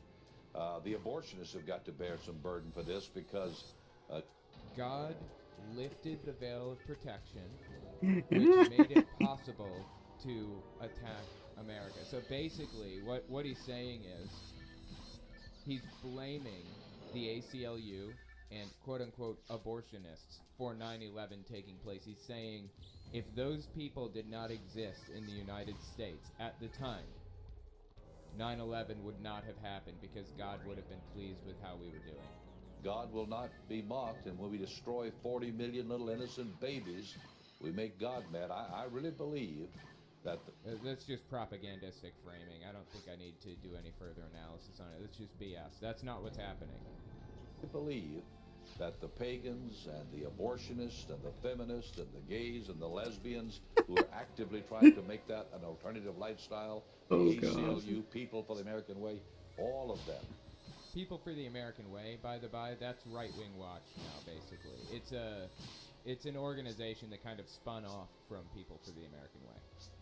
Who tried to secularize America. I point the finger in their face and say, you helped this happen. I totally concur. So that's Pat Robertson and Jerry Falwell, 2 days after 9/11. Wow, man. You wouldn't believe what Donald Trump was doing when this interview was happening. He actually called into CNN to tell them that he was at his house, Trump Tower on 5th Avenue, and he saw this, or no, I don't know if he saw this or not. I can't say that. When this happened, he said the first thing he thought was, I now have the tallest building in Lower Manhattan, now that this has taken place. Dead serious. Last time I showed this, I got hit with like a something or other. So I'm not going to put it on screen.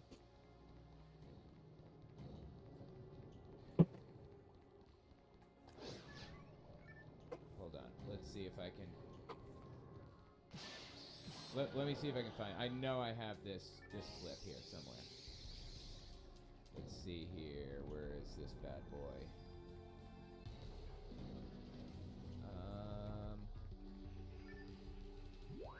It's here somewhere. 2001. Here it is. Here it is. Okay. I'm not going to... This is what it looks like, but I'm not going to actually put it on screen because last time I did, I got in trouble for it. Listen to what Donald Trump had to say when he called in on September 11th. This was the day that it happened. Donald, you have one of the landmark buildings down in the financial district, 40 Wall Street. Did you have any damage, or did you know what's happened down there? Well, it was an amazing phone call I made. 40 Wall Street actually was the second tallest building in downtown Manhattan, and it was actually, before the World Trade Center, was the tallest. And then when they built the World Trade Center, it became known as the second tallest, and now it's the tallest. And I just spoke to my people, and they said it's the most unbelievable site. It's probably 7 or 8 blocks away from the World Trade Center, and yet... Dude was thinking about which buildings were the tallest. Which buildings are the tallest? Do I have the tallest building in Manhattan? That's what he was thinking about. On September 11th, okay?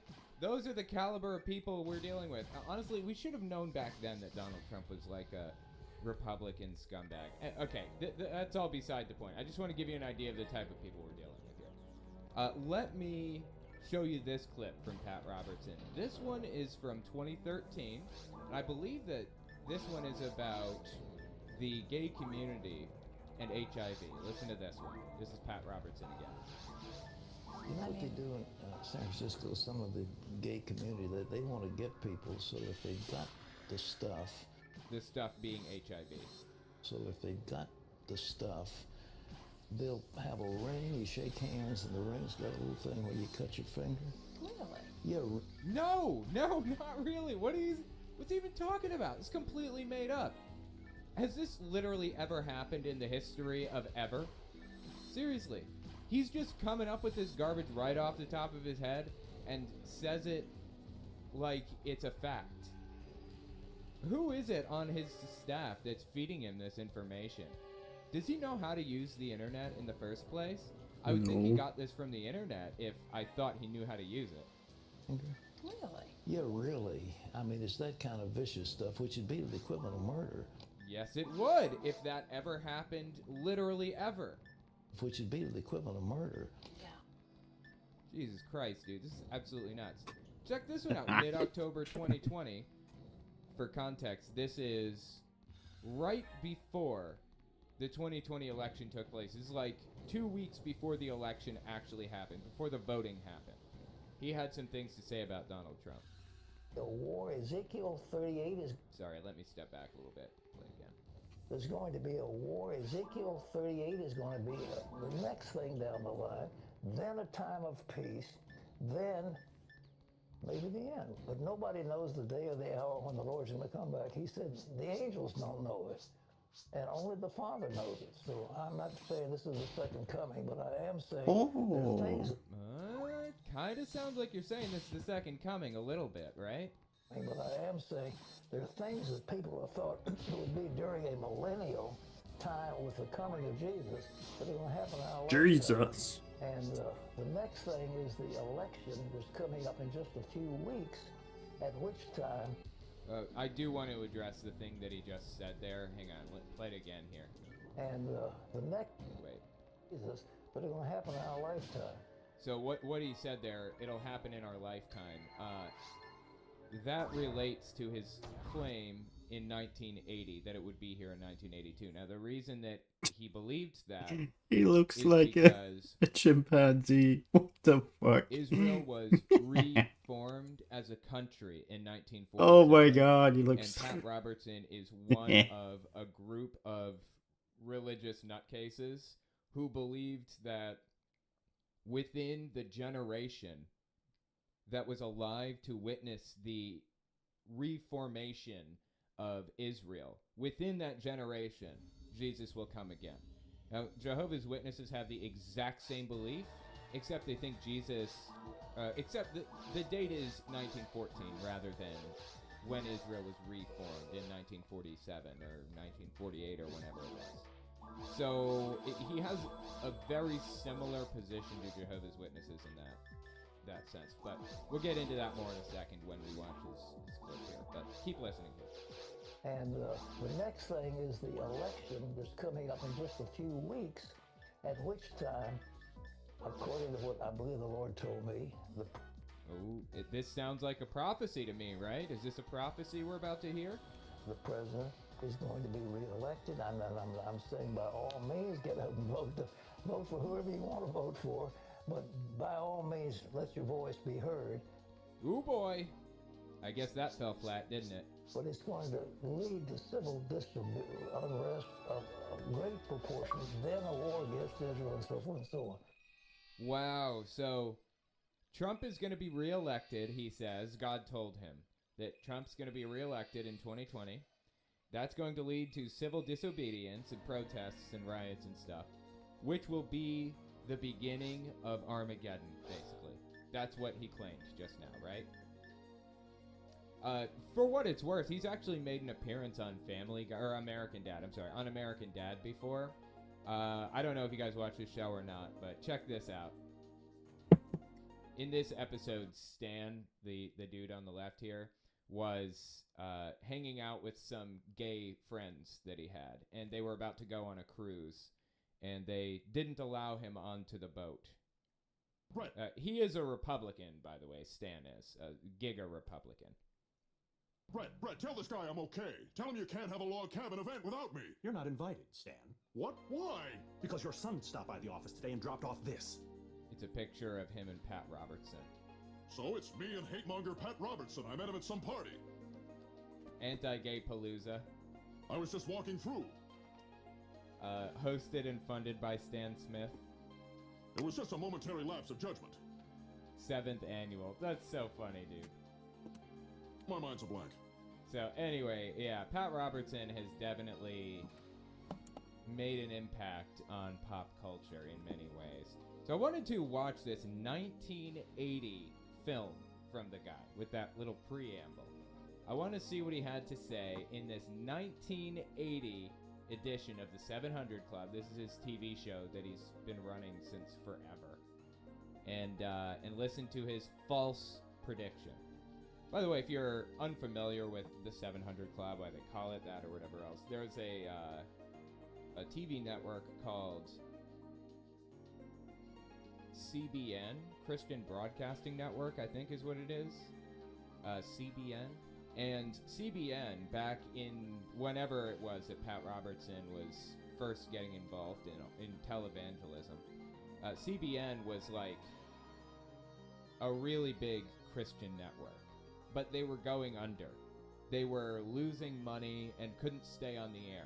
So Pat Robertson decides to step in at the time and hold a big fundraiser to fund CBN, to keep it on the air. And the name of the fundraiser was the 700 Club because he wanted to get 700 donations or something like that to keep it running. It was just supposed to be a single fundraising event, but it was so successful that it turned into a regular TV show for him.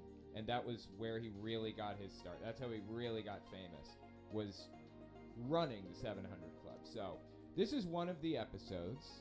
Let's listen to what he had to say on the 700 Club all the way back in 1980. Thank you. Welcome, ladies and gentlemen, to this edition of the 700 Club. We're talking about the most important land in all the world. You say, I thought that was Russia or the United States. No, it isn't. We're going to be talking about Israel. That's the land of the Bible. And we have with us some very lovely singers.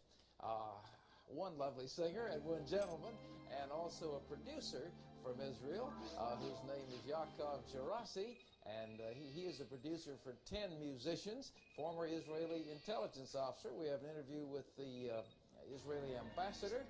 And we'll also be looking at the fact that within 2 weeks, the Prime Minister of Israel and the President of Egypt, Anwar Sadat, will be coming to Washington to try to move some negotiations along the way. So Ben Kinslow's here. And of course he believes that this is like significant for biblical prophecy or whatever. With me, and how are you, sir? Absolutely excellent, sir. I thought you'd never ask. I'm telling you, if I don't get a chance to tell somebody that at least once a day, it just blows my whole first 5 minutes.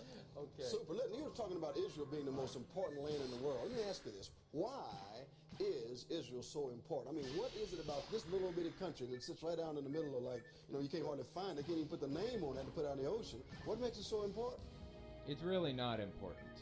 A lot of the televangelists or evangelicals' prophecies about it are complete garbage. They're nonsense. But let me tell you why they believe that this is important. The main reason why they need Israel to exist as a country is not because the Bible says that it will exist necessarily or directly. It doesn't. But it's because in the Old Testament, mentions of the Messiah say that the Messiah will take control of the political structure in Israel in the end. The Son of Man specifically, which is supposed to be this cosmic judge that, you know, comes to prominence and takes control of the political system in Israel and sparks the rapture and Armageddon into being, basically. That's the idea. That's why they believe that Israel's so important. If Israel doesn't exist, there's no political structure to be taken over by the Son of Man eventually. So they need Israel to exist for this prophecy to even have a chance of being fulfilled. Well, it has been a land bridge in history between the two great powers. There were two major civilizations in the ancient world. One was in the Tigris-Euphrates Valley, what is now modern-day Iraq. It was then Babylonia and then Assyria. The other civilization was in the Nile Valley, and that was called Egypt. And the land bridge between them was Israel. Now, God has called this in the Bible the navel of the earth. Now, a navel is sort of like the place where a child is attached to his mother, and God used this as the place where he entered into human history, both through the prophets, through Abraham, through the patriarchs of old, and through Jesus Christ. This has been the center of God's activity and his revelation in the earth, and that's... Is that weird to anybody else? Is it odd to anyone else that everything that took place theologically for, you know, Christianity or for Judaism or whatever all happened here? I mean, there are other countries around that have different origin myths that place, you know, God creating things or entering into the earth or whatever in their regions. Obviously, it seems obvious to me, the reason that the origin myths all center around Israel is because that's who came up with the origin myths, right? By the by, thank you so much for the super chats and messages. Zinkacat, live stream and toasted marshmallows as a snack, best night ever. That sounds pretty awesome. City Rail Dude, you claim Christianity started as a cult, but if that were true, why would the founders of the faith endure extreme persecution and not give up? Okay, I assume you're talking about, like, the people, like Jesus and his disciples were kind of like a weird little Christian cult. I mean, hell, Jehovah's Witnesses feed off of persecution and refuse to give up on any of it, even though everything that they claim is objectively false. Not that that's what makes a cult. You know, Jonestown suffered lots of persecution. Heaven's Gate was only 39 people total, give or take, and they suffered terrible persecution. They never gave up, even though a lot of their things were false, even though they were super controlling. Doesn't necessarily, I mean, they're not mutually exclusive. You can have something be true or false.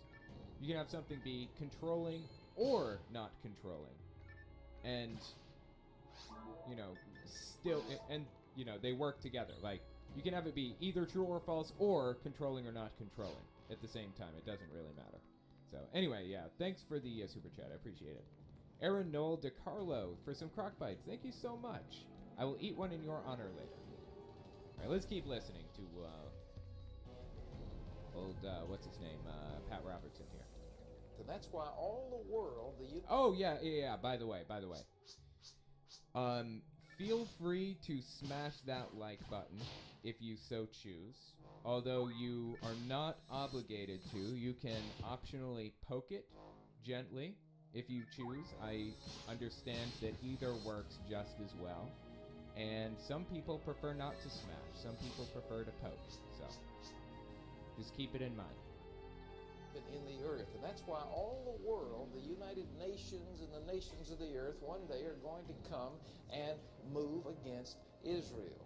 So that's the prophecy, or that's Pat Robertson's interpretation of biblical prophecy, that all nations are going to move against Israel.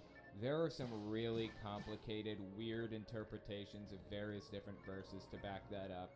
I don't really agree that that's what the Bible was saying, but they're standard beliefs within Christianity. So it's found across different denominations commonly. Now, the next thing that this thing is so important, Ben, I believe it's very, very significant, is in I'd give it 1982, but date setting is dangerous. I'd say within the next couple of years, we're going to see a war there. The next major war to be fought in the world is going to be right here. And there you go. There's his end times prediction. Date setting is dangerous, he says. You think?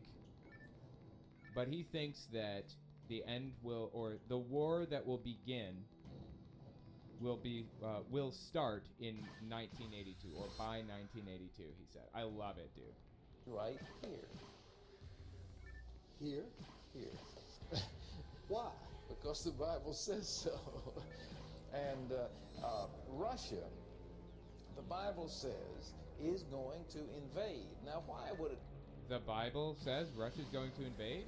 Did Russia exist during Bible times? Of course not. The Bible doesn't say anything about Russia. It's completely made up. It mentions Gog and Magog as like these ethereal entities or these cryptic beings or properties that people believe. Some Bible scholars think Magog is land, like a physical location, and Gog is like a person. But there's really no way to know because they were just some words scattered throughout random verses that weren't really connected to anything. He is assuming that Magog is Russia, is what he's doing. No reason to believe that.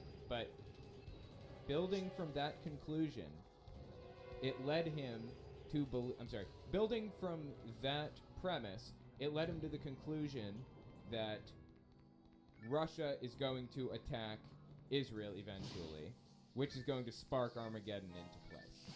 And all, world powers are going to meet on the battleground of Israel eventually. And then it's going to be a thermonuclear holocaust. He believes that nukes are going to be launched all over the place, everywhere in the world. And then God's going to step in and save people, basically. Now, why would Russia want to invade Israel? They wouldn't. Well, the truth is that when it's all shaken down, there isn't one major army in any of the Arab countries with the possible exception of Egypt. Egypt is the only one that's ever had any kind of force. Syria has some modest forces, Jordan has modest forces, but none are as strong as Israel. Now, the Soviets are in Afghanistan. They're moving shortly into Iran. So this is before the Soviet Union fell. The Soviet Union fell, I think, in 1991. This is 1980 when this came out. So he still has this kind of Red Scare mindset right now. That's probably why he's convinced Russia's going to attack Israel, because he has no clue what their motivations are, what makes them tick, or any of that stuff, and certainly didn't foresee the Soviet Union crumbling like it did. Iran. The Iranians are as if they're trying to provoke the United States to war. It's the most amazing thing. Well, I think that was the other way around. The U.S. kind of provoked Iran into war a little bit, but okay. It's the most amazing thing. They continuously provoke us. And I mean, have you guys ever heard the story of the Shah of Iran? Or Iran? I'm mispronouncing it, I apologize. The Shah of Iran. So, the Shah of Iran is basically a puppet dictator that was installed in Iran that was loyal to the United States. And he was absolutely terrible. He was absolutely awful. Mistreated the people terribly. I can't even find the Wikipedia article. Oh, here it is. Mistreated people terribly, all of his people. It was ugly. He ruled with an iron fist. At the behest of the United States. Until the people finally rose up and basically threw him out. He finally fled to the U.S. eventually for surgery. He had cancer or something like that, and that was like the pretext. He ran to get treatment, you know, but really he was running because they were kicking his ass out. And then the Khomeinis took control. I think that's who it was. I could have my history wrong here. Somebody in the comments can correct me if I got that messed up. But yeah, the Khomeinis stepped in, which were kind of leaders of the protests and rebellions and stuff like that. But they were also religious nutcases. The Khomeinis were like super, super, super Muslim and believed that women should be, you know, subdued and suppressed and all of that other good stuff.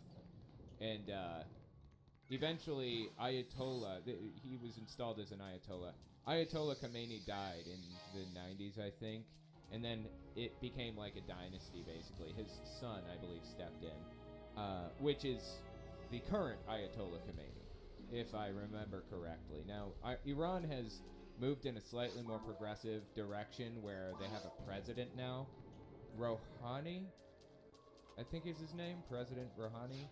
But Khomeini is still very much the leader of the country. It's a theocracy, full-blown theocracy. I mean, there are pictures of Iran in the 70s. With women. Iran but you could actually... bench is all I had to Google. And you can see pictures of women sitting on benches before... You could actually see their fucking faces. Here you go. Here's a picture Yeah, of some there. women reading books, sitting on a bench in... That was 40, 50 years... This would never yeah. fly with no hijab. 40 to 50 years ago. Like skirts. This would never happen today. Never.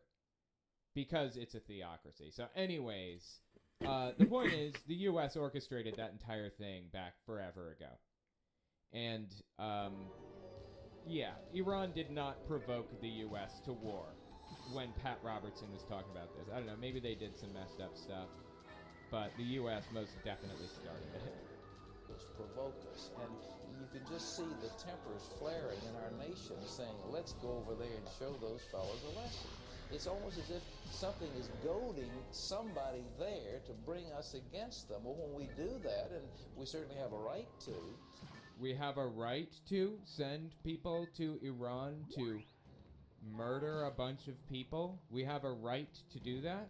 What a disgusting thing to say, right? I mean, sanctions are justified. And honestly, at this point in time, like right now, I might even be able to justify a land war with Iran. I don't know. I would have to think about that pretty hard because they're doing some really bad stuff. And they have been doing bad stuff for a while. You know, nuclear proliferation, mistreating their people, public executions, and all kinds of really, really horrific, messed up stuff. But to say such a thing back then, I don't know, man. I don't know. Pat Robertson was always... This is the problem with evangelicals. The problem is that they are rooting for a war. They are... behind every... There's a silver lining behind every mushroom cloud with these people. They want this to happen desperately. They're excited for it. They're waiting with bated breath for the United States to go in and start some shit with Middle Eastern countries to spark Armageddon into being. That's the problem here. Honestly, deeply disgusting. Horrific stuff, man. In my opinion, if you are this brand of evangelical, you're an extremist.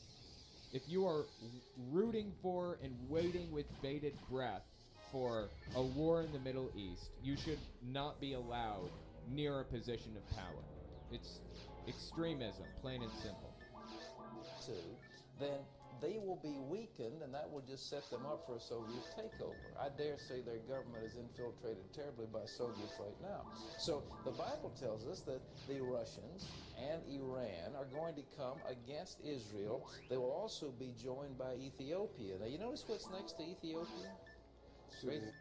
Actually, I happen to know. I mean, it's really hard to see hard to make out there, but I happen to know exactly what this is, and the answer is it's your mom. Big country is Sudan. Oh, I was close. It's my understanding that President Sadat is already looking at ways that he can come and bring about a peaceful transfer of power in the Sudan to secure Egypt, because the headwaters of the Nile into this area. Dude, literally all of this completely made up. None of this was based in reality, even back then. Even with the information that he had at the time, like the political information. It was ridiculous to come to these conclusions. If they cut off their water, it'll be a serious thing. And so there are some secret maneuvers going on down in Egypt right now. There are secret maneuvers going on in Egypt? And how would you know this, Pat? And why would you broadcast this to a massive audience of thousands, tens of thousands, who knows, hundreds of thousands of people? Really? Secret maneuvers, you said. Okay. Now with the possibility of securing that. The president of Egypt is probably the greatest statesman. Seems like they're not that secret. He is a man who says God speaks to him. Yesterday he said, God told me to invite the Shah of Iran to come to Egypt. God told me. Oh, okay. I guess at the time the Shah of Iran was still in power or something. I mean, I didn't realize that. When did the Shah... The Shah of Iran was removed in 1979. Oh, wow. Wait a minute. So, is this video from 1979, maybe? Or from 1978, somewhere in there? The Iranian Revolution happened in 1978, apparently. Hell, maybe this is even earlier than 1980. I was pretty sure it was 1980, but okay. Wow. That's really interesting, actually. He was influenced by reading a book by a Baptist minister, Lloyd Douglas, called The Magnificent Obsession. He was put in jail by the British, and while in prison, he read the story of Jesus Christ, and it changed his life. So he went boldly to Egypt, to Israel, and said, We're talking the Shah of Iran, right? Was the Shah of Iran... I'm sorry, the Shah of Iran, I keep mispronouncing it. Was the Shah of Iran a Muslim or a Christian? I thought he was a Muslim. Like I said, it doesn't really matter in the end. He was, you know, a puppet dictator for the United States, so... I'll agree to live in peace with you. And out of that came the Camp David Accords, which resulted in, let's go over, look at this map over here, a significant concession on the part of wow, dude, look at the size of that globe. I thought he was looking at like a physical piece of paper, a map that he was pointing to. That's a friggin' globe. Look at that thing. Holy shit. I would love to have one of those bad boys in my living room. That would be metal, right?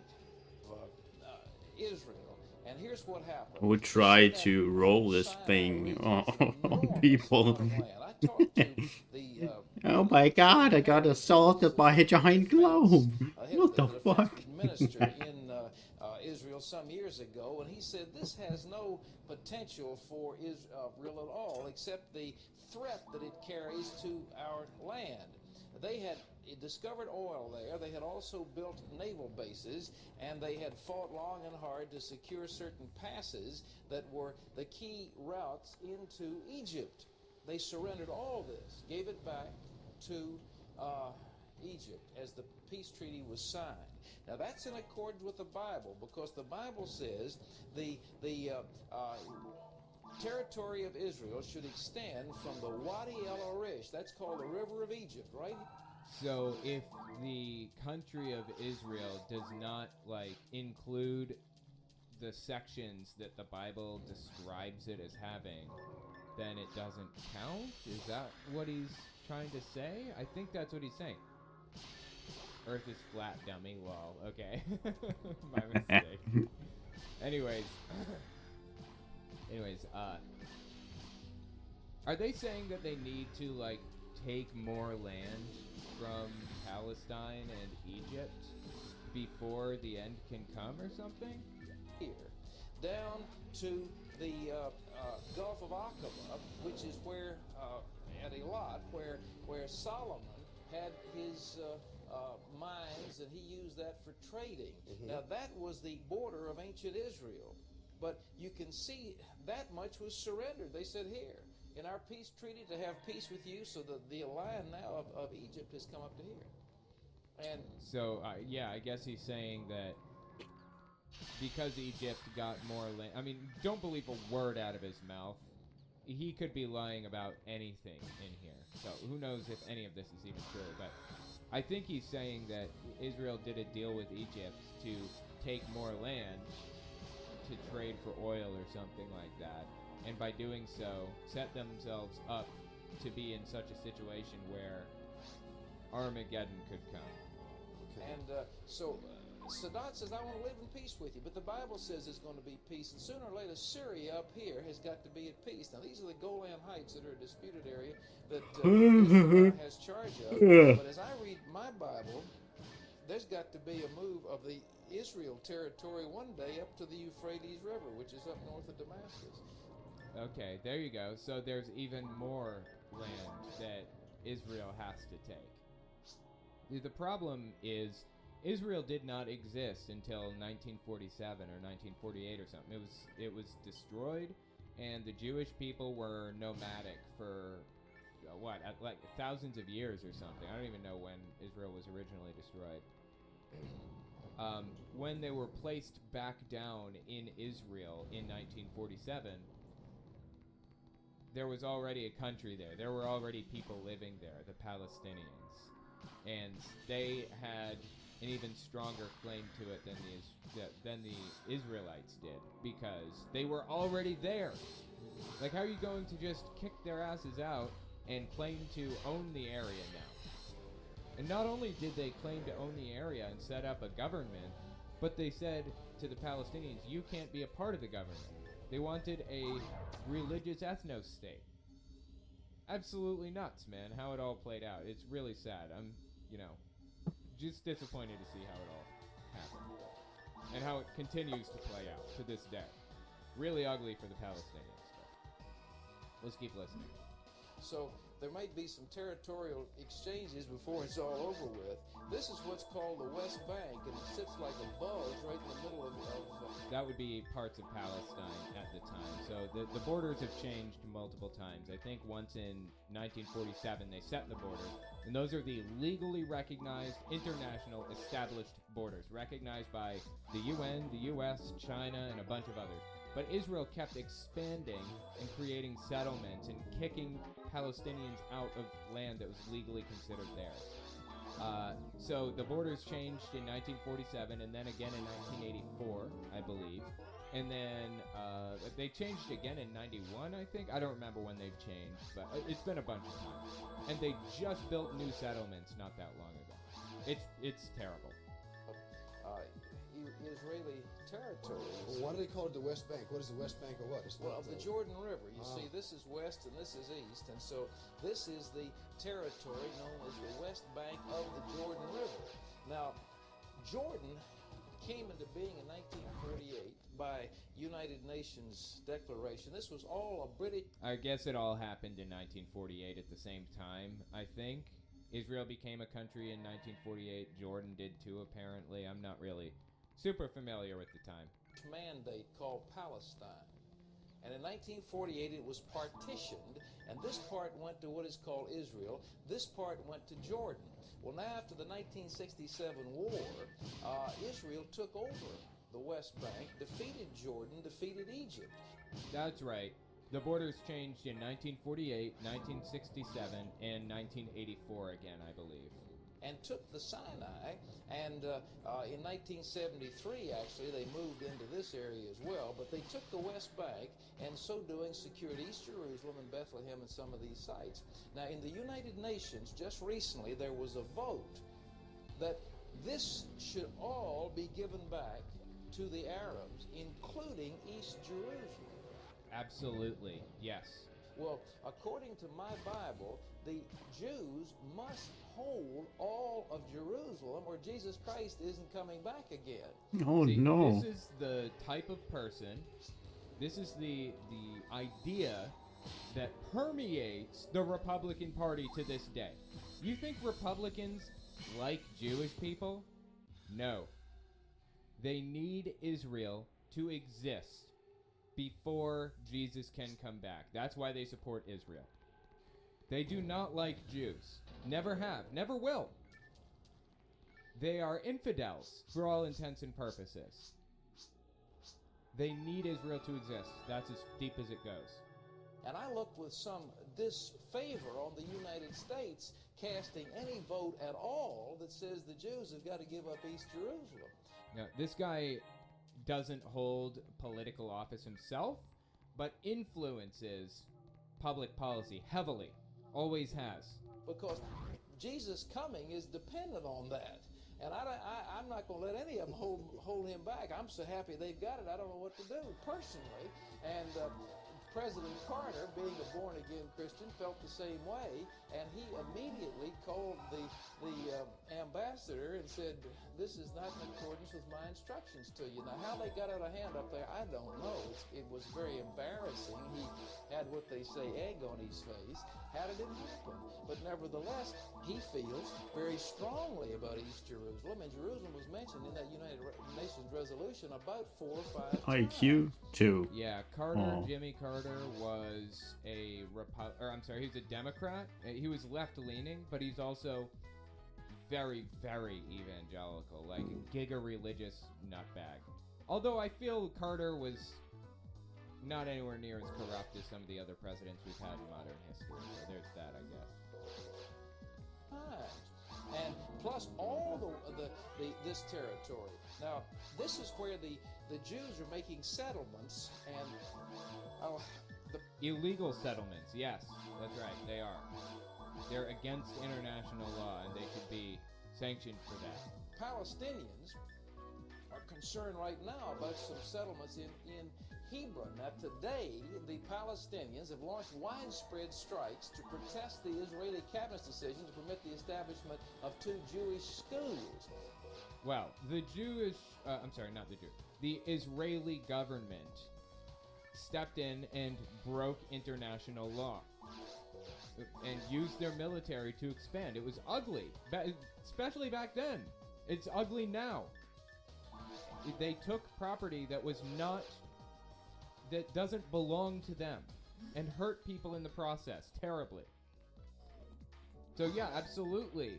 They should protest that 100%. Yes, most definitely. In the all-Arab city of Hebron. And the American Middle East envoy, Saul Linowitz, has asked Israeli Prime Minister Menachem Begin to freeze Jewish settlements on the West Bank. The hotly disputed issue is expected to be high on the president's list when he meets separately with the Begin and Anwar Sadat at the White House in another several weeks. Now, let's go from this point and look back into the history of the Middle East and Israel to see if we can get some a concept of how this controversy took place. Here's that report. Well, that's the situation. Thank you very much, Peter. And that. Wow, that was fast. Yeah, I couldn't find the full original episode. I could just find this like 18-minute clip, so I guess that was cut out. Sort of brings us up to date of where things are. You might be interested one more time to take a quick look at the West Bank territory, and you notice that the distance between the edge of the West Bank, if that is totally returned to Jordan or if there's an independent Palestinian state, that only gives Israel 30 miles or so to the ocean. That's they're cut in that little narrow neck of land, and it's highly unlikely that the Jewish people are going to give that up. Now, again, talking to some of the leaders over there, they were in favor of letting the Arab people have a state that would be the same type of state as Texas, for example, inside of Israel, where you could have a legislature, but they would have their own control. They call this the occupied territory. That would be kind of interesting, but ultimately, Israel is run by a right-wing government, or at the very least right now, and has been since like the 90s, basically. The guy that currently runs it is a guy named Netanyahu, and he's a far-right nutter-butter who has a vested interest in creating a religious ethno-state and doesn't want anyone else involved in the government at all. It's an apartheid situation. a segregated situation where if you aren't a certain ethnicity or religion, then you cannot, take part in government. You can't take part in certain schools. You can't go to, use the bathroom in certain areas, things like that. It's really, really ugly. It's bad. It's under military government, and what the Jews probably don't want, however, is a million or so Arabs that would suddenly become Israeli citizens. That might upset the balance. So how would that upset the balance? Are you kidding me?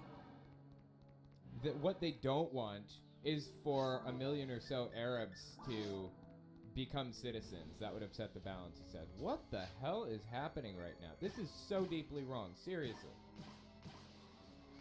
Does he hear himself think? It's a difficult... I'm sorry. Does he hear himself speak? Presumably he hears himself think. I'm nearly certain that he isn't thinking about this objectively. This is all through the lens of religion. This is all through the lens of, there's a silver lining behind every mushroom cloud, and whatever I can do to get us there faster, I'll do. Difficult problem. But the key is Jerusalem, which is their capital, and that's right here. And the Jewish people are not going to give up East Jerusalem. And the Arabs, I think the extremists, the Palestinians or the Russians or somebody, are going to insist in it. And although the Jewish people may be quite conciliatory on many, many things, that one thing I think they'll never give up. Well, it actually gets even deeper than that as far as like the conflict goes between Israel and Palestine. So there are time periods in Judaism that are marked by when certain temples existed, okay? So there's the first temple, the second temple, and now they want to build a third temple. Those time periods have been significant within Judaism since the very beginning. And they've had a vested interest in building a third temple, which, according to Judaism, would kind of bring them into the New Age. And according to Christianity, would be the beginning of the end. It'd basically be like the start of Armageddon or whatever. But the problem here is that the temple, which for the ex-Jehovah's Witnesses out there, is the same temple that fell in 607/587 BCE. You know, that whole argument that Jehovah's Witnesses engage in? It actually fell in 587, not 607. But Jehovah's Witnesses insist they're right about this. Anyways, it's that temple. The problem is that the temple has to be built in a very specific location with very specific dimensions. They've wanted to put this third temple up, but there's an incredibly sacred mosque there in its location. Until that mosque is gone, they cannot create a third temple, and the only way to get rid of it is to destroy it, and that would just, oh my god, that would be an ugly mess. So, Israelites have not done that. I hope they never do. But yeah, I think that's probably the next step in Pat Robertson's theology. And consequently, that may be... Judaism believes in no end third temple be a complete utopia. That was from Koopmaster. I appreciate that. Yeah. They think that it would be a utopia once it's erected, right? Okay. Dome of the Rock, right. That's the location of the mosque, I believe. And that's where the third temple needs to be constructed. Yeah, I just don't think that this is ever going to happen, honestly. I think that mosque will be there forever.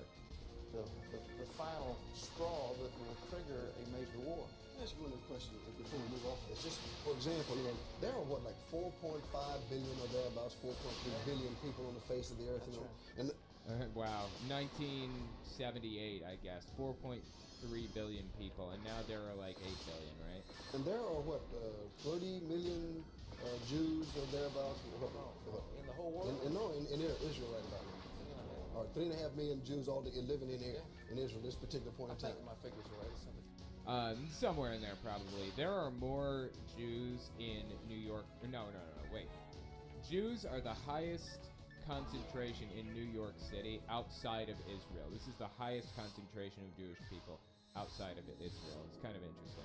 Okay, now, what is it for example, that says, why isn't it Ethiopia or because we're working with myths that came out of Israel. That's why. Ethiopia has their own creation myths. South America or whatever. Why is this particular thing such a hot spot and the continuing friction between the Jews and Arabs in that part? You know, if the Western world had based their religion off of Ethiopian, creation myths, then Ethiopia would be like the center of like where God entered or whatever. It's that simple, honestly. Stampede122, Pat is as old as a dino at this point. Oh, absolutely, dude. I think he gave the show over to his son, but he does guest appearances on it now. How old is this guy? He's got to be like 90-something now, right? Pat Robertson is 92 years old. Wow. He's actually younger than I thought. I was shooting for 97. That's crazy, dude. On behalf of Leroy here in the chat. Oh, thank you so much. I appreciate that, Nemo Nova and Leroy.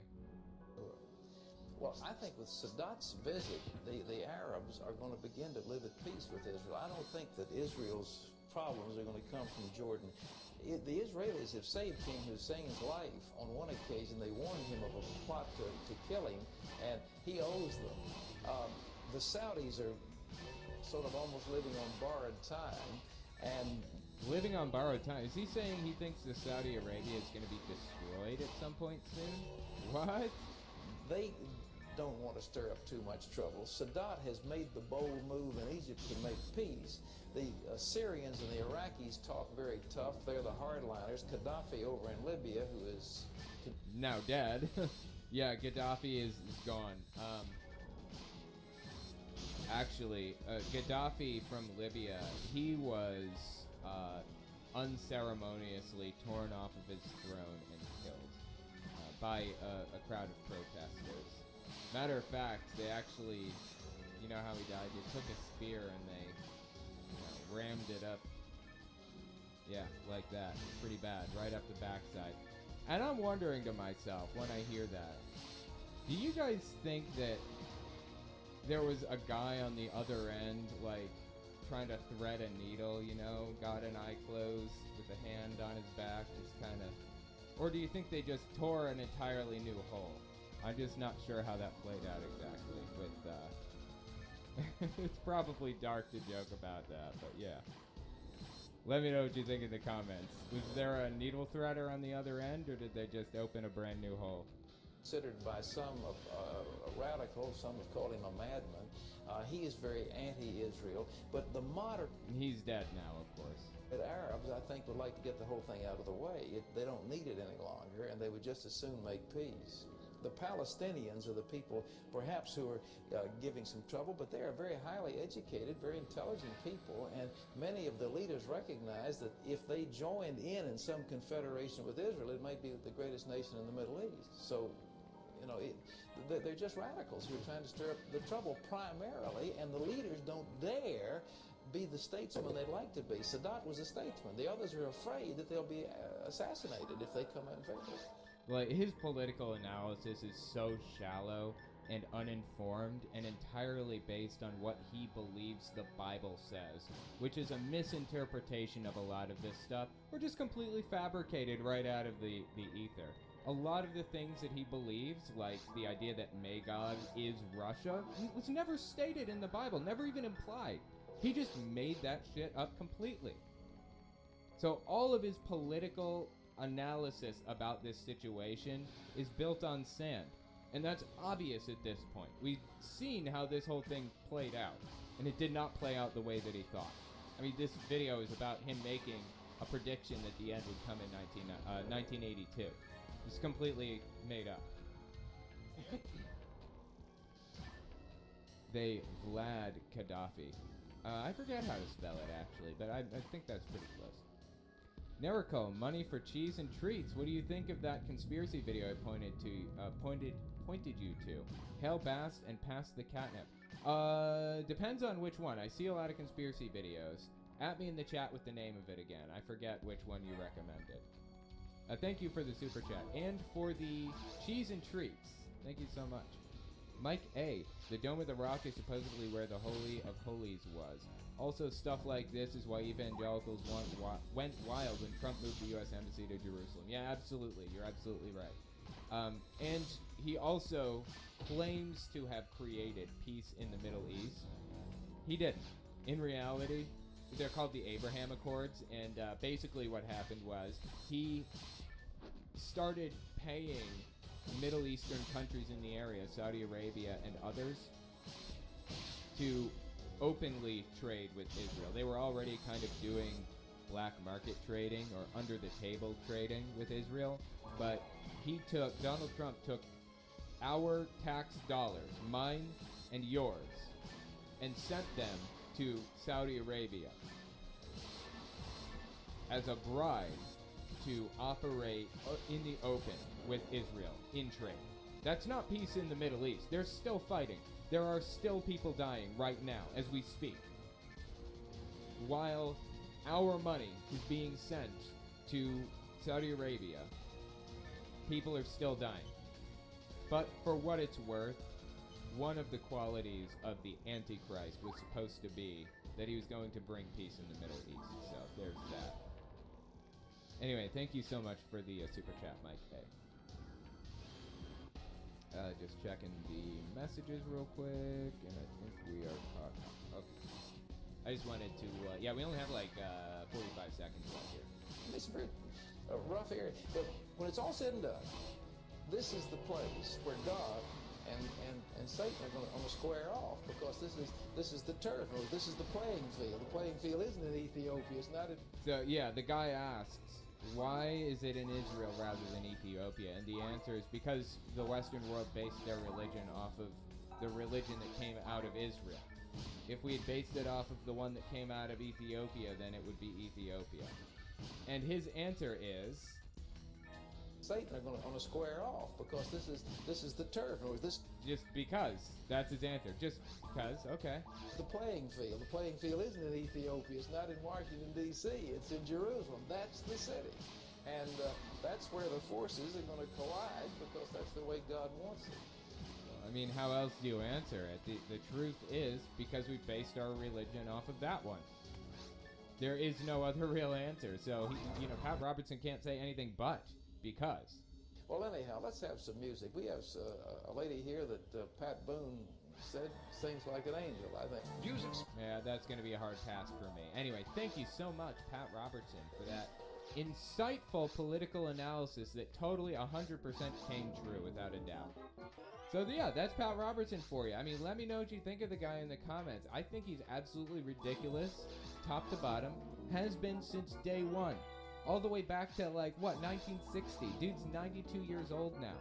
And he's been ridiculous since he first entered into Christian ministry, into televangelism.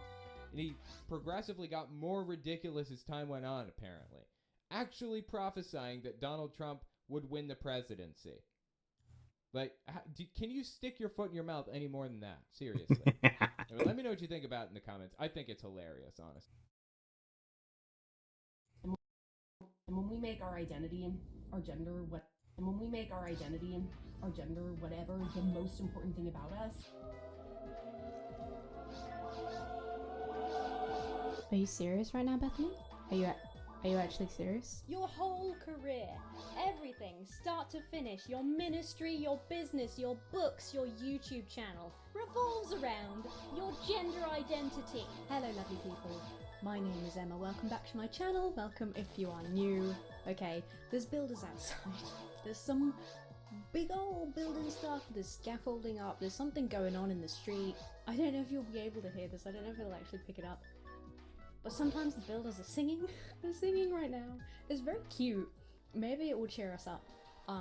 But yeah, apparently it's going on all week, so I can't just not record today. It's gonna keep happening. So there's gonna be banging and crashing and the sound of vehicles and the sound of hammers outside. I'm really sorry. It's too hot to close the windows. You'd probably still hear it anyway. So that aside, today we are going to be looking at one of my least favourite channels on the internet, Girl-Defined. I haven't watched the video yet, but based on the title alone, the title of this video is Men Can't Menstruate, period. I appreciate the pun, Based on the title and the description alone, this is gonna be transphobic. It's gonna be sexist because this is girl-defined, defending their version of biblical womanhood from a very weird, fundamentalist, literalist perspective. If you're interested in more girl-defined content, by the way, Savvy and I checked out their book. I'll leave a link down below to that if you want to look at it. It's bad, but we had a fun time doing it. What I've gathered from their extended content, like their stuff on their Instagram, reading their book and things like that, these are just mean girls. Like, they're so smug and proud about being the godly ones, and they're so fucking rude and horrible about, like, their friends who stopped believing, or, like, there's this amazing bit in the book, you should watch that video, there's this amazing bit in the book where they're like, most of our friends who moved away just stopped believing the same things that we did. What happened to all of them? How come all of them are wrong and we're righteous and cool? It's mind-blowing. Just off of, like I say, off of the... Oh, I should take my earrings off. I keep doing this. Off of the description alone, I have so many thoughts. There's a funny thing with this kind of transphobia where they're defending womanhood in a way that is super sexist. Like, the way they reduce womanhood to, like, in this case, I guess, bleeding. It's all about who's got it worse. Like, oh, if you're a real woman, then you've had the worst time ever. While, oh my god, all the Peppa Pigs have fallen down. Fairy Pepper and George. So I'm an adult. I've just fallen down. This is my pig shelf. I've got Koenig from IKEA and Piglet up there as well. I'm sorry, that was a really dramatic They were like, stop having to deal with all this transphobia, we'll save you. Play the new Peppa Pig game. Deal with all this An adult. I've just fallen down. This is my pig like, in this case, I guess, bleeding. It's all about who's got it worse. It's like, oh, if you're a real woman, then you've had the worst time ever. While, oh my god, all the Peppa Pigs have fallen down. Fairy Pepper and George. So I'm an adult. I've just fallen down. This is my pig shelf. I've got Koenig from IKEA and Piglet up there as well. I'm sorry, that was a really dramatic They were like, stop having to deal with all this transphobia, we'll save you. Play the new Peppa Pig game instead. That's what they're saying, and I am gonna do that. I think Peppa Pig was telling me I was taking too long. I'm really tired of this perspective of people that are trying to defend womanhood and being a woman is the most amazing thing in the world. Also trying to claim this perspective of, oh my god, the hammering is so loud. This is gonna be such a fucking shambles. It already is. I'm so sorry. Yeah. They also take this perspective of, you know, you're only a woman if you experience terrible pain and all of these awful things. Being a woman is suffering, but it's also the best thing ever and we've got to protect it. It's totally weird and I hate it. Let's just watch the video before more weird stuff happens. Oh, at some point the doorbell might ring as well, so... Oh my god, the hammering is so loud. Here we go. Welcome to your car conversation. Men can't menstruate, period. That's what we're talking about. And I can already hear it coming because you've already DM'd me, but Bethany, you're confused because there are women, biological women, who identify as men and they menstruate every month. So get your facts straight. And I hate to say, but I completely disagree with you. Biological men can... Don't pretend you hate to say it. You love it. You wouldn't do this video if you weren't absolutely passionate and you didn't rely. Here's the thing, right? They do have a following. But they used to do these courses. I don't know if they still do courses. They used to do courses. They sell tons of books, okay? They do have a core audience of people who support them, people who go through their programs, who read their stuff. I strongly, strongly suspect the majority of their YouTube revenue comes from hate clicks. Or, like, people debunking them, you know? Me, I guess. So, sorry, I'm contributing to the problem. You do want to correct the misinformation before it gets into the hands of people who will agree with them. I just think that pretending like, I'm so sorry, I know you're gonna DM me and say that I'm wrong, I just disagree, I don't like to say it. Yes you do, you big liar. You love it. Cannot menstruate. If you were saying a man is menstruating, you are referring to a biological woman. In fact, when I was younger, I remember being at the checkout line of the grocery store, and I remember seeing something that to me... Girl defined personal anecdote number 1 that trumps all of the rest of the world's experience, all studies, all science. This is anecdotes with Girl Defined. At the time was very disturbing because it was so shocking, especially back then. I'm 33 and I don't even know how old I was. I was a kid. And I remember seeing a magazine, no idea what magazine it was, but it was basically a picture of what looked like a man that was very pregnant, like 8 months pregnant, 9 months pregnant. It was like very, very pregnant. And it was something to the effect, the title was something to the effect of like, whoa, like, you know, man gets pregnant or whatever. And I just remember being a kid. It's probably the first, when was that? Let's just quickly fact check this. The first trans man to become 2002 or 3 or something like might have that. been Thomas Beatty. 2007. That would be. All There right. we go. Maths. Okay, 2007. 2010. That was too recent. She wouldn't have been a kid then. She would have been in her... Well, I guess she would have been in her teens. 2007, I would have been 13, 12, 13. She would have been quite a bit older than that.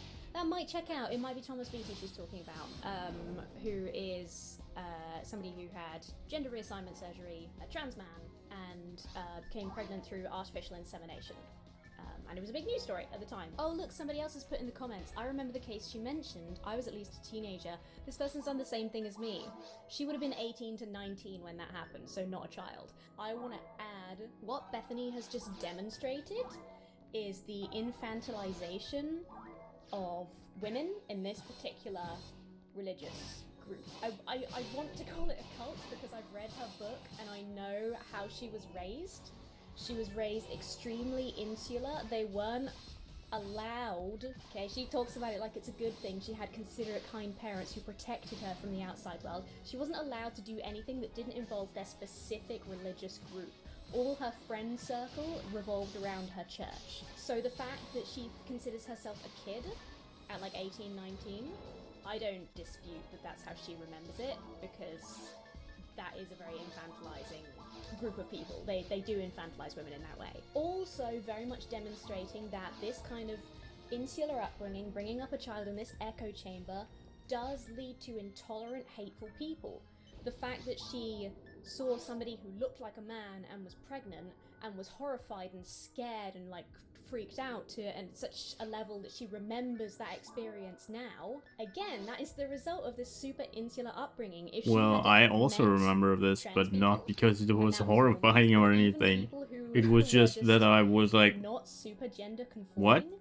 She would be aware Man enough can... that those people what? exist, that she wouldn't be so freaked And then I out looked into to it, see like I somebody who just looks like a read man the and that's clearly still freaking the her out now, article, and which is yeah, fucked up. that's why I And remember kind that. of don't blame her. I blame her for sharing this to others. I remember because where she I just- when she's gonna I be read insulated or when in her I children read the that. exact I same way just she was insulated kind of as a misremembered child. the years a little Which bit, but sucks, that's but because it's the fault of I her lived upbringing. at that I kinda place feel for sorry, quite a and I while. got this from reading the book. I kind of feel really sorry for her because she had no chance. And being extremely confused and disturbed, honestly, by this picture that I saw. And Exactly the same thing, by the way, that a lot of religious kids or people who were super religious when they were kids experience seeing gay people. That like fear and disgust is the exact same mentality that's been drilled in. Anything that's different, that's outside of their little bubble, is scary. it wasn't until later, when I grew up a little bit, that I realized, oh, that wasn't a man, a biological man, that actually got pregnant. That was a female, a biological woman who identified as a man who was now pregnant. It's funny that she's so exasperated here because she's just said the accurate truth. I like the way she's worded it, I don't like, but for her understanding, yeah, she's correct. She grew up a bit. Remember, we found out that she was 18, 19 when that story came out, so it's fine. So she grew up a bit, presumably in her 20s, she realised that, oh, that's a trans man. That's somebody who identifies as a man who at the time had, typically female biology, and that's why he was able to become pregnant. Like, yeah, that's it. But she's like, but I was personally disgusted, and therefore it's wrong.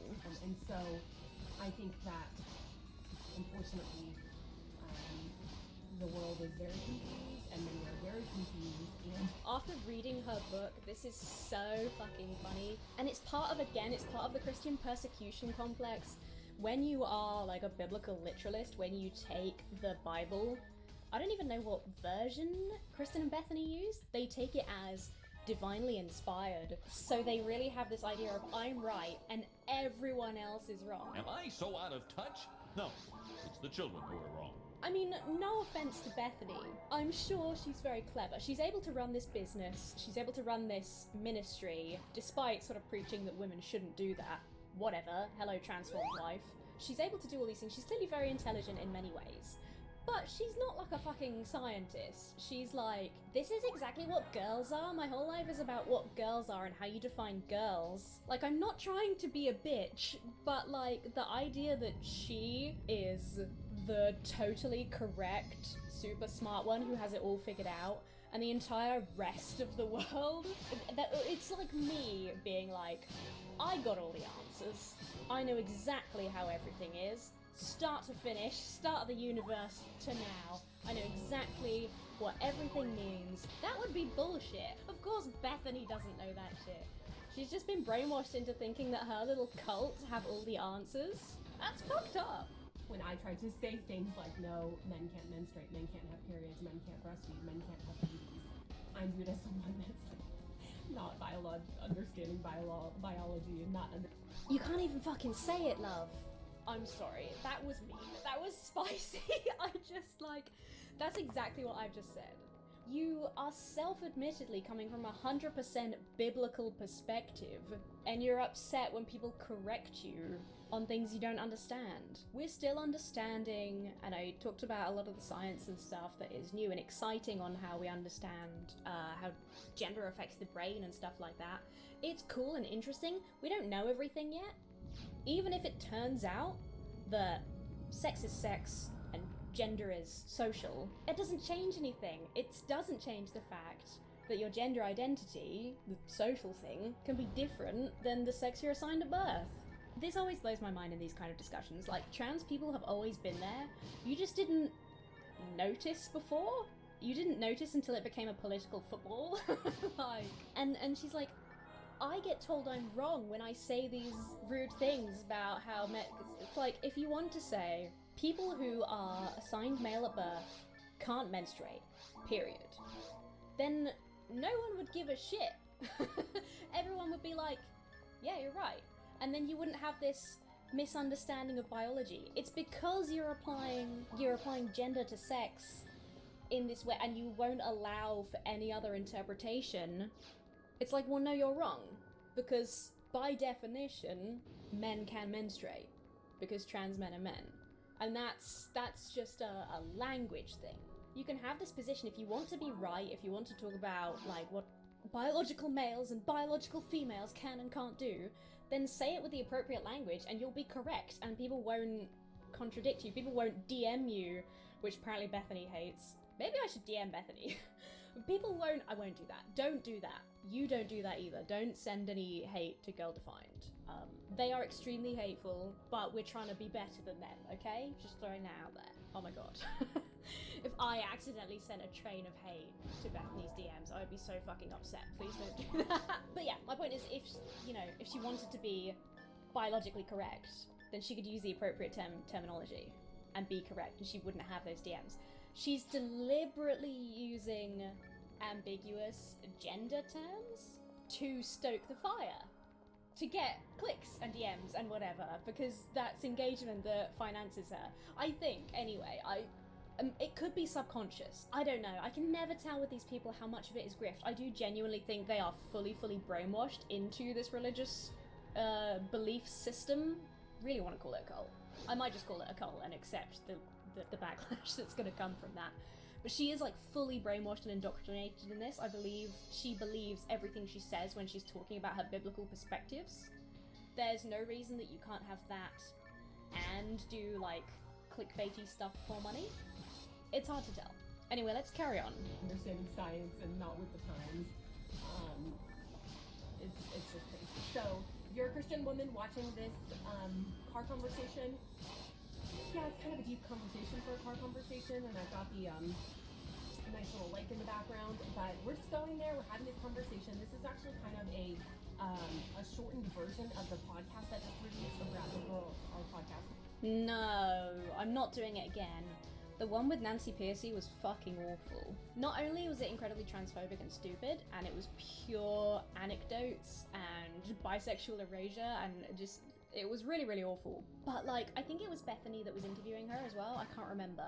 But like, they are such bad interviewers. They spent the whole time going, uh-huh, yeah, mm-hmm, oh yeah, mm-hmm, uh-huh, wow, oh wow, over their interviewee talking. But they also let the interviewee just ramble on about whatever the fuck she wanted that didn't really relate to the topic, and it was just awful. So I don't want to do that again, please. The Girl Defined show. I talked all about Miss Universe and a recent post that they put out, and it basically was a guide for how to talk about periods, and the whole guide was basically, don't say this, like don't say women who have periods, say people who have periods, don't say, you know, basically all of those talking points about how we need to have inclusive language, and we need to be very careful about how we talk, because, you know, it's the... I don't think you need to be very careful. I think inclusive language is good. I think anyone saying inclusive language is bad clearly has some hidden agenda or some phobia. And I don't mean that in the like transphobia hateful way, I mean in the fear sense. Because otherwise, my god, my hair is so bad. Focus. I'm buzzing, I'm jimbling today, I'm so sorry. I don't know why, I'm just like really jazzed up, I've got a lot of energy. Yeah, anyone who claims that inclusive language, inclusive anything is bad is either aware on a conscious or subconscious level that they have some privilege that inclusivity might diminish slightly, they want to keep their privilege. You get that a lot with inclusivity in the workplace. Or they have some fear or phobia, but just acknowledging this group of people, acknowledging some different kind of person strikes fear into them, which we know that Bethany has. She's revealed that earlier, she was honest about that. Maybe this, do you know, we could look, I mean, this is gonna be long. This is only, I was like, this is a 10-minute Girl Defined video, it won't take long to whip through this, we'll be okay. But if we want to do it properly, we might as well just do it and have a longer video. You can pause it and come back later, I don't mind. I'll put chapter markers in. Longer videos do better on the algorithm. So, if you want to help the algorithm as well, you can leave a little comment down below. Also, what really helps at the moment is if you click onto one of my other videos. If you go from this to another one of my videos, that is a big thumbs up to YouTube, so thanks very much. What we're looking for? Oh, Miss Universe. Period guide. Oh good, it's linking to a Breitbart article. What do you want to bet that is where Bethany gets her information? Oh, here it is. Okay, they've shared the actual tweet, so that's something from Breitbart. Thinking menstrual health is only a niche topic for women excludes transgender, non-binary, and gender non-conforming people who have periods from the conversation. And then this is the, okay, we can go to the official tweet and close Breitbart, thank goodness. So the way that Bethany said it made it sound like it was about periods in general, and then they just happened to focus it all on transgender issues. It's specifically about being inclusive. And it's a Twitter post, it's not like a big guide or whatever. Just, I feel like Bethany has really misrepresented what this is, at least the way that I interpreted what she said. I find that very misleading. So say reproductive health rather than women's health. Reproductive health was already, long before this political conversation around trans people arose, reproductive health was already the proper terminology. People who have periods instead of women who have periods. The top comment here is, why have you excluded me from womanhood? If you feel excluded by the word people, your idea of womanhood is severely distorted. And it's amazing how often I've had to say this on this channel. Women are people. When you say people who have periods, that includes you, a woman. If you don't think that women fall into the category of people, then you have a severely sexist viewpoint. Not all women menstruate, and not all people who menstruate are women. It is that simple. And this is, again, something that I've seen Savvy talk about really well. When you say, advice for women on periods, it can feel exclusionary to women who don't have periods. It's mad. So basically, they put out, Miss Universe put out a nice guide on how to use inclusive language when talking about reproductive health. And Bethany has big problems with that. biological sex doesn't matter, it's all in how a person identifies, and so we want to be inclusive. And I personally... They didn't say, okay, we just looked at it, they did not say in any way, shape or form, biological sex doesn't matter. Kind of the point is that it does matter. The fact that, like, it's intrinsic, right? The, you know, biological sex, the physiology part of it is the intrinsic part that means you need inclusive language. Because it's the physical biology that means that some trans men do menstruate, or some non-binary people menstruate, etc., etc. The biology doesn't matter is completely counter to what is being said. It's just about inclusive language. If you have a problem with simple inclusive language, you have a deeper issue. Personally, just unpacked how I think that is the most ridiculous, damaging thing ever, and, you know, also, it's just insane to me that these feminists, these women who have been fighting here in America for so many years to get women's rights, women's equality, women... The tone with which she said, because we know she's anti-feminist, right? If you've missed that, yes, girl-defined, very anti-feminist. Because they believe that women don't need access to... Despite the hypocrisy of them running an online business, they think that women should stay in the home and look after the husband and cook for the husband and clean for the husband or whatever. The disdain for which she's like, fighting for women's rights, like... opportunities for biological women are... No, I don't think anywhere in the history of feminism anyone has been like, opportunities for biological women. It's just been opportunities for women. If you or, you know, whatever, some sexist employer or whatever encountered a trans woman who passed to you, who was you deemed as feminine, just like when you saw the pregnant man and identified him as a man, they would encounter the exact same systemic issues as cis women. It's still a women's rights issue. I mean, it's weird here because Bethany disagrees with the struggle for women's rights. She, even though she has all this advice about dating and basically, you know, chose her spouse in, I mean, those are weird stories about them and their partners as well. Was it Kristen or Bethany who had the whole thing where she's like, I wasn't really attracted to my husband on my wedding day. So that's a whole nother fucking kettle of fish that I don't want to get into right now. But, you know, she essentially was able to choose her spouse. She was able to choose to run this online business, to, you know, run this ministry. She was able to choose all of these things. If it wasn't for the fight, the historic fight for women's rights, she wouldn't have any of the shit she has now.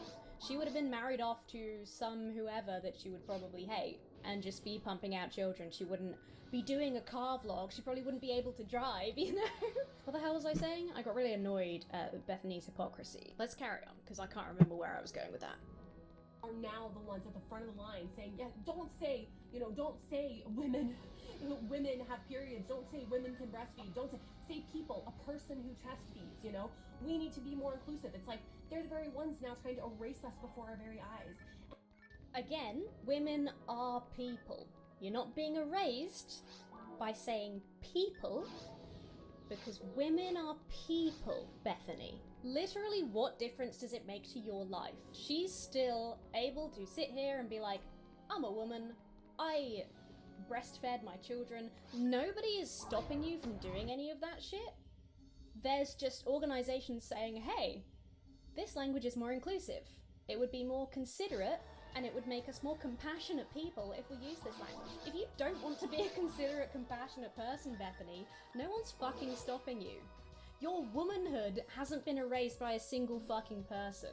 And it's not just, y'all, it's not just that God created man and God created woman and they are different, and no matter how we feel on the inside, no matter how we think we identify, God is not a God of confusion. He did not make a mistake. God is not a God of confusion. He did not make a mistake. Remember when God regrets making humans? It's in, you know, the flood and Noah and all that. He regrets having made humans because they're so shit. He's never confused. Remember when he's walking around the garden being like, Adam, where are you? You've done something? You up to something? God, in the Bible, is inherently contradictory. His morality is contradictory. His actions are contradictory. The God of the Bible is totally a God of confusion, because that's the only way you can that's the only way you can pass that God. Apparently he made us in his image, which means that God is at least a hermaphrodite. If he made men and women, and those are the two genders, and there's only two genders or whatever, well then that means God is a man and a woman, right? Mistake. You are born a biological woman. That is his good design for you, and even if you're struggling with that, you can press into the fact that God has a good... It's not about God's plan. It's not about... She can convince herself that it's about God's plan because she knows God, and therefore when she feels uncomfortable with something, that's because God doesn't like it. It's not. It's totally about what makes her feel comfortable and safe. And if she doesn't like it, she doesn't want to see it. That's why she wouldn't be bothered, and probably hasn't been bothered, whenever she's encountered a trans person who she hasn't identified as trans. It's just about whether it makes her feel icky. That he is a loving savior, and that he made you a woman on purpose, and you can take cues from the fact that God made you a biological woman. But it's not just like men and women. There are beautiful differences between men and women. And instead of just saying like, well, it's just a woman or it's just a man, it's like we need to celebrate those differences. God made us equally valuable but purposely different. He created women to have... I know it's irrelevant because she's using the Bible, whichever version. She's using the Bible as her basis for everything, but like, prove it. If we have to revolve our whole lives around the fact that God made men and women different, you're gonna need to give me some evidence other than that tiny bit in Genesis, which we have no idea when it was written or who it was written by. You've just randomly decided to believe that it's divinely inspired? It's fucking weird, man. Have wombs, to have a uterus, to be able to carry and... But Bethany, women are born without those things. There are cis women who are born without a uterus. Did God fuck that up? Why did God do that then? Doesn't make any goddamn sense, Bethany, and you bloody know it. And bring forth life, something a man, biological man, cannot do. It is physically impossible. Yeah. Everybody knows men aren't involved in the creation Gimme! of life. Gimme! Naturally. Yes! Breastfeeding, you know? I mean, you heard that insane story a couple months And ago. I can actually use it. Woo! To a woman, but was talking about... And it looks so bad. The baby that his wife or whoever, he didn't give birth to it, somebody else gave birth to it, but he was trying to breastfeed, but they were saying they were having trouble with the milk coming in because he is a biological man. He is not a woman. Tits on, I'm sorry. And Bethany doesn't like when people tell her that she's wrong about biology, but she is. Do you not understand? Okay, she doesn't understand because, again, she lives in an echo chamber. She doesn't learn anything that makes her feel remotely icky. If it relates vaguely to trans people, she won't learn about it because she doesn't want to look at it. She doesn't want to hear about it because, it scares me. I don't like it. It's outside of my worldview, what I was indoctrinated into in my childhood cult. Breasts are like the easiest thing to change. If you are male to female transitioning, like, breasts are the simplest thing to come in because it's just hormones. But it is a thing. It is, and it can be a thing. And if it wasn't, which it doesn't surprise me that Bethany wouldn't know about that because, again, she's scared of that kind of news. But if it wasn't, who gives a shit? Why do you get to decide that being a woman is about breastfeeding? I'm never gonna have kids. Booba. I'm never gonna have kids. So I'm never gonna... Oh, that's the doorbell. I was so excited to get my parcel that I hit my wrist on the door frame on the way out. What were we talking about? Some bullshit about being a woman, probably. I'm so sorry, today's full of distractions.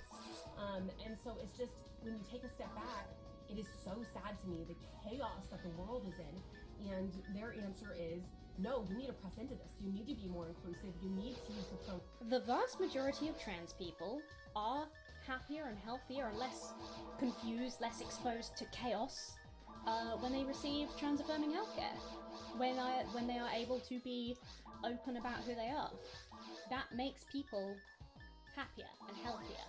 Again, it's totally personal. It's about what she can understand and what she finds icky. Because if it was actually about a world of chaos, and it's only a world of chaos because so much media has been using the trans issue as a political football. It just is making the world harder for Bethany to understand because it doesn't jive with the cult she was born into. That's it. It's confusing to her because she doesn't get it. Because she can't get it because her mind is completely closed off to the possibility that trans people could exist. Pronouns that everyone wants. You need to use the terms and the language that everyone wants, because that's what's best for our mental health. That's what's best for the health of these individuals. And I would completely disagree, and I think that statistics over the... I mean, I kind of don't care that you would disagree because you're wrong. I don't really give a shit if you disagree. Last few years show you that they disagree as well. I mean, not true. Suicide rates, depression, anxiety, everything is absolutely... Do you know what? That's fucking atrocious to say. That is absolutely horrific to say. To suggest that using inclusive language is what's causing trans suicides, and not people like fucking Bethany forcing trans people back into the closet. Okay, here's a study. I will link this down below if you're interested. This was a study on suicidality and attempted suicide by trans people. Interpersonal microaggressions made a unique, statistically significant contribution to lifetime suicide attempts, and emotional neglect by family approach significance. School belonging, emotional neglect by family, and internalized self-stigma made a unique, statistically significant contribution to past 6 months suicidality. How could you possibly claim that accepting trans people and using inclusive language is what's causing suicides and poor mental health? It is people like Bethany reinforcing this disgusting stigma, trying to force trans people back into the closet. I pray to the non-existent God that Bethany does not ever have a trans child, because her way of dealing with it is basically conversion therapy. You know, a lack of family acceptance. That is the risk factor in causing youth trans suicides. It's disgusting for her to just randomly pretend otherwise. This is really fucking gross. That makes me want to report this video, because what a fucking dangerous, disgusting message to spread. Absolutely through the roof, and I don't think it's just because of the difficulties of COVID that we went through. I think it's because we are pressing... Just to randomly acknowledge that, oh yeah, youth mental health is quite bad at the moment because of COVID. Just like throw in a counter argument to your own point randomly. Into absolute insanity. And honestly, I don't even know what's gonna happen in 10, 20 years when this next generation that we are confusing the heck out of grows up and, you know, had chopped off body parts at 14, 15, 16. Oh, the chopped off body parts argument. Children are not getting their body parts chopped off. Okay, it's not happening. There have been isolated cases, I've only read about one, but it's possible there are more. There have been isolated cases of medical experimentation, because at some point you have to trial medical procedures, right? There have been cases of people at the age of, I think, 13 having, I want to say it was mastectomies, in which case there was a lot of, a lot of consent gathering, obviously, a lot of thought went into that, but it's entirely possible that those kids did have that surgery and will regret it or be unhappy with it later. Entirely possible.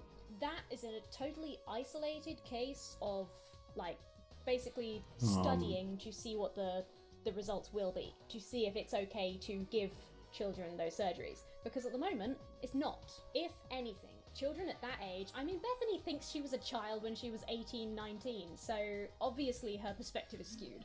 If children do anything at that age, they will have puberty blockers. And we already know that puberty blockers, yes, they can have side effects, like any medicine, like SSRIs, like fucking hay fever tablets. They can have side effects. Puberty blockers will halt the puberty that you would have gone through for the sex you were assigned at birth, giving kids more time to think about what they want, to learn whether this helps, to have those mental health counselling sessions, blah blah blah.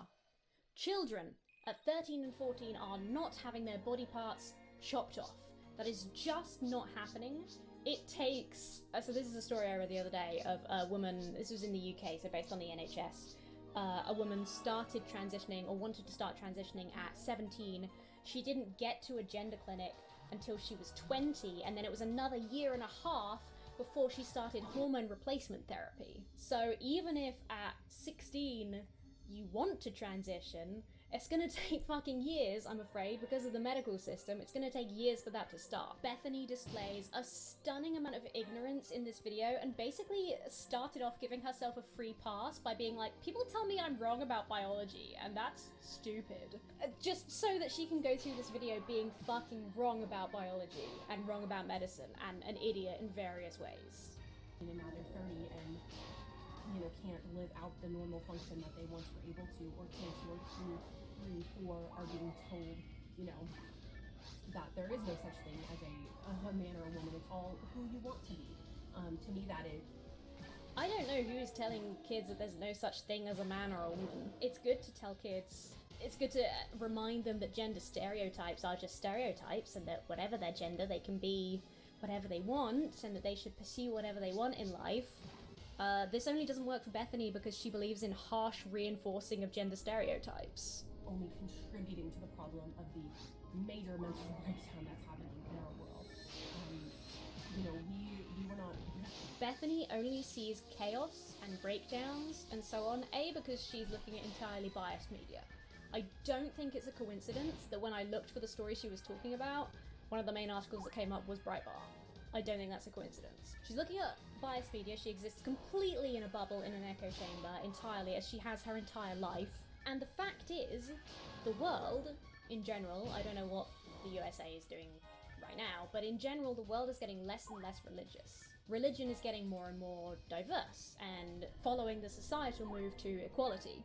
So she, in her very old school fundamentalism, is looking at a world that is becoming more inclusive and allowing people to be more open, and this seeing thing that is as killing chaos, me. because there are fewer people who think in the strict binary terms that she does. And that's not because the world is getting chaotic, that's because the world is improving and she was brought up in a cult.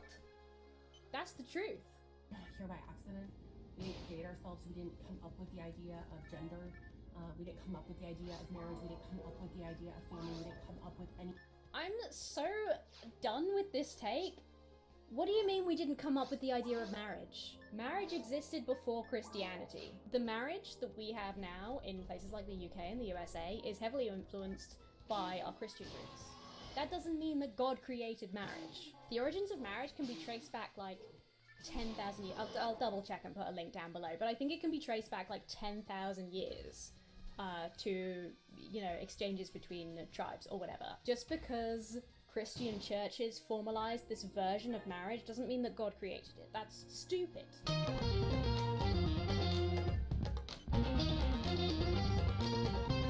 But you wouldn't research outside of your echo chamber. Oh, what the fuck?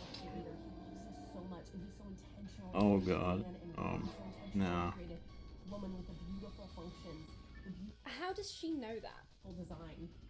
He created men with their own unique design, their own abilities and strengths. And instead of pushing against that or rejecting it altogether, we need to step into that and see. Then why are there ever any outliers? Why are there intersex people? Why are there women who are tall and strong? Why are there men who are born petite? If God created men and women to have these specific differences, if God created men to be strong, to be the hunters, if God created men to be that and women to be petite, caring, nurturing kinds, why would anyone ever be born outside of those two things? Is it God making a mistake? Is it because of the fall? If God created each of us to be a man as God created men or a woman as God created women, why would any of us be born outside of that bracket? Why are there women who are born taller and stronger? It just doesn't make any sense. It doesn't conform to reality. I've paused on a really unfortunate frame. I'm sorry, Bethany. Thank you, God. Not even just accepting it, but having a heart of gratitude, saying thank you, God, for your good plan. Thank you for your good design. I know that there is freedom that comes when I walk in your good design for me, and so I'm going to embrace that. The freedom of fulfilling these specific stereotypes that I was taught by my parents. I have the freedom to choose how I stay at home and clean the house. I have the freedom to choose what music I listen to while I do the dishes for my husband. Freedom. And I would just encourage you as a Christian, you know, it's not loving to lie to people. It's not loving to be a pushover. It's not loving to just go with the flow because you're scared. I think that Everything Bethany does is because she's scared. She admitted that at the beginning. This is all about her fear of others. What a load of bullshit. True love is speaking. Also, it's not loving to lie. The only person who's told any untruths, I'm gonna give her the benefit of the doubt and say that it's because she lives in this echo chamber. She doesn't know she's speaking untruths. The only person who said anything that's not true is Bethany. Kindly, and it's not truthful. Kindly, tell the truth kindly. She says after fucking lying about the reasons that young trans people commit suicide. Fuck you, Bethany. Giant fuck you. Tell a man, a biological man, that he can be a woman, and it's not truthful to tell a biological woman that she can truly be a man. And I think that we're only. But they can. Oh, We fuck can go this. back and forth to do the fucking Matt So Walsh much thing. nonsense. Ahoy hoy, I'm Planet Walk, and recently I was scrolling through Twitter and Bill Maher popped up in my feed. And I don't know a whole lot about Bill Maher, so I decided to click on it. And I saw the video that we're responding to today. So the video that we're responding to today is a video where Bill Maher talks about LGBT stuff. And it was evident from watching it that Bill Maher doesn't really know a whole lot about LGBT stuff. To me it really sounded like that granddad that has a whole lot of opinions on the subject, doesn't know a whole lot of stuff about it, so pretends that he's being funny about it. Now some people might say to me, well Planet, you don't know a whole lot about it because you keep on saying that sex and gender are different when they're clearly the same. To which I say, I follow the literature on the subject. The literature says that sex and gender are different things. A lot of people that say that they are the same thing tend not to have a good grasp on the subject, and tend to repeat the same talking points. And honestly, that is kind of understandable because not a lot of people will take the time to research trans issues. They'll hear someone like Bill Maher say something, not realizing that Bill Maher doesn't actually know a lot about the subject himself. Anyway, let's see what Bill Maher has to say. Broken down over time, the LGBT population of America seems to be roughly doubling every generation. According to a recent Gallup poll, less than 1% of Americans born before 1946, that's Joe Biden's generation, identify that way. 2.6% of boomers do, 4.2% of Gen X, 10.5% of millennials, and 20.8% of Gen Z. Which means if we follow this trajectory, we will all be gay in 2054. Okay, surely I don't have to explain the issue here, right? So for those of you that may not understand it, before you jump to they're putting chemicals in the water turning everyone gay, let me tell you about left-handedness. For whatever reason, right-handed people tend to be far more common than left-handed people. And at one point in history, left-handed people were seen as weird. Like if you were left-handed, that was just weird. Come on, you need to be like everyone else. You need to be right-handed. That's the way that God intended it. Now people used to be punished for being left-handed. And it turns out that when you punish people for something like left-handedness, they try not to do that anymore. Now when they stopped punishing people for being left-handed, guess what? More people became left-handed. Now left-handedness just started skyrocketing at a rate of 2% per decade. In 1940, when 10% of all people were left-handed, it looked like in 200 years, half of all people would be left-handed. Now, 200 years has not passed yet. It's only been 80 years. So, how is that trend going? Well, it turns out that after 1940, that trend just completely slowed down, and shortly after 1960, it had just completely flatlined. So following that, we can reasonably assume that the proportion of people who are openly queer in the population will reach a point where it will just flatline. So don't worry, as fabulous as it may sound for everyone to be queer, cis-hets are not going extinct anytime soon. And then who's going to buy this chair? He's got a bit of a point there, but my question is, who would even buy that chair in the first place? It doesn't even look like something a straight person would buy. If I'm being completely honest, I don't think that the demographic for that chair is straight people. I think that it's people above the age of 70. Although, now that I think of it, that might actually be the demographic of Bill Maher's show. I'm just saying that when things change this much, this fast, people are allowed to ask, what's up with that? All the babies are in the wrong bodies? Was there a mix-up at the plant, like with Captain Crunch's Oops All Berries? It depends who you ask. The really simple explanation is that It's just way more acceptable these days. And on the other hand, and I have legitimately heard people say this, people say that it's the 5G that's turning everyone gay. I personally think that there are two reasons. The first being, it is far more acceptable to be queer these days. The further back in time you go, the more looked down upon it was to be queer.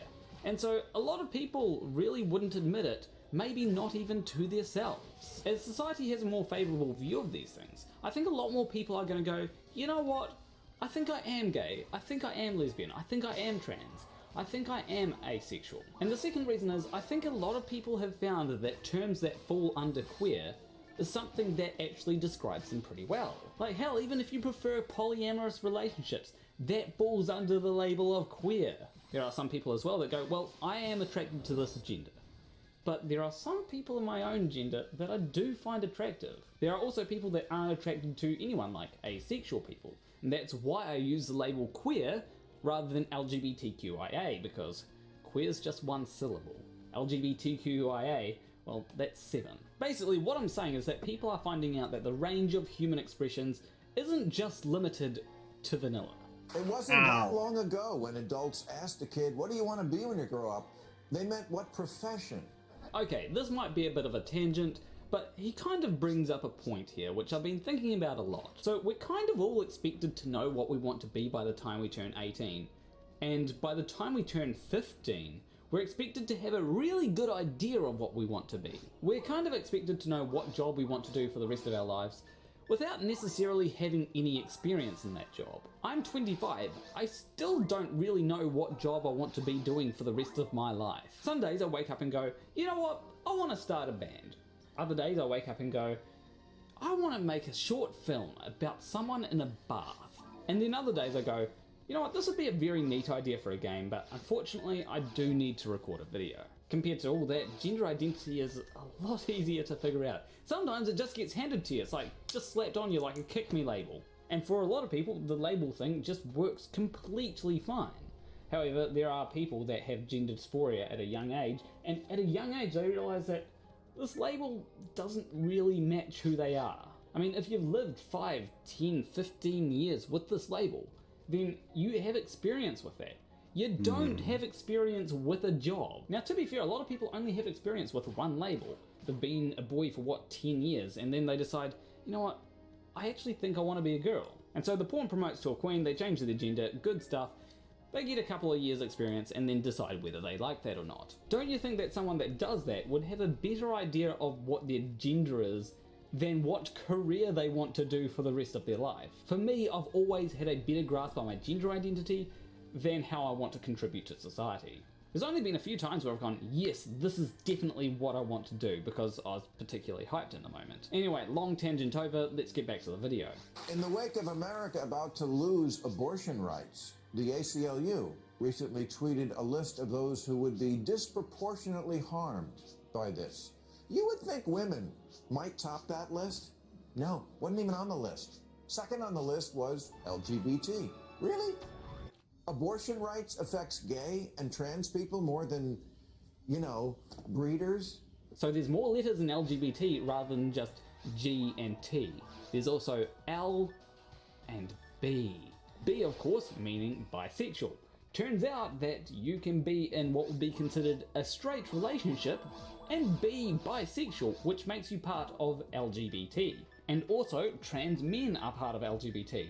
And you can still have a baby and be a trans man. It's really weird how trans men just get completely ignored in queer discourse. Now obviously women will be harmed by abortion being made illegal.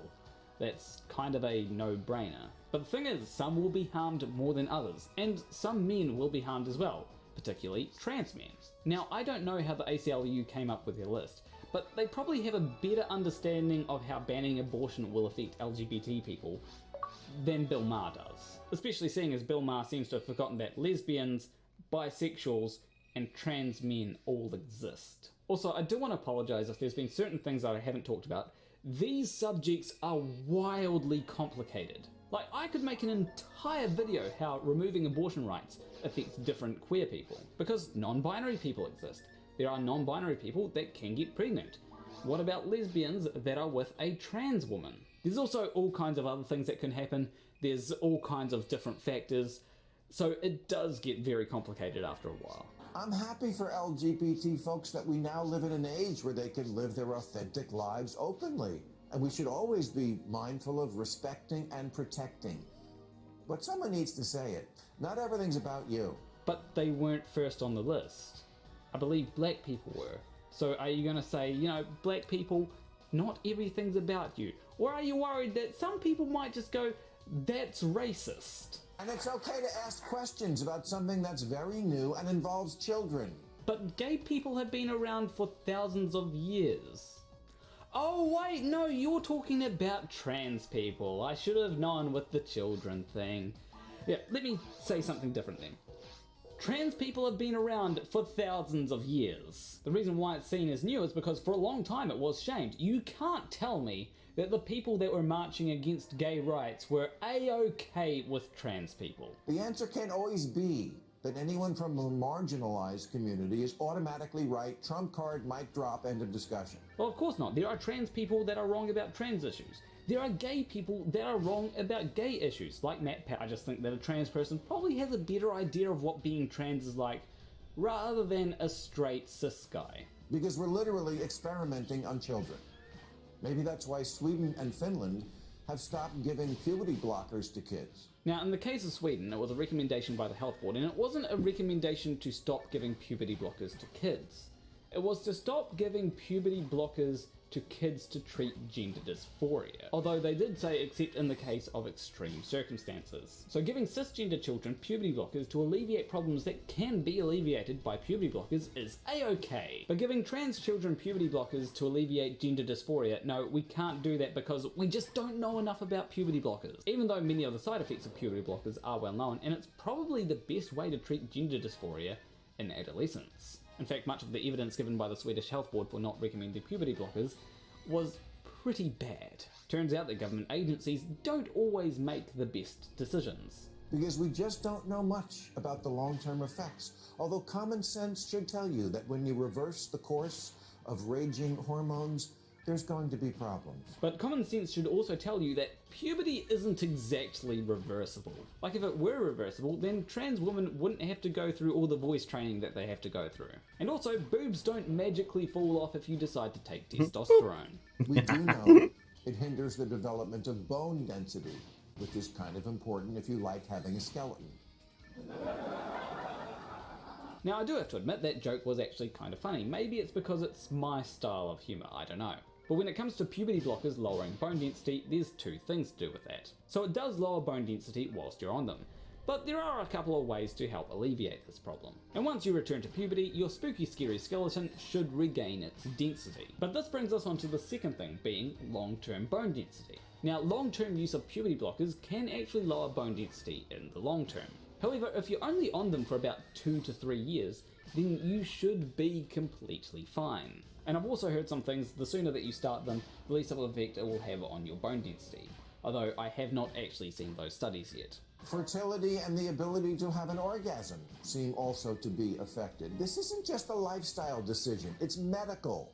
Of course it's a medical decision if you decide to take hormones or puberty blockers, although some trans people don't do that, and if you're one of those people, you are also valid. But the thing is, it's also a medical decision to give your child antibiotics. It's a medical decision to get your child vaccinated. We recognise that the benefits of getting your child vaccinated outweigh the risks of not getting them vaccinated. Or at least most of us do, I hope. But puberty blockers is one of those things where there are risks, and there are risks with every medication, but the benefits tend to outweigh those risks. Now people will say, oh, but they're injecting everyone with puberty blockers, and that's just not happening. The only people that I know of that get prescribed puberty blockers are the people that have diagnosed gender dysphoria. And most people that take puberty blockers to alleviate gender dysphoria then go on to actually transition later. Also, I should mention that on the fertility part, there is no evidence that just taking puberty blockers is going to lower your fertility. You need to do all the other hormone things to unlock that achievement. Weighing trade-offs is not bigotry. Yet when a book questioning the sudden uptick in transitioning children was released, a trans lawyer with the ACLU named Chase Strangio tweeted, "Stopping the circulation of this book and these ideas is 100% a hill I will die on." how very civil liberties of him. You know, stopping the circulation of certain books and ideas within them is definitely a hill that I can see myself dying on. Like, let's say that there was a book full of Nazi rhetoric and Nazi ideas. I think that people would be okay with stopping the circulation of that book. Likewise, I'm not a big fan of transphobic books that use pseudoscience to push bad ideas. And yes, I do have an episode of pseudoscience papers planned for rapid onset gender dysphoria. That is some of the pseudoscience that I know that is mentioned about in Abigail Schreier's book, by the way. Chase, by the way, has just been named one of the grand marshals of this year's New York City Pride March, along with 3 other trans people and a lesbian. Huh, what's missing here? Oh right, a gay man. He looks so smug there, like he said the most intelligent thing that he could think of. Let me just say though that most of queer discourse these days does focus on trans people. If the discourse is mostly focused on, let's say, bi people, intersex people, or asexual people, then I'd want them to be represented more, wouldn't you? Compared to trans, gay is practically cis, and cis is practically Mormon. Okay, I've got to admit that was funny for 2 reasons. The first being, it was just a funny joke. Come on. The second being, gay is actually cisgender. Maybe he meant straight, but you never know. Bill Maher doesn't seem to be the person who's most up to date on these things. Yes, part of the rise in LGBT numbers is from people feeling free enough to tell it to a pollster, and that's all to the good. But some of it is, it's trendy. Penis equals man? Okay, boomer. Okay, so there's a few things to mention here. Firstly, you can be an ally and just not be trans. That is something that you can be. And secondly, I don't think that the rise of people identifying as queer is solely due to trans people. Because when I was at school, gay was an insult. If someone said, that's gay, that was a bad thing. Nowadays, if someone says, that's gay, usually it means fabulous, happy, rainbows, that kind of stuff. Oh, that's fucking gay! Of course, many people have realised that you can also be attracted to more than just one gender as well, which means that there will be a lot more people identifying as bisexual these days than there used to. One of the big problems that I have with this is that Bill is conflating the entirety of LGBTQIA, all that stuff, with trans. And whilst I certainly don't deny that there will have definitely been an uptick in the amount of people that identify as trans over the last couple of years, that's not the entirety of LGBT. Remember, the prime directive of every teen is anything to shock and challenge the squares who brought you up. I really don't think that people are being gay just to make their parents mad. And even if we're talking about trans people, and more specifically probably non-binary people, a lot of them don't take hormones. I know non-binary people that don't use hormones, yet feel dysphoric when you use their dead name. It's almost like Bill Maher doesn't actually know a whole lot about the subject.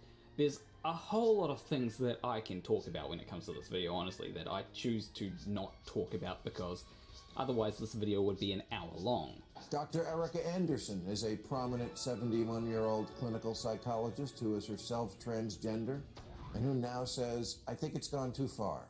So the things that she says is more to do with people not following procedure. People before they get hormones are usually supposed to have a psychiatric evaluation. However, she says not everybody is getting that.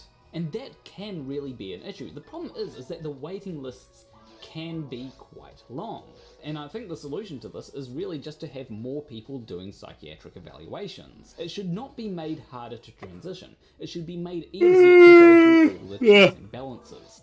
The LA Times summarizes, she's come to believe that some children identifying as trans are falling under the influence of their peers and social media. Now, whilst I don't necessarily agree with her, that is what psychiatric evaluations are for. I also have not seen any evidence that children are getting prescribed puberty blockers before getting a gender dysphoria diagnosis. If this spike in trans children is all natural, why is it regional? Either Ohio is shaming them or California is creating them. You know, Bill, you did give an answer there, and I'd wager that it is the former. If we can't admit that in certain enclaves there is some level of trendiness to the idea of being anything other than straight, then this is not a serious science-based discussion. Firstly, I don't think people are being gay due to trendiness. Secondly, non-binary people, what's the problem with being non-binary? Like, yeah, some non-binary people will want hormones, but I don't see people guzzling hormones because they think that that's trendy. This really feels like an effort to just conflate everything with everything else. There's a lot of nuance to this conversation, and if you can't handle the nuance, then you're not having a scientific discussion. I don't understand parents who won't let their 9-year-old walk to the corner without a helmet, an EpiPen, and a GPS tracker. But hormone blockers and genital surgery, fine. Okay, children are just not getting genital surgery. That is just not something that happens to kids. And do you want to know the waiting list here in New Zealand for those surgeries? 40 years! I have a friend who has been on estrogen for a year. She would have to wait 40 years to get bottom surgery. Now, I really hope that there's been some kind of miscommunication there and that it's actually on the lower end of things. But got to admit that that's quite a long time. That's not the kind of thing that you can just sign your kid up for and it will happen the next day. That's something that's going to take years before you can get that done. And if you're a man who wants to experience life without a pair of balls, you do not have to get surgery. You can get married. Can we just stop with the I hate my wife jokes or marriage sucks jokes? Because I feel like they're not funny anymore, and they haven't been funny for like 10 years. And yeah, sure, I wrote a joke like that a few years ago, but they've been done to death by now. And yeah, marriage sucks, but that's more because it's pointless and costs a lot of money. In fact, I think that genital surgery would be cheaper than marriage in a lot of cases. And there's the... Just because you don't like the jokes anymore or have stopped liking them 10 years ago doesn't mean that they weren't shitty at that point as well. They have been shit 100 years ago, dude. What the fuck? The added bonus of you wouldn't have everyone watching you while it happens. And never forget, children are impressionable and very, very stupid. Maybe the boy who thinks he's a girl is just gay. Well, actually, there has been a recent study that has found that most trans children, after 5 years, are still trans. And it goes back to the point that I said earlier. Kids probably have a better idea of their gender identity than what they want to do for a job.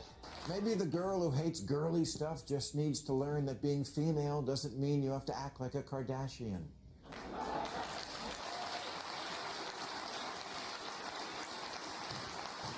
So I'll let the applause play out there because I do agree with that statement to an extent. Like, maybe we should just not have these gender stereotypes that everyone has to live up to all the time. Like, if you want to be a cis guy that sometimes paints their nails and wears cute anime t-shirts, power to you. It doesn't mean that you're less of a man if you do that, and it should be perfectly okay to do so. But we also need to recognise that trans people have different experiences to cisgender people, and we can't just put it all in a nice cisgender box. Gender dysphoria isn't just simply liking opposite gender things. In fact, that's more akin to gender euphoria. It's more of completely hating being one gender than the other. And obviously, if you haven't had gender dysphoria, then you're not going to be able to say, okay, I know what that's like, because you don't know what that's like. So maybe listen to people that have experienced that. And now, you know better. Wait, wrong channel. Anyway, I think that's a good point to end this, so leave a like and subscribe if you like this video. Leave a comment letting me know what you'd like me to make a video on next. As always, a big shout out what holds atoms together. And yes, I have double checked that this is indeed Kent Hovind and not Ken Wheeler. I can see why some people might get them confused though. Also, this video is sponsored by Skillshare, but more about that later on in the video. What holds the atom together? The strong nuclear force. That was easy. Leave a like and subscribe if you like this video. Leave a comment. Okay, I suppose I should take a listen to what Kent is going to say about it. Well, you ever think about that? People don't think about it. Atoms, the proteins, the proton in the middle is positive particles. Mm-hmm. Shouldn't they repel each other, except in San Francisco? You know, I think Kent and Nigel Cheesy Hands would get along very well. The only difference is that Kent is being a lot more subtle about it right here. Oops. But whatever Kent was trying to say there aside, what's the bet that Kent is not going to understand the concept of net forces here? And go to drdino.com, say I want to help them guys win souls. That's all we want around here. You know, when you phrase it like that, you don't sound like the good guys. It sounds like you're trying to steal people's souls. And let's face it, you probably are. They shall turn away their ears from the truth and be turned into fables. The dumbest fable in the world is that we came from a rock. Ah yes, because magically coming from dirt just makes so much more sense. I ask you, Kent, when was the last time that you ever saw dirt turn into a human? That is the question that should be asked whenever Kent says, now tell me, when have you ever seen a dog produce a kangaroo? Anyway, evolution isn't the main focus of this video, so let's skip ahead quite a bit. Paul, an apostle of Jesus Christ by the will of God. Hey, what's God's will for your life? You ever ask him? God, what do you want me to do? Get alone today and ask him. You know, I actually don't know what God wants from me. Why don't I ask him? God, what do you want from me?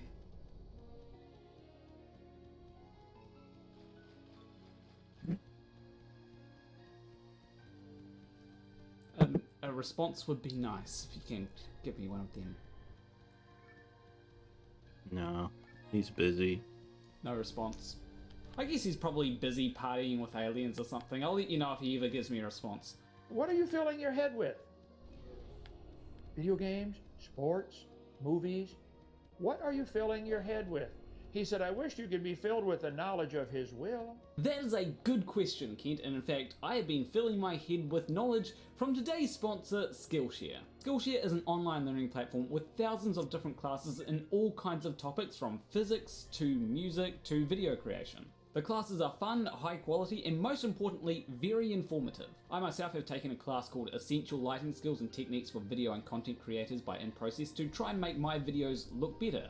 I've discovered that there are some pretty simple techniques that I'll be able to utilize in the future to add a bit more visual flair to my videos, as well as discovering some of the things that I did wrong with lighting in the past. There are plenty of other classes that have caught my eye, such as a class on how to play piano in 30 days, because I can't actually play that well, at least not yet anyway. I've actually been wanting to learn it for a long time so I can more easily write music, but I haven't really known where to start. It may be pretty daunting, but I'm a firm believer that the easiest way to achieve something is to take things step by step, which fortunately Skillshare has made pretty easy with the way that their classes are structured. So if there's something that you'd be interested in learning, why not check out Skillshare? The first 1,000 people to use the link in the description will get a 1-month free trial of Skillshare. And by doing that, you'll be supporting this channel. Anyway, I hope that answers your question, Kent. Are you making God angry? Or are you making him happy? Does he look down and say, that's my son? Well, I actually have no idea because he hasn't responded to me. If he does respond to me, I'll be able to ask him. Although I suppose, if he was angry at me, he might respond to me just to give me a piece of his mind, right? What is gravity and how does it work? Well, do you want the simple version or do you want the complicated version? Because the complicated version involves 4D space-time. The simple version is just mass attracts mass and has a formula of F equals G times M1 times M2 over R squared. G is the gravitational constant, M1 is the mass of the first object, M2 is the mass of the second object, and R is the distance between the center of each object. Under Newtonian gravity, this is a force that pulls objects together. Very simple. What is it? Give me a jar of it, please. Paint it red. How much does a gallon of gravity weigh? Hey, Kent, repeat what you just said there, but slowly, and just think about what causes weight for a second. Obviously, what he's saying there is ridiculous because gravity is not a physical object, it is a field. Now, this does mean that gravity is everywhere, but I can't isolate it in a jar like you could do with any physical object. This is an invisible force, isn't it? Called the force of gravity. I can tell you what it does on Earth, how it attracts you at 32 feet per second, or 9.8 meters per second. On different planets, it's different amounts, but that didn't tell me what it is. Calling it, it's a force. Oh, stop. What is it? What's a force? I know. Show it to me. A force is simply mass times acceleration, so if an object is accelerating, that object is experiencing a force. Now, you can see the effect of forces like gravity and magnetism, but you can't actually see forces themselves because forces aren't objects. You see, a force is a verb rather than a noun because it describes what something does rather than what something is. It'd be like me asking you, can you give me a jar of spin? You can't do that because spin is not something that something is, it's something that something does. You might ask me, but what about the gravitational field? Isn't that a noun? And that is true, it is a noun, but a field is more of a concept rather than a thing that you can actually pick up and show someone. A field is essentially a concept that can be used to describe every point in space. Now, just because a field is a concept doesn't mean that fields aren't formed by something out there. In fact, there's a whole standard model to describe that kind of stuff. For example, the gravitational field may actually be produced by a particle known as the graviton. Unfortunately, the graviton has never actually been observed. So for now, gravitational fields are just a useful concept that helps us describe things that actually happen in reality. Nobody knows for sure what gravity is. Imagine 2 or more extra dimensions of space curled up into regions too small for us to directly sense. Wow, this is the physics department. Imagine a chunk of gravity as a vibrating string. I'm sorry, you lost me. I can't imagine that. Well, fortunately, regardless of whether you can imagine it or not, doesn't change whether it's actually happening. Imagine space itself twisting and curving near a black hole. This is the amazing world of gravitation research. What did he just say? Imagine. Yeah. That's all you can do with it, okay? You know, it helps to be able to visualize things in your head when you're trying to learn complex things. Visualizing things in your head is a form of imagining. Newton added greatly to our understanding of how gravity works, but we still don't know why gravity works. And guess what? They still don't today. Here's the thing, Kent, you can never know 100% why something works. We do have a good idea of how gravity works, but it is incomplete. You can try and ask, why does relativity work the way that it does? But eventually it gets to a point where things just are the way that they are. That may be an unsettling answer for some people, but it is an answer that I am okay with. And I certainly do not need to just make up my own reasons. By the way, what holds the nucleus together of an atom? You know, electrons are negatively charged and like charges repel. Except in San Francisco. You know, that joke wasn't funny the first time, Kent, so you should probably just retire it. Actually, there's a lot of things that you should retire. The protons are positive. Why doesn't the nucleus fly apart? They've been wondering this for years. I did all the research I could do on it, and I discovered they still don't know. Well, you must not have done a lot of research, because I found out pretty easily that it is the strong nuclear force. What holds the nucleus together? They call it the strong force. Okay, calling it a force doesn't tell me exactly what it is. Oh, so you did actually find it. Well, let me tell you that a force actually does tell you what it is, because a force is simply something that causes things to accelerate. Very simple. However, if you want to delve into the more complex stuff, there are particles called gluons, which are the force carriers for the strong nuclear force. The wonders of the standard model. The strong nuclear force, responsible for holding atomic nuclei and individual protons and neutrons together. Guys, giving it a name, strong nuclear force, still doesn't tell me what it is, or who made it, or why. Well, it just works. Forget it. No, I'm not going to forget it. I would like to know why. Well, if you want to delve further into the strong force, look into gluons. They explain the interactions that happen. Yes, it is some complex science stuff, but nobody ever said that it was going to be simple. Also, just because something exists, it doesn't mean that it needs to be made by someone. Just putting it out there. The force of gravity keeps all the planets in orbit around the sun. I agree. I understand it pretty well. Taught her science for years. Kent teaching science. Good one, Kent. This is telling me what gravity does. Let's see. Gravity is an invisible force. No, it isn't. It doesn't tell me what it is. Kent, maybe try reading the stuff that is on your screen there. It literally says, Albert Einstein described gravity as a curve in space that wraps around an object. That's telling you what it is, Kent. Does it? Am I missing Also, something? it isn't a force. Yes, Kent, you are missing something here. It's words that are on the page that you're reading from. Idiota. Who made gravity? No one made it, Kent. It just is. It's called the strong interaction.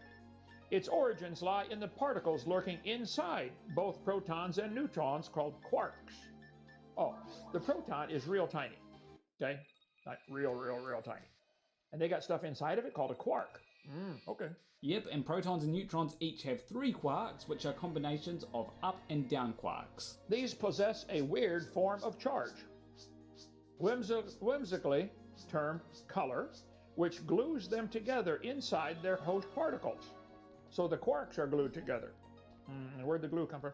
And also seeps out. Oh boy, that sounds like a silly question, but it actually comes from particles named gluons. Very aptly named. You know, maybe just research the stuff a little bit more. Let's see. Strong interaction. On a larger scale, it is the force that binds protons and neutrons, nucleons, together to form the nucleus of an atom. On the smaller scale, less than about little bitty tiny, real small, okay? The force carried by gluons that holds quarks together. Is anybody not understanding this? I think they're talking.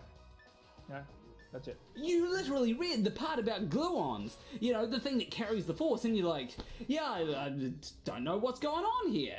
Like, did it just go in one eyeball and, well, it came out somewhere, certainly. Kent, you have to be being willfully ignorant here. You read the part about gluons, right? You read the same thing that I read, right? Did it just not, what happened? It certainly How came are out protons somewhere, and yes. neutrons held together. Let's see. They're held together in the nucleus by the strong force. Oh, that explains it.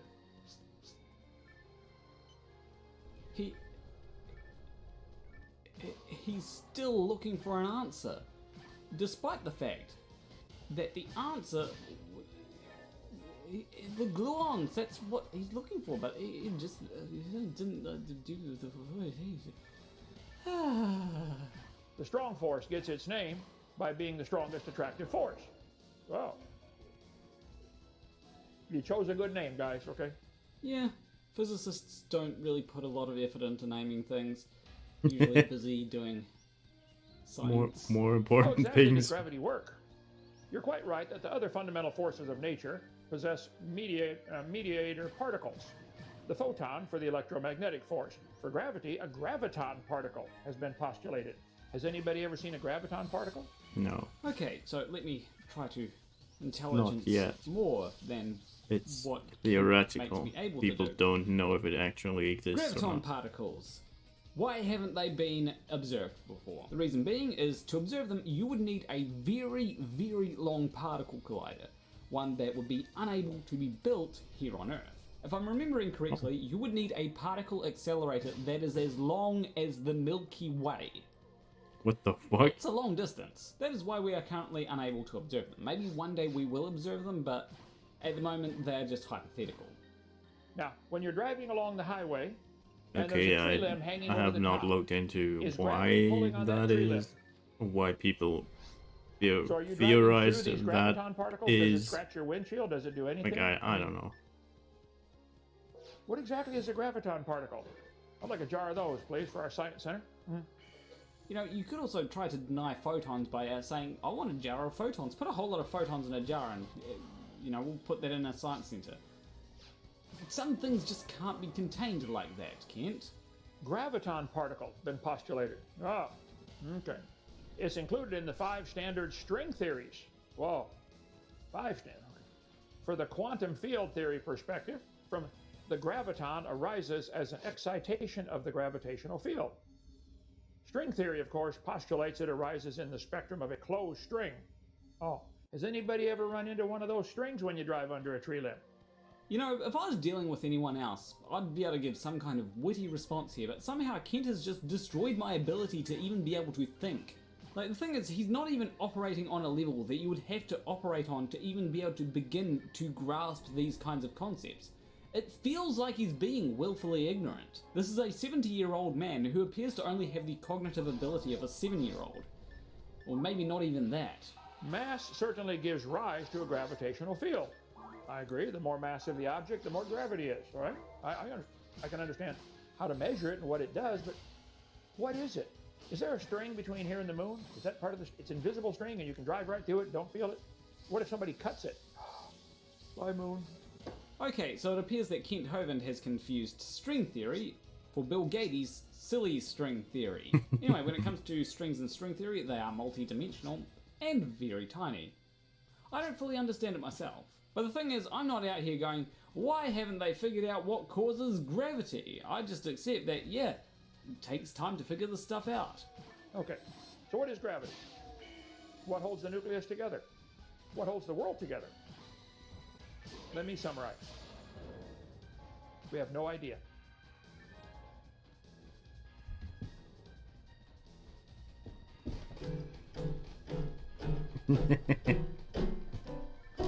Okay, so what was that whole thing that we went through just before if it wasn't what we understand about it? You know, we do actually have ideas about this stuff. It's called the standard model. Just because you choose to ignore it doesn't mean that we don't understand this. Where do these four forces come from? What exactly are they? What is it again that keeps these protons together? They're positively charged. Let's see. Colossians. He is before all things. By him, all things consist. That's the best I can come up with. Jesus holding it all together. Ha.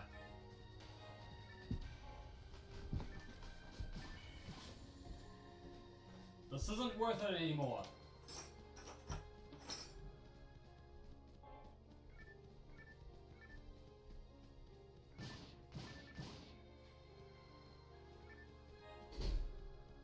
Bye.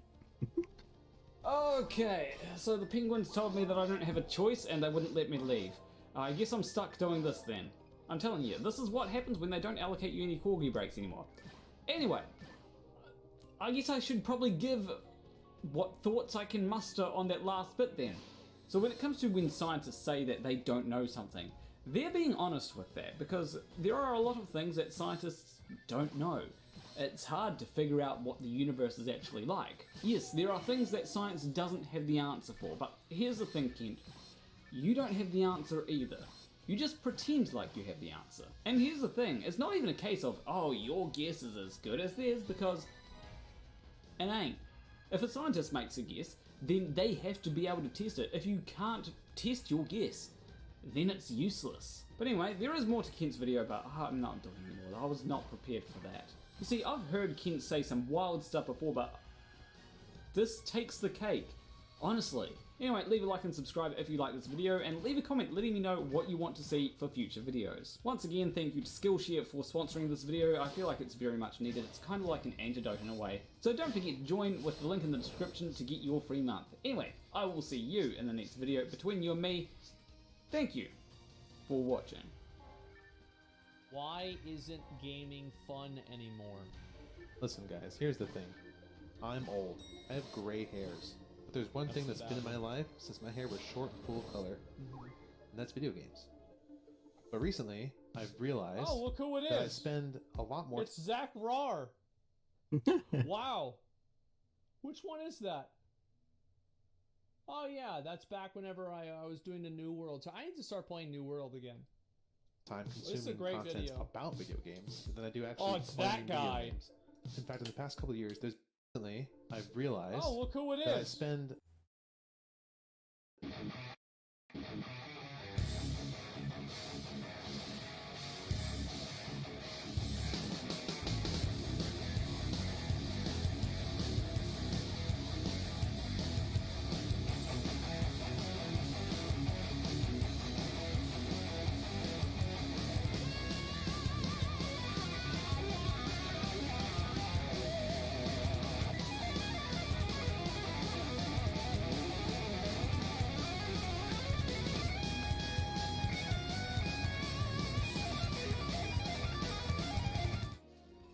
Hello, I'm MC Toon, and it's Tuesday night, and so we've got a debate. And this one is different. It's a lot different because usually I have a flat earther, but today, well, Who's got a concaver? Today, though, I'm debating Jesus. Wild Heretic, who is a concave earther, and as moderator, I've got Shane St. Pierre, the flat earther. So. We've got three flavors. There's others. I suppose there's hollow earthers too, aren't there? Welcome, guys. Welcome, everyone. Good time to be here again. Thank you for having me. All right. Well, Shane is in charge tonight. I've already set him as the owner of the Zoom call, so I have nothing. I got nothing. It's all on you, Shane. Right, so you guys want to get through your regular format presentation? You got 2-minute intros and then 10-minute opening presentations. I don't know which one of you wants to go first. Well, guests are always first, of course. There you go. Heretic, you're up. What is going on? I have no sound. We can hear you. Okay, now there's sound a little bit. It's not very loud, though. Shane, if you could turn yourself down a little, then I don't know if you can control that. Sure, let's see.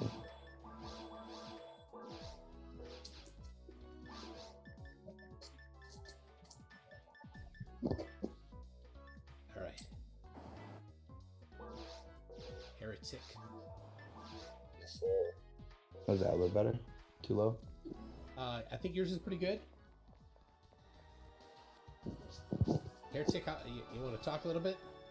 Yeah, I'm here. Ooh, You hear me good? Yeah, you went right off the chart. All right.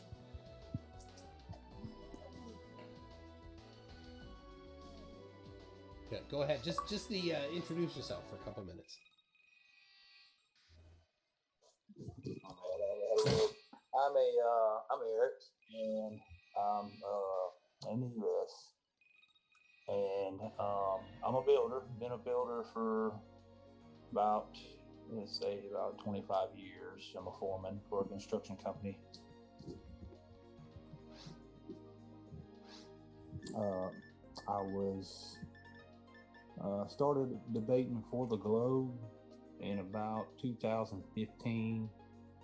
And then that led me to Flat Earth, where I was a Flat Earther for, I say 4 years, but I think the last 2 years was just trying to figure out, it was just a globe denier, basically.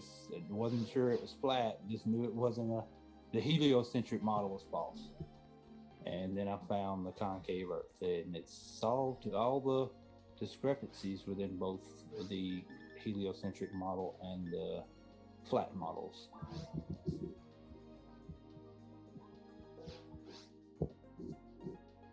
All right. The Valley of Monkey. Monkey! All right, well, I'm MC Toon, and this is my channel, so I think a lot of the people know me, but if you haven't, then welcome, subscribe, all that good stuff.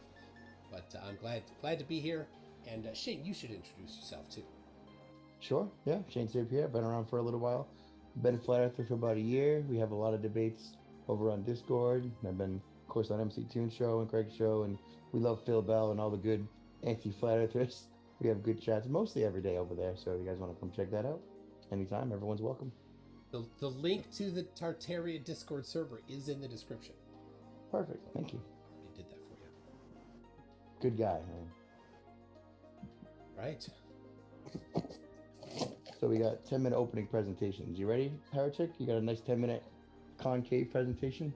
Yeah, let me see if I can get my screens here.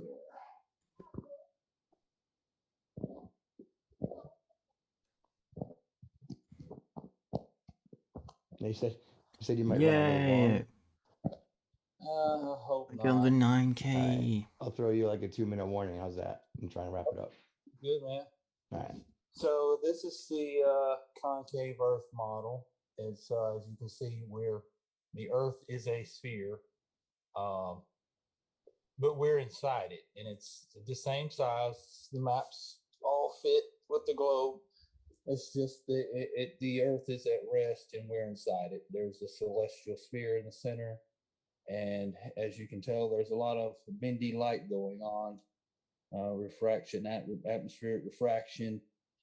Some think it's magnetic, electromagnetic, bending the light. It could be ether, but I'm satisfied with atmospheric refraction.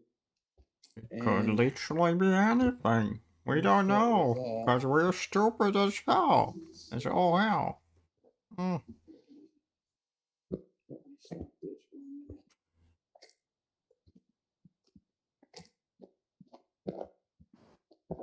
What the heck? Working on your presentation there? Well, I'm just trying to get my notes up here. Refraction, atmospheric refraction, basically is when light is bending in a gradient. In the atmosphere, we have a gradient refraction, a gradient atmosphere, which means that there are several layers. You can consider it like an onion. My ranger's almost dead. In the globe model, I think those are the last 3 missions. atmospheric refraction. And theoretically, is, there's 2 the after this one, downward or bending of light. actually 1. Because the But after refraction that, bends the light towards the denser this character is layer dead. in the atmosphere, and Like the Force. because of gravity, or Which makes me sad. whatever, that the air is denser at the bottom nearest the surface. But in reality, warm air like that found in the lower atmosphere closer to the surface is less dense than cool air, and moist air is also less dense than dry air of the same temperature. So let me put my nose up here.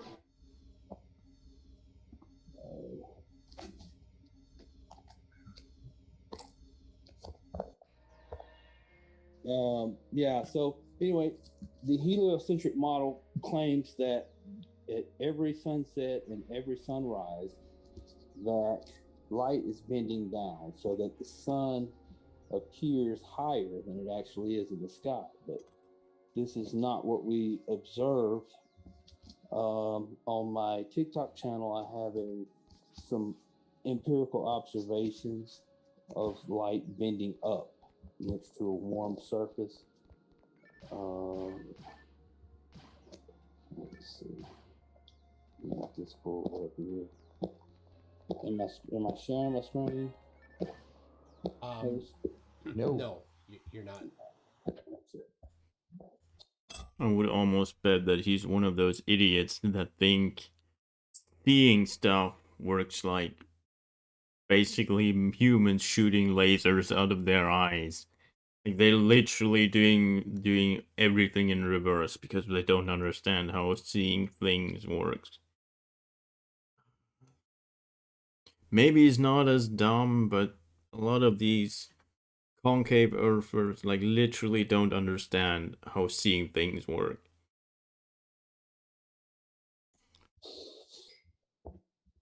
You were. Okay.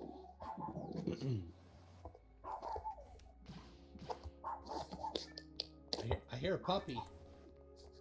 Yeah, that's like they literally think you shoot a laser out of your eyes and then you see things.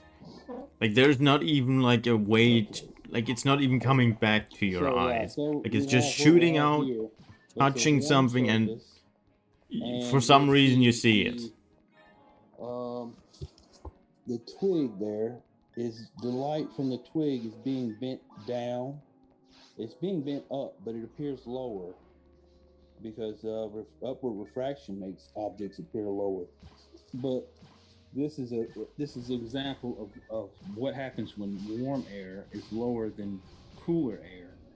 The light will bend up and it'll cause objects to appear lower.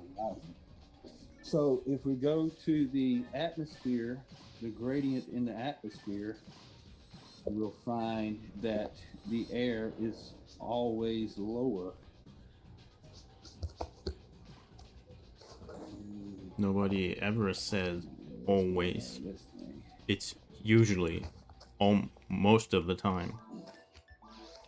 Okay, here we go. The norm. Do you know what these things mean? Yeah,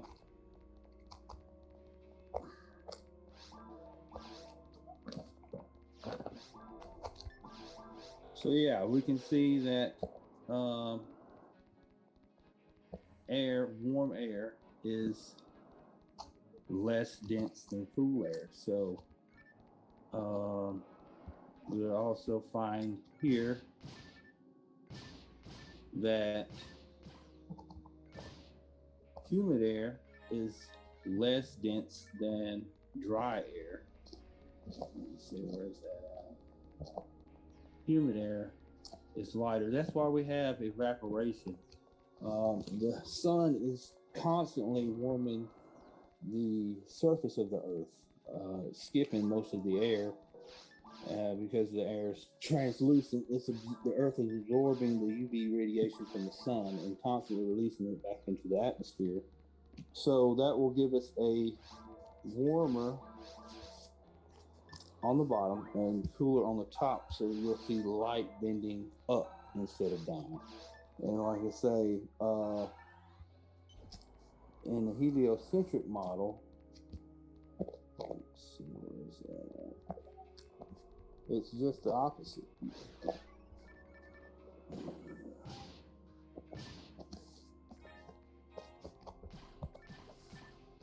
The claim is that the optically dense layers are closer to the surface and it gets optically thin as you go away. Evidence of this includes mirages. If you look at inferior mirages, this is the common everyday mirage we see on a hot road or on the ocean. Looking at boats, you'll see that inferior mirage happen, and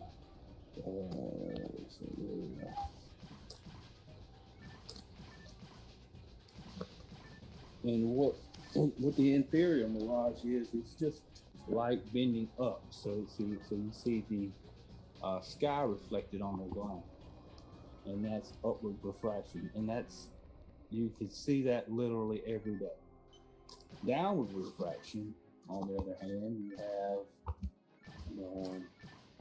superior mirages, which is when there's an inversion and the light bends down. Let's see if I can pull one up here. The classic superior mirage. Why is every single conspiracy and moron that there is technically inept? Every single one. So if light were regularly bending down on the Earth, Jesus Christ, then we would see these everywhere. Instead, we're seeing the opposite, where light is bending up, creating inferior mirages. What's my time like? You gotta give about 2 minutes right now, man. A little misnomer I wanted to bring up.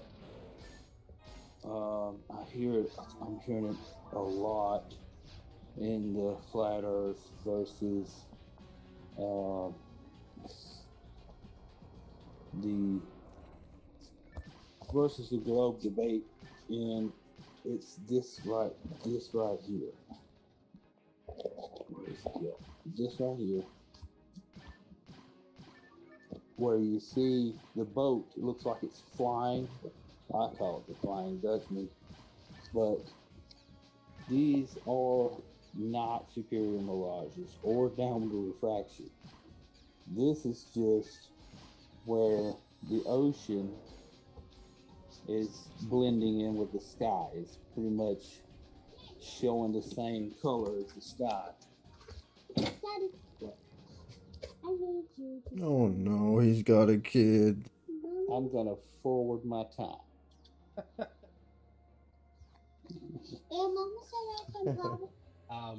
That's good. You had 20 seconds anyway. That was pretty good. I take it you have some parenting to handle for a few minutes. Yes. That's fine. That's a future Flurf kid. I've got a couple things to or read at to the least audience in the. That's a future kid that has a got dad. Batman That's a Flurf. said, "I'm Batman, and so is my wife." God. But then FTFE said, "Don't listen to that phony. I'm Batman." Then Zumi came in and said, "Don't listen to either of them. I'm Batgirl." And then sings, "I'm the very model of a sphere, earther general. I've information, mathematical, and mineral." If Craig is here, tell him the Green Lantern is the gayest superhero. He needs to hear it. I could not stand on the other side of that argument. I'm sorry. What the fuck? Dave Kircher said, "Thank Titicaca, it's Tuesday." And Dave Fear then says Ricky Martin's first draft was Livin' Le Titicaca. That sounds about right. I'd love to hear that version of it. Greenball says, "How did you manage to find someone who texts worse than a flirt? His mic sounds like it's at the bottom of Lake Titicaca." Yes, it does. Shane, are you aware of the amazing thing that is Lake Titicaca? Well, we've said it like 8 times now, so maybe I better be. It's just because I'm 13 years old, and every time I hear it, I titter like a schoolgirl. It is fun to say. I'll give you that.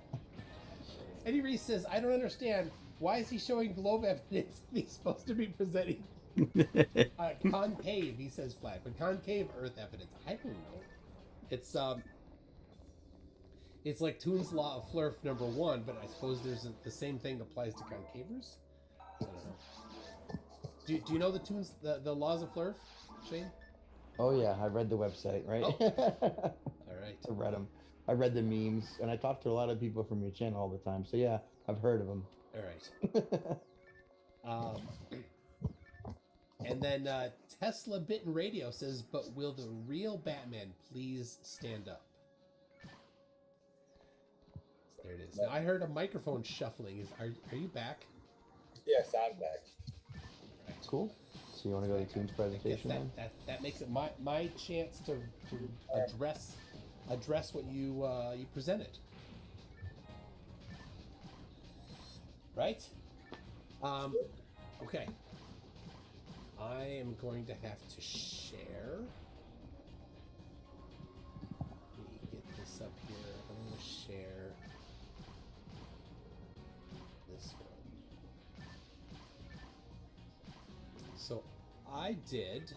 Now we talked about a little bit. I'm going to have to share it to the audience too. So let's see here. There it is. All right. Working on it. It's coming in just a second.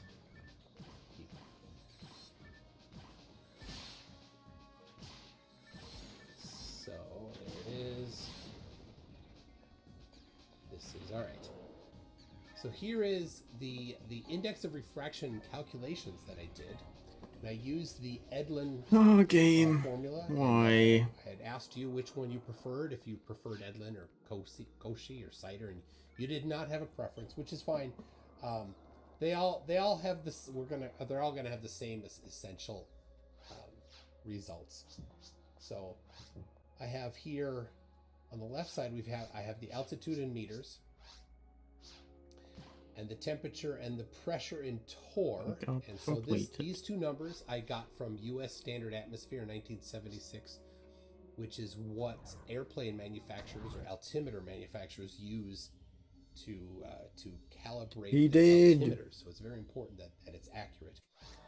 So you just commit Kermit. So no. And of course at 0 meters altitude, the temperature varies wildly. So sad that he's not even worth the sad music. But the important thing is the pressure, and then I convert that to pascals, and I do that because, and this is the correction factor here is 133.32 whatever.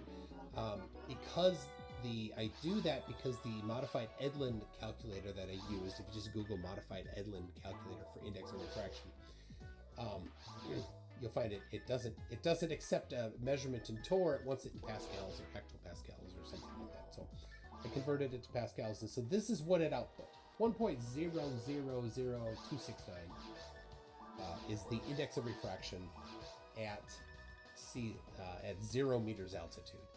At 1,000 meters altitude, I took a snapshot every 1,000 meters here. The temperature is 8.5 Celsius. The torr, pressure torr, is that, and of course it's in pascals, it's 89. So it went from 101 kilopascals to 89 kilopascals, and the index of refraction is 1.00025. It has gone down a little bit. The index of refraction has gone down. I won't bore you with all the other numbers, but as you go up, as your altitude goes higher, the temperature, even though the temperature varies like that, you see, the index of refraction consistently reduces as you raise in elevation. Now, once we get here to 9,000 feet, the temperature goes below 40 Celsius. Okay, now we got negative 40 Celsius. the sad music. The calculator says no, can't do that anymore. It just says bounds on the calculator. And then I'm like, all right, well, it comes back up to 39 degrees, negative 39. But again, the calculator said no, the pressure is outside the range of what that can do. So the press, I wrote pressure too low. But so essentially, though, we can see that this pattern. This is the one with the other robot, right? Where you have to reduces because the RAcaseal accompanying you. I forgot her name. Then does the pink one from the beginning. Humidity, because after you get above just a small. And in this one, I'm alone, right? Drops to almost zero. So it does not vary in the once you get a kilometer up, your humidity doesn't vary a whole lot, except when you're in the presence of clouds, which of course is a huge variation. But beyond that, the pressure is too small to matter. So anyway, if you keep this up, the index refraction does not go back up. It continues to reduce because it's primarily driven by pressure. Oh, so or maybe we not. Say that things in the air bend a certain way. This is not good. Well, because I don't have a shot. The modified Edlin formula. You can use cider, Koshi as well. I can't heal her. This is a huge problem. As you're lower, oh God. It decreases with increasing elevation. Meaning then that the highest index of refraction is near the ground, causing light to bend down, and when light bends down, it causes distant objects to appear higher, not lower. So, the only ways for me to heal her are star atomizers and telepipe. Mirages happen in extreme gradient conditions where the gradient varies really, really fast in a short amount of time. And your picture was perfect for that. It showed how there was like the light was bending very sharply in this index of refraction gradient that was near the ground, and so causing it to really bend upwards. That's because the ground is hot, and then in the very couple just centimeters above the ground, there's a drastic index of refraction gradient going from high temperature, same pressure, to low temperature, same pressure, essentially same pressure. So that's where you get the mirages, and you're right on that exactly. But we don't see that above the ground. When you need that surface to really be having hot air next to it for that to happen. You also do see mirages in where there's total internal reflection, where it's an actual like mirroring condition. So there's two things that tend to cause mirages, but both of them are quite extreme conditions. So I mean, you basically just talked about refraction. So, there's so much pink and violet. I addressed that. I have the specific application of the formulas there. So purple. That's my rebuttal, and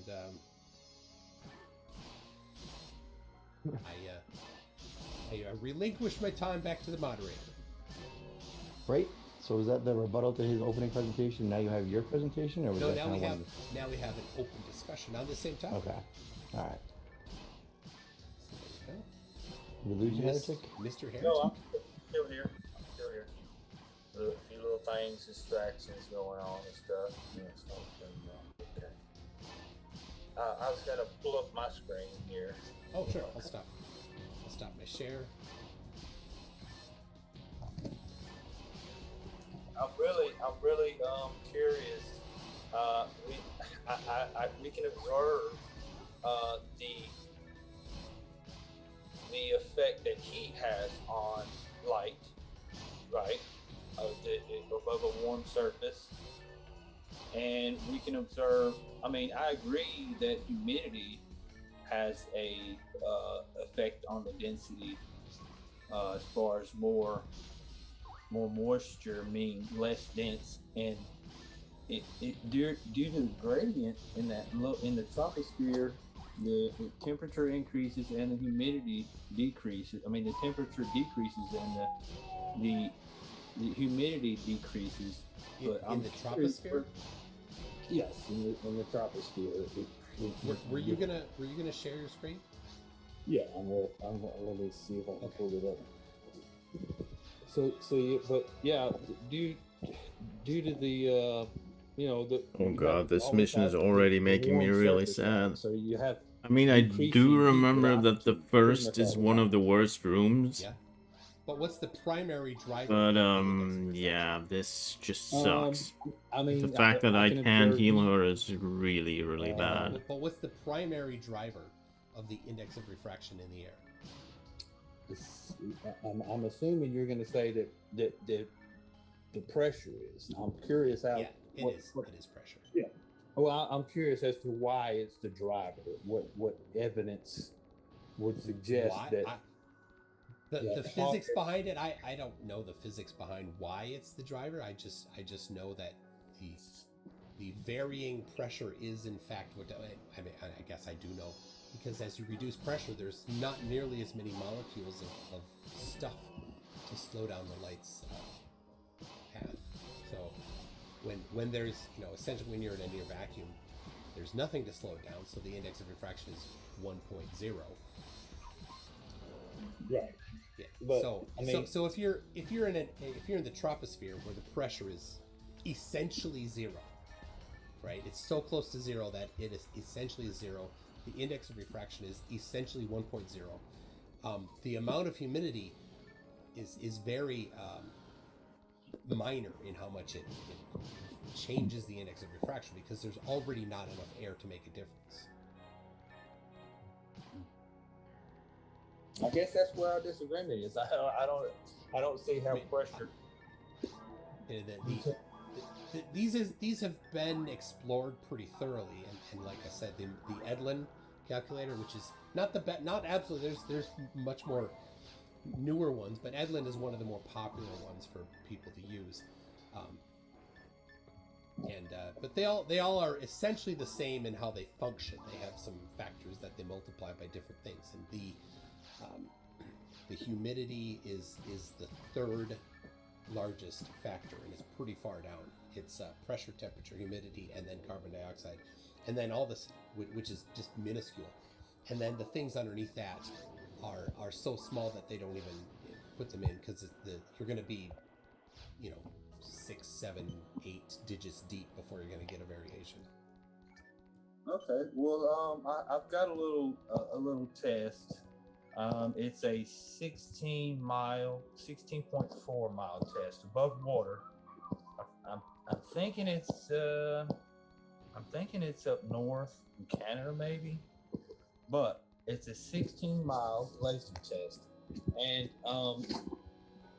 you can see that I think the laser was 4 feet above the surface of the water, and the observer camera was about the same, and it was visible.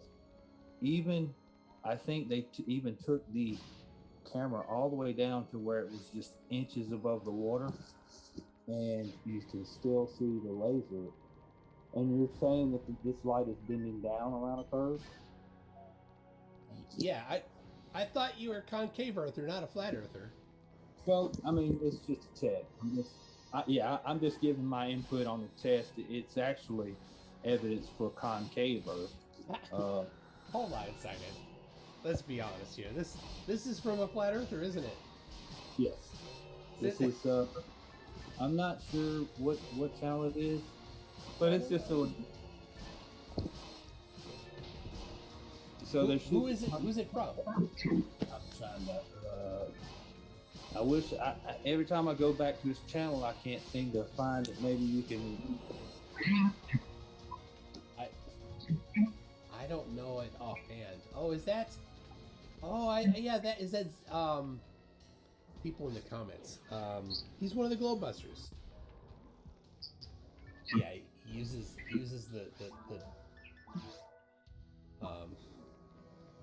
the calculator that doesn't that says on screen that I love that calculator says on screen doesn't include refraction, and so they love to use it.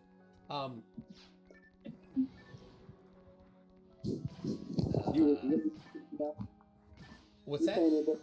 You said it doesn't account for refraction. Yeah, that particular calculator that they used doesn't. It says right in the thing. It says that assumes light travels in straight paths. So it's assuming that light is not being refracted in order to do that particular math. But yeah, and so your video there is a flat earthers video trying to present evidence for the Earth being flat, because they say that the globe predicts that you wouldn't be able to see that light, even though the globe does predict if the index of refraction gradient is sufficiently strong, which it is over cold water, especially later in the day.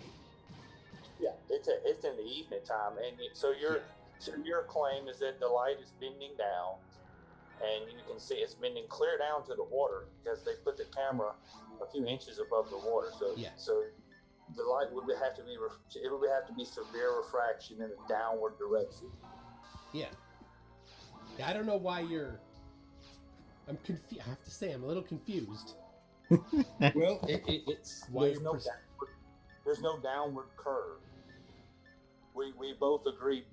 Flat earthers and concavers agree there is no downward curve. Okay, I get that. So if we could see this laser, then that would prove that it doesn't curve downward. Yeah, if there's no atmosphere and there's no refraction, then Nice. that might be the case. But I need more ATP though. You need to include All that 3 of them. in the analysis. And you spent. The reason why I'm kind of laughing is because you spent your 10 minutes talking about refraction, and how it plays an important role for concave Earth. But now we are here, and you're just this observation you're looking at doesn't include any analysis of refraction at all. Yeah, it does. You just gotta watch. Be patient, my man. Be patient. Okay.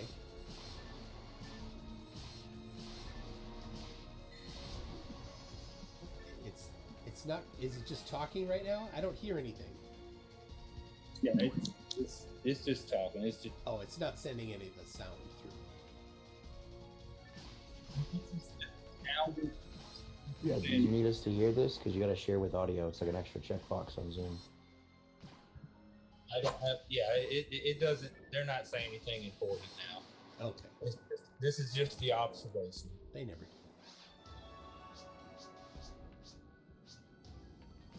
All right. Yeah. So when does he get to including an analysis of refraction? Like, does he measure the vertical temperature gradient? No. Of course not. It's just an observation. Okay. You can see that there was your microphone like dropped to the bottom of the lake there, I think.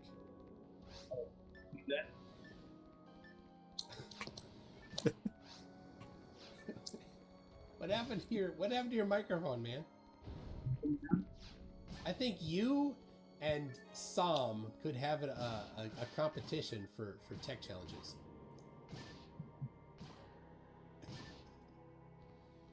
Yeah, that can you hear me now? A little. So yeah, there's that was downward refraction, right? No. What? Yeah, it was downward refraction. Yes. It doesn't help you though. Oh, God. No, that wasn't downward refraction. That was you saw that laser bending up, man. I did see the laser in while you saw the laser going. It looked like it was going up a little bit, right? While you saw it going up, you also at the same time saw the actual pinpoint of the laser. That's because the laser's spreading out. Yes. Yeah, if the laser was going just up, like if it was a pencil thin, like a lot of people think that lasers at 16 miles are pencil thin, they're not.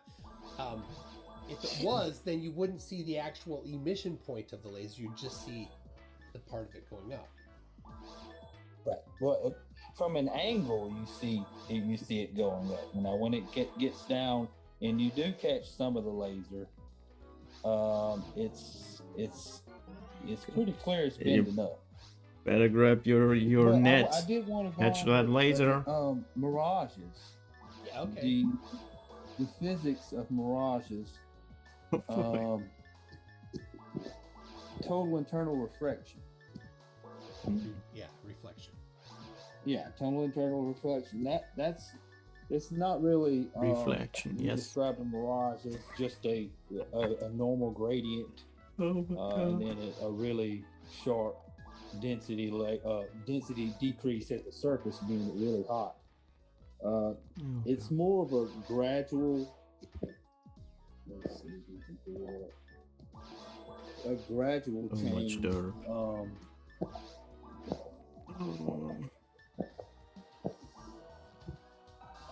Yeah, and this is just the aviatic lapse rate. Yeah, the lapse rate. That's the vertical temperature change. Yeah, and it's getting cooler with altitude. I'm kind of skeptical because I'm seeing this, warmer on bottom, cooler on top, and I'm seeing the humidity decrease with altitude, and somehow pressure just reverses that. Yeah, absolutely. Okay, but why is if the bottom layer was the densest layer, why is it rising? Why is what rising? The lower atmosphere, the lower layer of the air is rising. That's why we have evaporation. That's why we have wind currents that rise. Well, it does both. Right? You're describing weather, right? Weather varies all over the place. Sometimes it rises, sometimes it falls, sometimes it's moved sideways. We call that wind. If it has a really really drastic pressure change over water, we call that hurricanes. Right. Yeah. And you're not really looking at, say, boats going over the curve in a hurricane, though. You're looking at boats go over the curve when the surface.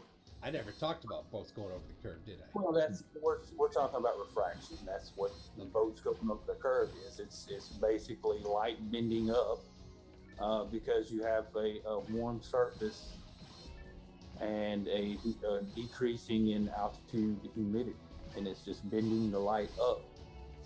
Yeah, but like I said, you look at the actual effects of humidity on refraction. It's very slight. On humidity? Yeah, humidity affects refraction a tiny amount. It's minuscule compared to the others.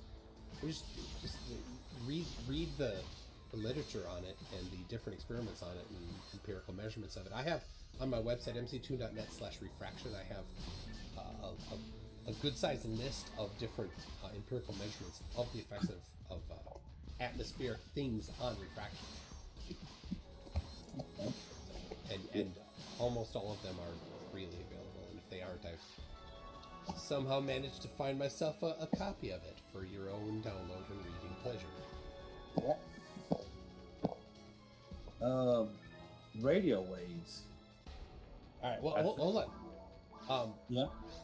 We should stay on topic, but I don't know, Shane, what's our timing on this? We're probably over the 10 minutes, huh? Oh, I was doing 30. Oh no, yeah, it's five presentation, 5 response, 10. So then it's been 15 since we started. Okay, all right. So we should wrap this topic, right? Yeah. And I should jump in the hot seat, shouldn't I? And present my things. All right, hold on.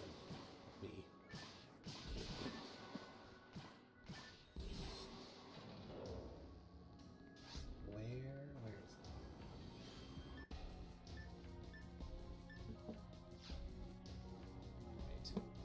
Right. So let me get the my present. I got 2 topics, and they're both about 5 minutes each. So.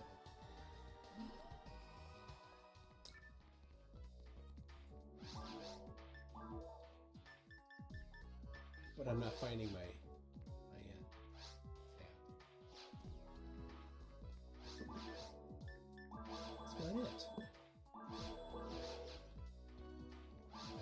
that's gonna be. This pain in the probably butt. means that the Earth is flat. I It think. probably does not. Gotta get him back.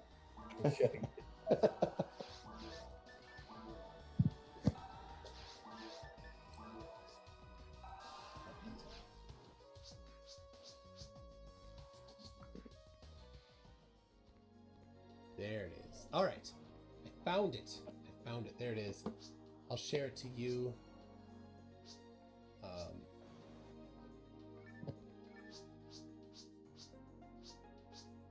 Shane, people are commenting on your beard. I'm gonna have to disagree with them. I think the beard's an upgrade. So there you go. Nice. People don't like the beard. Well, They don't have to like the beard. All right. Here I'll begin here. So, reciprocal zenith angles, which is something that that concavers like to talk about. They specifically like to talk about Tamarack Mine plumb bobs, and it's a single observation, or a couple of them that they for unknown reasons at about 15 feet apart, the plumb bobs diverged. I do know why, but that's not what I'm talking about. I'm talking about repeatability of experiments. So so we can't go reproduce the Tamarack Mine ones because that mine has been decommissioned. But what we can do is we can use theodolites to measure the reciprocal zenith angle. So here is the Maine surveyor, who is a surveyor, and he lives in Maine. He's licensed in Maine, and he is doing a reciprocal zenith angle measurement here. So here he's setting up his target at one side. He's setting up the height. The height, actually, it's crazy. It's really cool. It doesn't matter if the heights are different. Then what you do is you add together the angles. So zenith measurement, zenith is straight up, and you measure down, like down the hill here to the distant target he has down there. I think it's a theodolite down there. And you measure I that completely angle from forgot zenith, that right? both So of them are quests straight like this. perpendicular, it's going to be 90. If it's uphill a little bit, it's going to be 89. I have a feeling that this one is actually harder. You do it from both sides. That's Oh reciprocal god. between the things. You sum them together. If the Earth is convex, they'll tip out, and so they'll sum to larger than 180. Because she doesn't have the 180 degrees, and if the Earth is stopping convex, they'll power sum to of less than 180 of the shot. Of course, refraction takes a The part shotgun in just this, and as we know, over well the basically is surface of good the against Del Sabers. refraction typically causes things to bend down. But this one, this weapon is kind of bad on the NPC. It will cause the globe to appear slightly less globy. It will cause flat Earth to appear slightly concave, and it will cause concave Earth to appear slightly more concave. So here he's measuring it. He's using his theodolite. I think it's accurate to 1 arcsecond, if I remember correctly. And here I'll jump forward. He takes some notes in the field. Yeah, here it is. In the field, he takes some notes. And then here is his summation of the notes. After the fact, he did it, and he summed there, if you can read that, 180 degrees, 0 minutes, 17.1 arc seconds. So his reciprocal zenith angles summed to 17 arc seconds over 180 degrees. So the plumb lines diverged. But it's no good to just do it once. You want to do it again. So he did it again the next day, or a couple days later. He did it again. Oh, this is the same one, just with the measurements. Here is the video of him a couple days later at the same spot, but he moved his theodolite and his target. This is the target you're looking at here. And here is his measurement. Remember, the first day was 17.1. Here he has it at, where is it? 86. Let me jump ahead here. There it is. 180, 20.2. So we had a 3 arc second variation from day to day. That is expected due to different refractive conditions, but it still confirms convex. And here's his, this is follow-up 2. So this is his measurement number 3. So a couple days later, maybe the next day. Not sure. Here he is again. He measured it again. And what was his numbers in this? And there. There it is. 15 arc seconds. And then he does it again. This is his 4th measurement where he does it, and he gets, let's see here. He gets 12.5. So 4 different measurements, and he had an excess of 180 degrees in every one of them. He's not the only one. Jesse Kozlowski did it as well.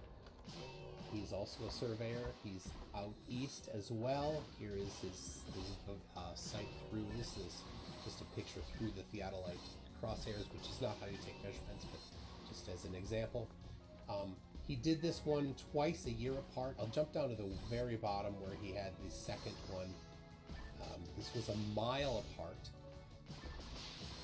And he was there. One at the bottom right there, you see 1 minute, 9.5 seconds at the bottom right. This is mean.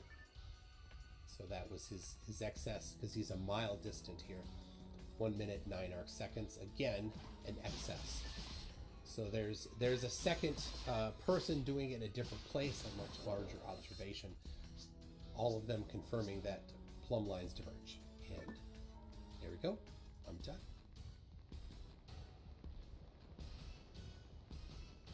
That was the first one, then. That's it. That's my 5 minutes. It's time for the rebuttal.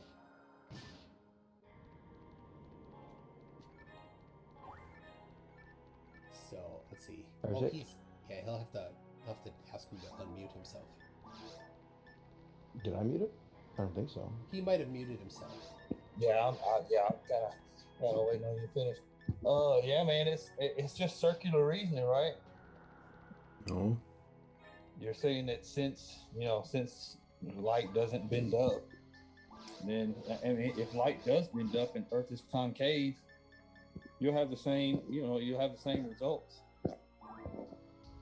right? This is what's going.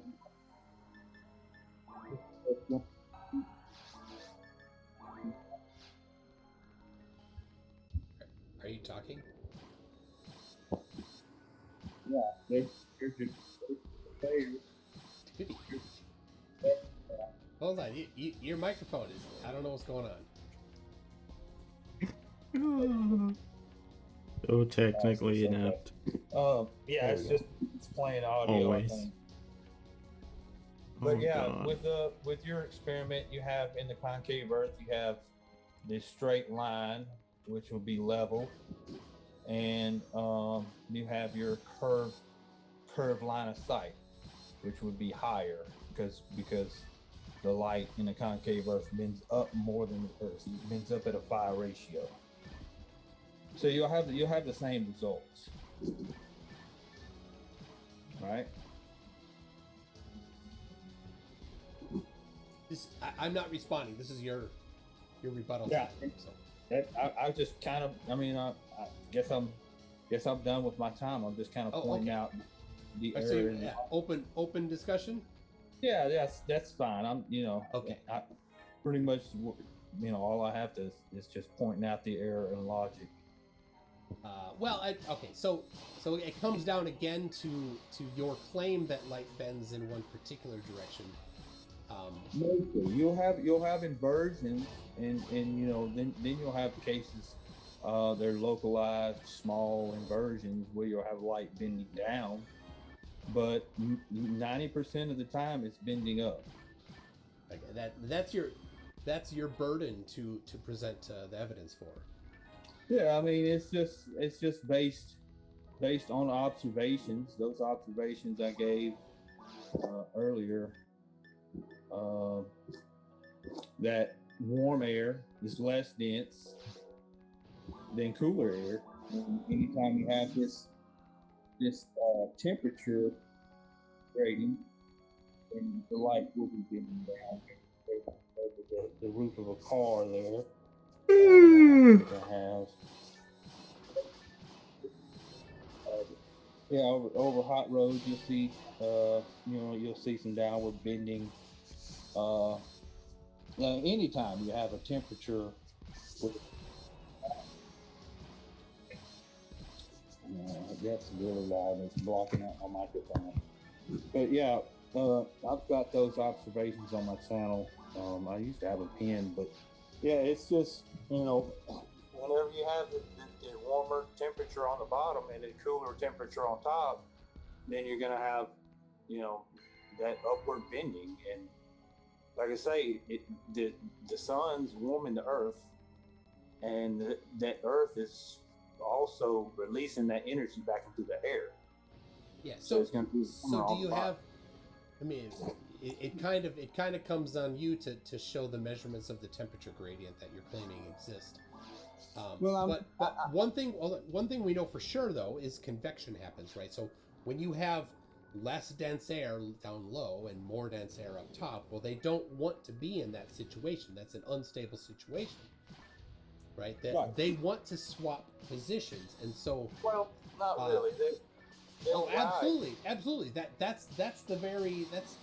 That's how houses have been built for years. They'll put the radiators on one side of the house, one side of the room, and on the other side of the room they won't have anything. They'll put, right, so it goes in this circle like this, or they'll put the cold air return, if it's vents instead of radiators, they'll put the cold air return away from the hot air, because the hot air vent comes in and it rises up, goes across the top of the room and comes down when it's cooler, down to the cold air return.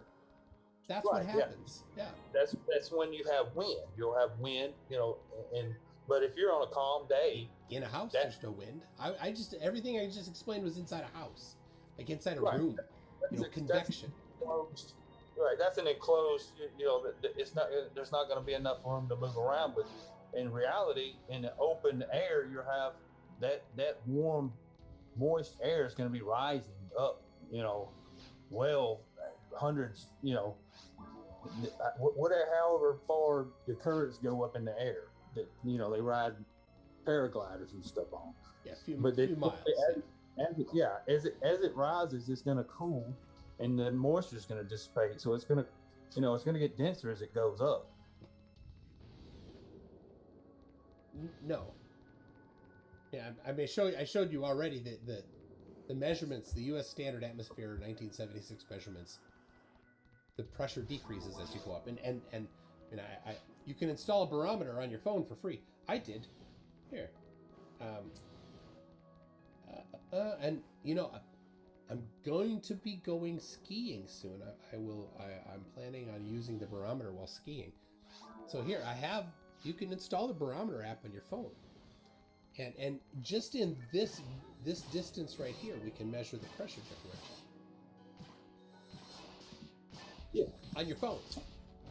Yeah, it's free. Just right. And as far as pressure, I'm still trying to find that evidence that says that that's got anything to do with the optical density.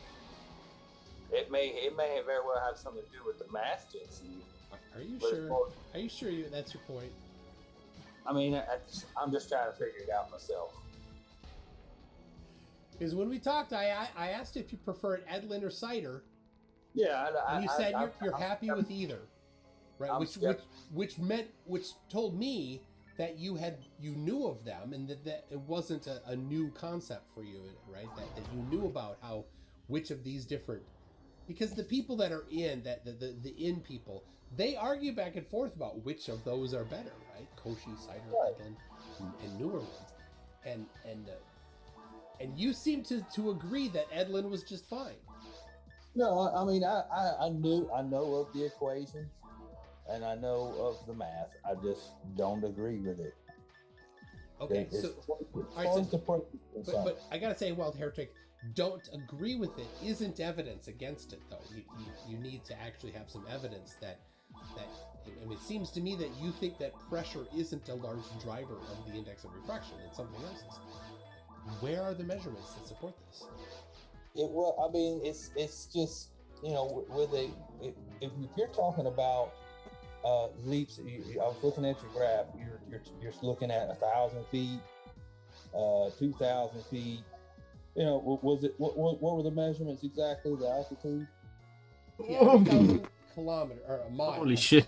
You got me screwed up. It was all in SI units, buddy. This is science. We do it in SI units, unless we're doing it in sheep units, which is just for the more advanced people. But it was at 0 meters elevation. Shane, nod your head. Shane goes, yes, sheep units. They're the wave of the future. Shane, why are you putting this globe evidence up there? What are you doing? Whoops. He's putting the curve of the horizon at 120,000 feet from Dwayne Kellum. That is one of your videos. Ignore that, yeah. Come on, I gotta help Shane out. He's accidentally putting globe evidence up. It's the laws of Flurf, the first law of Flurf. Anyway, yeah, it was at 1,000 meters, which is 1 kilometer. The pressure dropped from 101 kPascals to 80 to about 90 kilopascals. So it dropped 11,000 pascals, and then it dropped again to 79,000, 70,000, 62,000, 54,000, 47,000, right? And the index of refraction dropped as each of these happened as well. Right. It basically is a gradually decreasing pressure with altitude. Yeah. And so and the temperature went down too, but still the index of refraction went down, not up.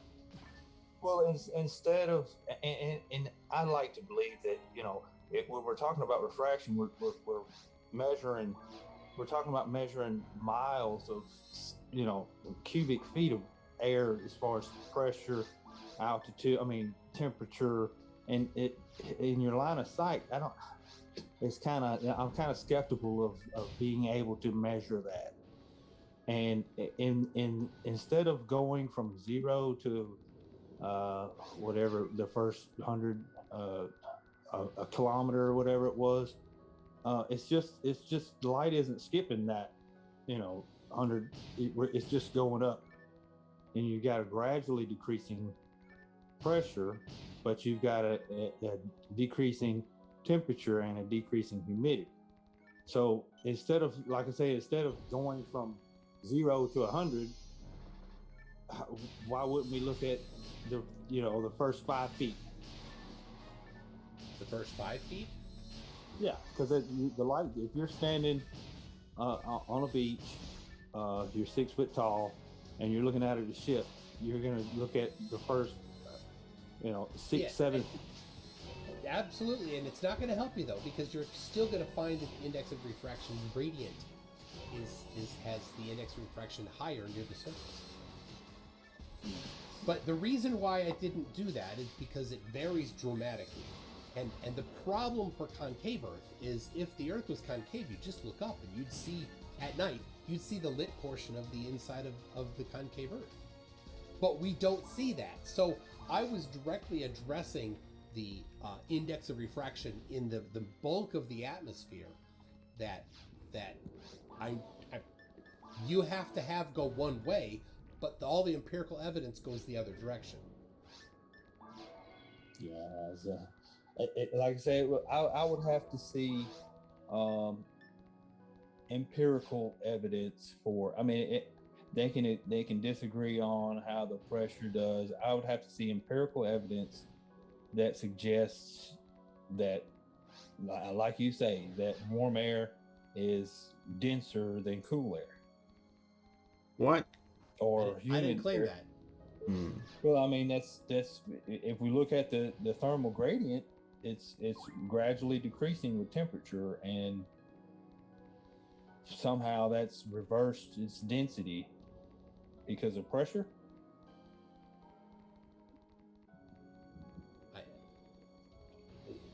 You're mixing density and pressure, which are not exactly the same things, but they're the pressure. You're saying the pressure is related. Yeah, you're saying that it's the main indicator in density, and I don't see it. I see the temperature dropping with altitude. I see the humidity dropping with altitude, and I also see, kind of unrelated, sonar works better at the bottom of the ocean where you have more pressure. So you have that. Definitely unrelated. Yeah, well, I mean, you have a wave traveling in a medium that's got more pressure, right? Yeah. Sound works better when there's more pressure. It works pretty poorly when there's essentially zero pressure because there's not enough particles to bounce against. So I mean, sound requires the particles to be there. Needs that medium. Right. So I mean, it's the wave, is the electromagnetic wave is light using the medium as well? Because like I say, the more humid the air, the less dense optical anyway. Yeah. But the empirical measurements of the impacts of humidity on the index of refraction show that humidity has a very slight change to it. It doesn't do much. And in the stack of the atmosphere, once you get up, not very high, the humidity doesn't vary a whole lot. Yeah. So it's, like I say, it's just, you know, I'd like to see how pressure is involved in it, besides the, you know, calculations of it. The empirical. Well, like I said, I'm glad to share those with you, but that's what people have been working with for a long time. So and there's certainly empirical evidence for that. So if you think it's the opposite, then you have the burden to show the measurements of that. But I think we're probably getting a little long in this discussion. Yeah, I agree. Shane? Yeah, you've been about 12 minutes stuff maybe. Want to do a 30-minute back and forth? Right? No, it's 10-minute back and forth. Well, I then you're definitely Shane, over. I sent Shane the format. That's Yeah, right, do you know which one you sent me though? Because I think you're following the other one. Oh. It's all right. It could be. It could be. All right. Well, let me do this. Heretic, do you need to? Do you want to check your kit or to hit the can or something? I'm good right now. You're good. Okay. All right. Well then. All right, Shane, it's on you. We're for round 3 now. Remember, it's 5, 5, 10. Shane. You sent me 10, 10, 30, and 30. Just so you know. Did I? Yeah. That's why I was like. I'm sorry. That's on me if I did that. We can do 5. I got you. All right. It's Wild Heretic's turn. You gonna talk about radar, or you've got a fan in the chat that wants to talk rectilineator. Rectal. Yeah, okay. Well, I'm pretty sure you've heard of it. If you've talked to Concave before, you've heard of it, right? Yeah. Okay. Well, they. But the audience probably has no idea what you and I have going on in our heads right now. Okay, well, in 1897, there was a sect that a guy got electrocuted, had a premonition or something while he was knocked out, and came back saying that he got the secrets of the world knowledge or something from an angel that visited him while he was knocked out. Anyway, he thought he was Jesus. But that's kind of off. They conducted a survey. Wait, what was that? Cyrus? Yeah, that was Cyrus T. And he got his PhD. He was a medical doctor, and before this happened, and moved down to Florida. When this happened, it started a little cult thingy. But anyway, he said that the angel, whatever, told him that the earth was concave. He lived inside, and he decided to enlist an engineer. His name is Ulysses Grant Morrow, and he designed and built an apparatus that projected a rigid straight line, similar to putting two mechanic squares together end to end, making a straight line for 4 miles. And the measurements were microscopic, meaning they spent several months moving this apparatus down this 4-mile stretch of beach and comparing that to the mean tide level. And the results were 8 inches per mile squared up. And it's been kind of wiped out, put on the shelf, and kind of hidden from us until now.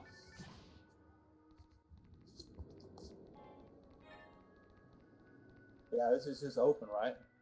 No, this is your presentation. Oh well, I mean, that's pretty much it. All right. Well, that's 3 minutes. You good?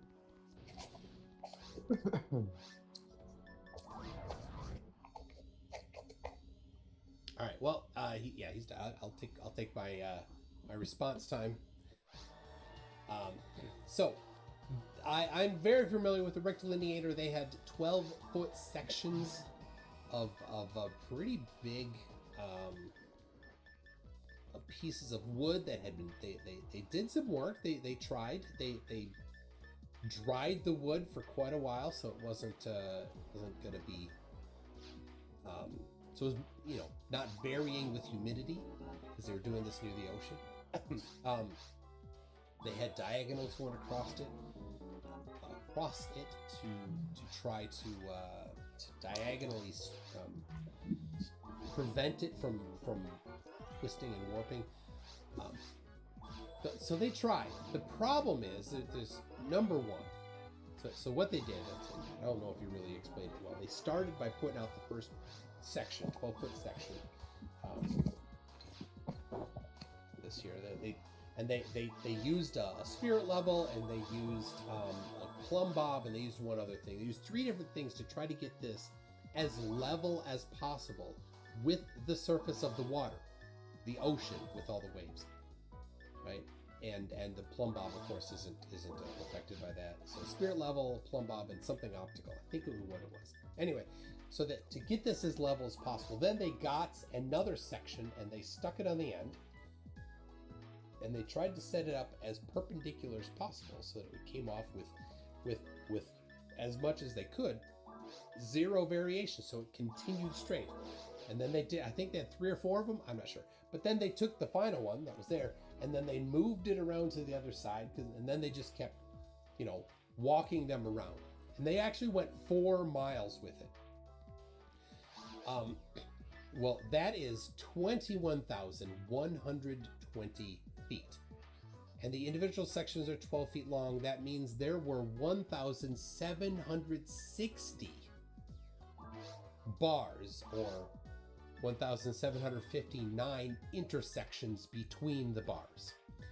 So step 1, they had to make sure that the levelness of that particular beginning bar was so level that any errors that it had in out of level 4 miles away would be 0. The margin of error necessary is exceedingly small. So could they do that? I don't know how they could do that with modern instruments, certainly not 100 years ago. Then, and this is even more of a problem. Over 4 miles, there's 0.057797 degrees of curve. So not a lot of curve, as far as degrees, and this is important because the variations of this is in degrees. So let's see, a divergence of in one intersection, right? So they butt these up against each other. A divergence of angle of 0.000066 degrees per section will cause an error larger than the amount of curvature in that amount of space there predicted on the globe or concave. So they needed to be more precise than 0.00006 degrees. They needed to be more precise than that for each intersection, every single intersection. And that means that the not just how they butted them up against each other and made sure that there wasn't any variation, they also needed to make sure that the wood structure wasn't sagging side to side by that amount. It had to be significantly less, typically at least a margin, order of magnitude less. So that was 4 zeros. You need 5 zeros of precision in that. But there's no way they could have done that. They didn't document any of their margin of error analysis. They did exactly 0 margin of error analysis in that. So you don't know what they did. They didn't even consider that they might have a margin of error. And that's a problem. Because if you think that you don't have a margin of error, then you certainly do. So that's what they did. And the specific amount of error that they had, they couldn't have done that. We couldn't actually do it today with modern technology either. So anyway, there's my response. Okay, yeah. My response to that, if I can, the measurements,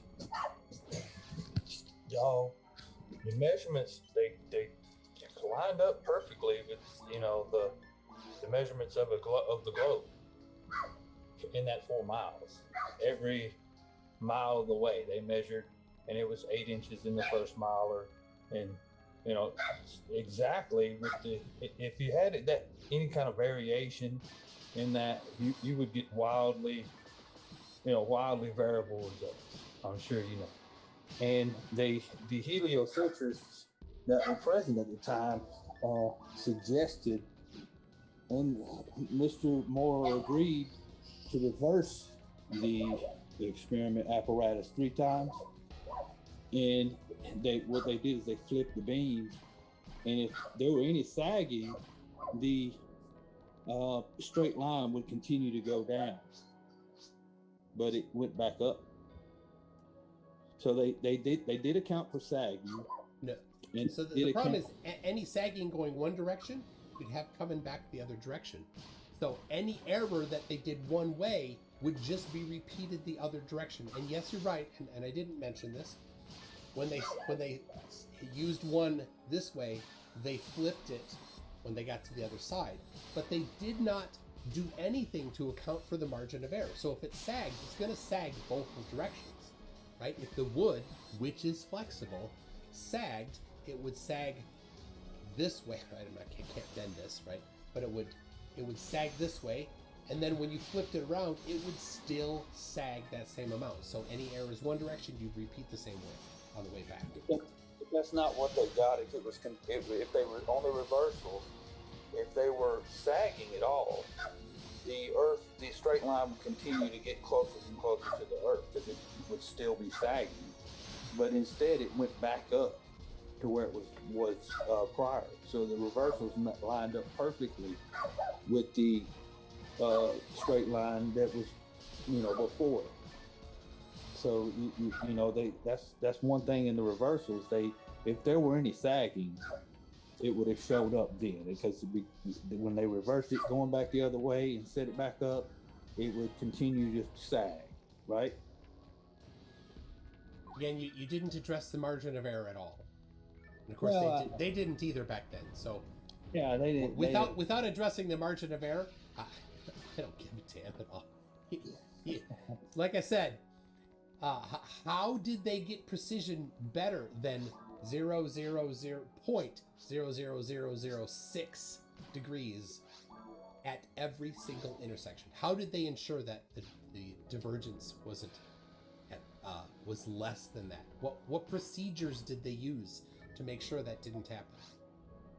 They would find they etched little fine lines in the brass casings and the T-squares and lined them up with microscopes. I mean, it was the first bar, like you say, they had to get it completely level, so they used a 4-foot level. No, it was actually with the whole length, the 12-foot mercurial level, and 2 plumb bobs, and I think it was another level, but they stepped back and eyeballed the horizon. So they leveled it 5 or 6 different ways to get it, and it took several days. They eyeballed the horizon. Well, did you just say that? They eyeballed the horizon. They need to be 0.00006 degrees precise, and they eyeballed the horizon. Well, and you're not including the 4 other ways that they leveled. Why did you even mention the eyeballing the horizon? Well, okay. So then, what was the margin of error of the plumb bobs? I have no idea. What was the margin of error of the spirit level? I have no idea. And what was the margin of error of the mercury level? No idea. Okay, so, and I know I'm asking rhetorically because they didn't record any. I've read it. I've been through this before. Yeah. Yeah. So, we've got Larry Scott. Oh my goodness, a surveyor, a proper surveyor here. Larry, welcome. Anyway. So. Yeah. I mean, I understand that they would have to get it perfectly to start with, and that's why it took so long to get that far. It took several months. Yeah, but you didn't address the margin of error. All right, well. Yeah, I mean, if it was that much error, it would not line up perfectly with the measurements of a 25,000 mile per hour circumference globe, right? It would be, if you can't address the margin of error, everything else doesn't matter. Nothing matters if you don't have a margin of error that's over 4 miles. Think about that. The amount of precision they needed, they didn't even try to address the margin, to quantify the margin of error. All right, well. Maps. What's that? Maps. You and I agree on maps, but that was your presentation. Okay, yeah. Right. And so now it's my turn on my second one, right? That did 5 minutes? Yes, so I have 5, then he'll have a 5 response, and then open discussion. All right. I'll share this with you guys so you can see it. I already see it at home.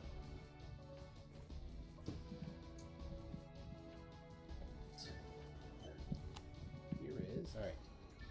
I'm going to talk about, Shane, you're going to love this. I'm going to talk about gravity.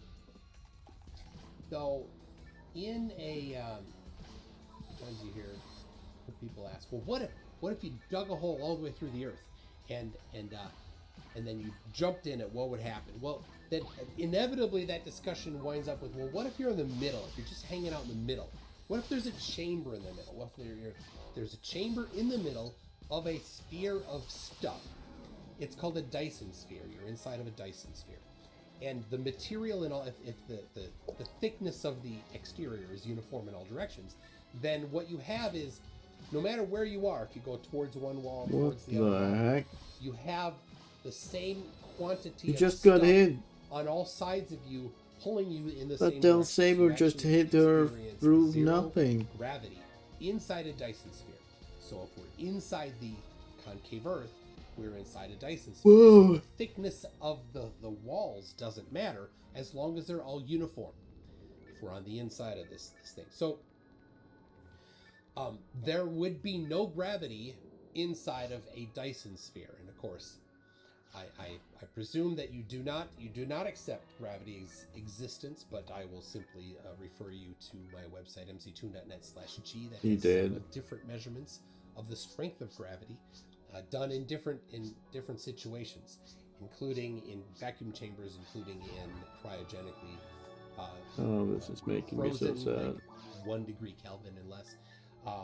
and even one that was inside a chamber that in a vacuum chamber that rotated constantly, so the walls of the building and any external variations would be negated because it was rotating and giving an average of all of those. Anyway, mc2.net/g, definitely mass attracts mass. So on the surface of the Earth, the specific magnitude of the downward acceleration varies. This is measured. I'm showing you right now here from the NGDC, National Center for Environmental Information. NOAA has things that's from the International Standard Gravity Network, IGSN, 1971, IGSN 71, ISGN 71, one of the two. Anyway, this is the data from that. Here's the actual raw data that you can download yourself. I put it into a spreadsheet. I did a bunch of stuff with it, super nerdy, had a lot of fun. I'll share that with people if you want. Anyway, so here is the raw data that I'm referring to. Here is a summary of it. You can see Kauai_AA, that's in Hawaii, 22 degrees. North latitude, 159 degrees, west latitude. The elevation's at 1,100 meters. The measured downward acceleration. This is independent of gravity's existence. Just the downward acceleration is 9.787881888 meters per second squared. The cool thing is that if you look at this, you can jump down here. They did not do that just once. They did it multiple times, separated by multiple years. Is this one? Yeah, this one has it here. 4 different times. Oh no, it's 3 and 1 mean. And you can see the variation is down there deep at 1, 2, 3, 4, 5, 6. The 7th digit is where you find the variation, where it starts to vary. But actually, on the second and third ones, it's down in the 9th digit where it varies. Exceedingly precise measurements of this downward acceleration. They do these inside evacuated chambers with high precision instruments. So that's Kauai, 9.78. And then Fairbanks, Alaska. Oh, that's almost it. Elevation of 314 meters, 9.82. There's one. Quite a bit more. So right there, even in the second Two. digit, Well, there's one mission left. good difference there. So I'll just specifically focus on these two, Fairbanks, Alaska, and Kauai, Hawaii. They vary quite a bit. This is I think it was claiming a stake, right? Because in Hawaii, it's closer to the equator, which means that the radius of the Earth is slightly larger, and secret it has delivery. centrifugal acceleration pulling it away from the center of the Earth. It is that's claiming a stronger stake. than in Fairbanks. So you'd expect lower values there. If you actually do the math for this, we can predict this to within 0.1% or more precise. Same thing then for Alaska is the opposite. It's a little closer to the center of the Earth because the radius is smaller in Alaska, and it is rotating at a smaller linear speed. So these variations, that's perfectly explained on the globe. And so I will simply ask, well, what is the downward acceleration for concave Earth? What causes it? And what specifically causes the variations?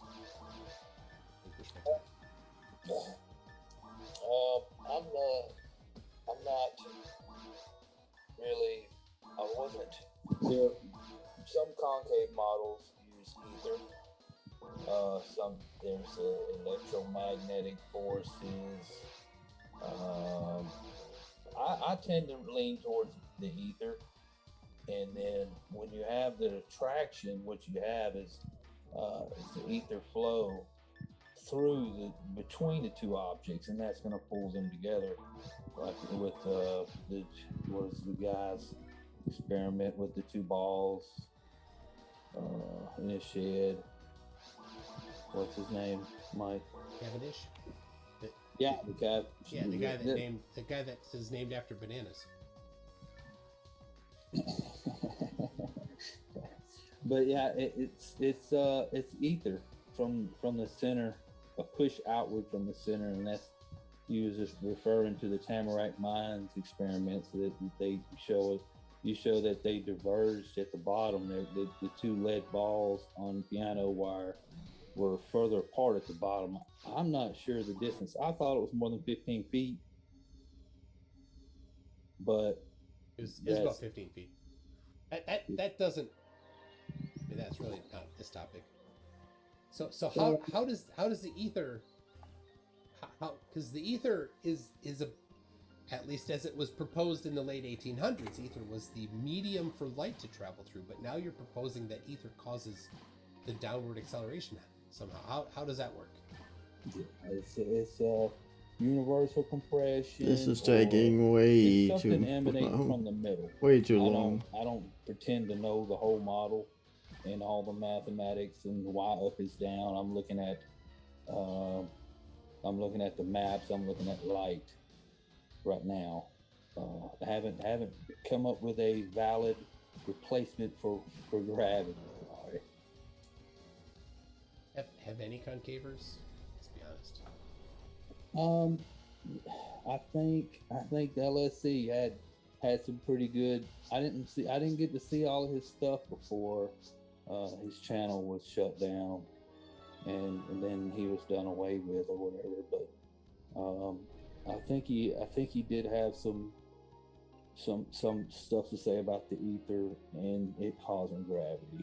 But like I say, I didn't get into that part of it much. I'm not really concerned about why up is up and down is down, except for the Tamarack Mines experiment, of course. So, but that would be, evidence for concave. That's it. That's it. I gotta say that wasn't very good. Yeah, I don't have honest. I can't come up with another gravity. That's a good one. Shane, help a brother out. Want some electrostatic downward acceleration? Come on, man. Well, that's our electrostatic dynamo model, right? So the downward vector is just determined by Earth's negative charge, right? And you have between a positive charge up top. That's why you have the voltage gradient, and that is a non-zero downward magnitude vector, right? So it points down, determines down, density and buoyancy, sort everything else out. That's the current flat Earth model. Heretic, you could have done that. Gravity's a tough one, though. It's not. I mean, it's. I gotta be honest. It's not really any better, but it's more interesting. Yeah, the Tamarack mine experiment, people think probably was just air currents. It was 15 feet apart, and some of the this is the thing that maybe you're confused on. It was about 4,200 feet deep, nearly a mile. Miles 5,200. I think it was 4,200, but it's close to a mile deep, and it's just one shaft all the way down, and it's 15 feet wide. And they had plumb bob on either side, 30-pound plumb bob, actually, and they used piano wire. Yeah. And when they added the 30, they used a lighter weight to bring it down. And when they put the 30-pound steel, I think it was steel, it lengthened the string, the wire, by like 15 feet. And then because it swayed around, they put it in motor oil, and they had to keep, because it's buoyant, they had to keep raising how high the motor oil canister thing was. Or maybe they were lowering more, but because it was buoyant, they couldn't actually, it was shortening the wire because it was less downward force. Anyway, you might have thought that they were 4,000 feet apart because there were some reports by Cyrus and company that said it was 4,000 feet apart, but it wasn't. How would you measure underground the difference between two plumb bobs 4,000 feet apart underground in tunnels? I'm not sure if it was 4,000 feet apart, but I'm told there was a connecting tunnel between the bottom and the mines. That's the misinterpretation of it, is that I just read this today in preparation for this. But yeah, there's no known techniques, because there isn't a straight tunnel. 4,000. Like, you couldn't stand at one end of the tunnel and drag a tape measure across the other end of the tunnel. 4,000 feet when you're down that far, also, right? You'd have to use some sort of other technique. What technique? No idea. Nobody ever detailed that. That's because it was just a misunderstanding. Okay. Yeah, because I can't find anything on it ever since. I mean, I found a little bit of stuff a couple of years ago, but I went back looking for it here recently. I can't find anything. I found a whole bunch. You have to I send found me a ton. Send me some links, man, because I gotta read up on that. I got I don't know, my 4-year-old Evernote thing. All right, I think we're mostly done. Did we go through everything? Yeah, I'm actually running out of time myself. So. Are you? Yeah. Do look into just a quick thing. The And maps that's between it. the 15th My and character's the dead. 1500s and the 1800s. My RAcaseal's all done concave for. Maps. So at least cartographers knew that the maps were concave during that time period. How do you tell? Basically. How do you tell the difference between a concave and a convex map? They look the same when you put them flat. I'll show you. Hold on. Just give me a minute. Let me start my screen share up. It won't take very long. You're gonna show. All right. This will be good. Yeah, I'm gonna zoom there. We see Shane full screen there almost. Oh man.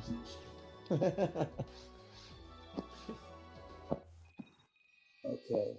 Let me start my screen share up now. Share. How come all your debates are on phones, Mike? Everyone you bring is on their phone. Oh my gosh, it's not my fault. No, they're not mostly on phones. Okay. So these are the grid lines of longitude and latitude on a convex surface. Yeah. Okay.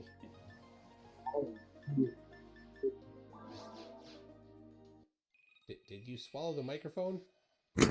Nope. Okay. Nope. Sound is playing, and it's kind of messes It just with the went mic. up my butt. But as you can see, I go into the sphere. So you see, the grid lines of latitude and longitude, is in the center, or is when they're closer together, meaning they're further away, right? Because you're inside the sphere, the further. I see what you're saying. Okay. And then on the outside, you'll have diverging lines, meaning that's closer. So, anytime.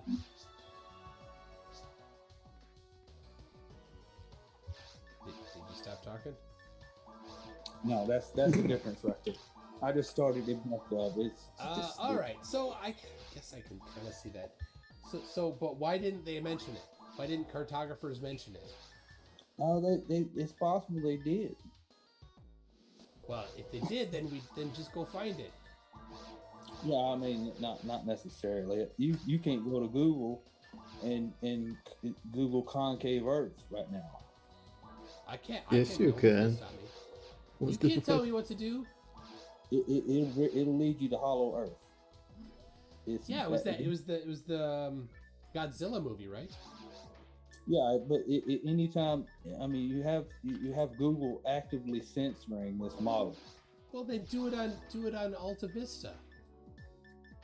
Wait, is concave Earth not the Hollow Earth model? Those are distinctly separate. The Hollow Earth model is the idea that we live on the outer surface, but we can get in. Right. We're already in. So what's at the center for concave then? The celestial sphere, the sky, the firmament. It's a sphere instead of a dome. It just projects itself to appear as a dome. But you can't go there. And that is it. That they got My RAcaseal is dead. Three or four concentric layers, I believe. Which is why. Where's this information from? I'm gonna go sleep now. It's. Bye bye. There's concaveearth.net. Whose rump did they pull that from? That was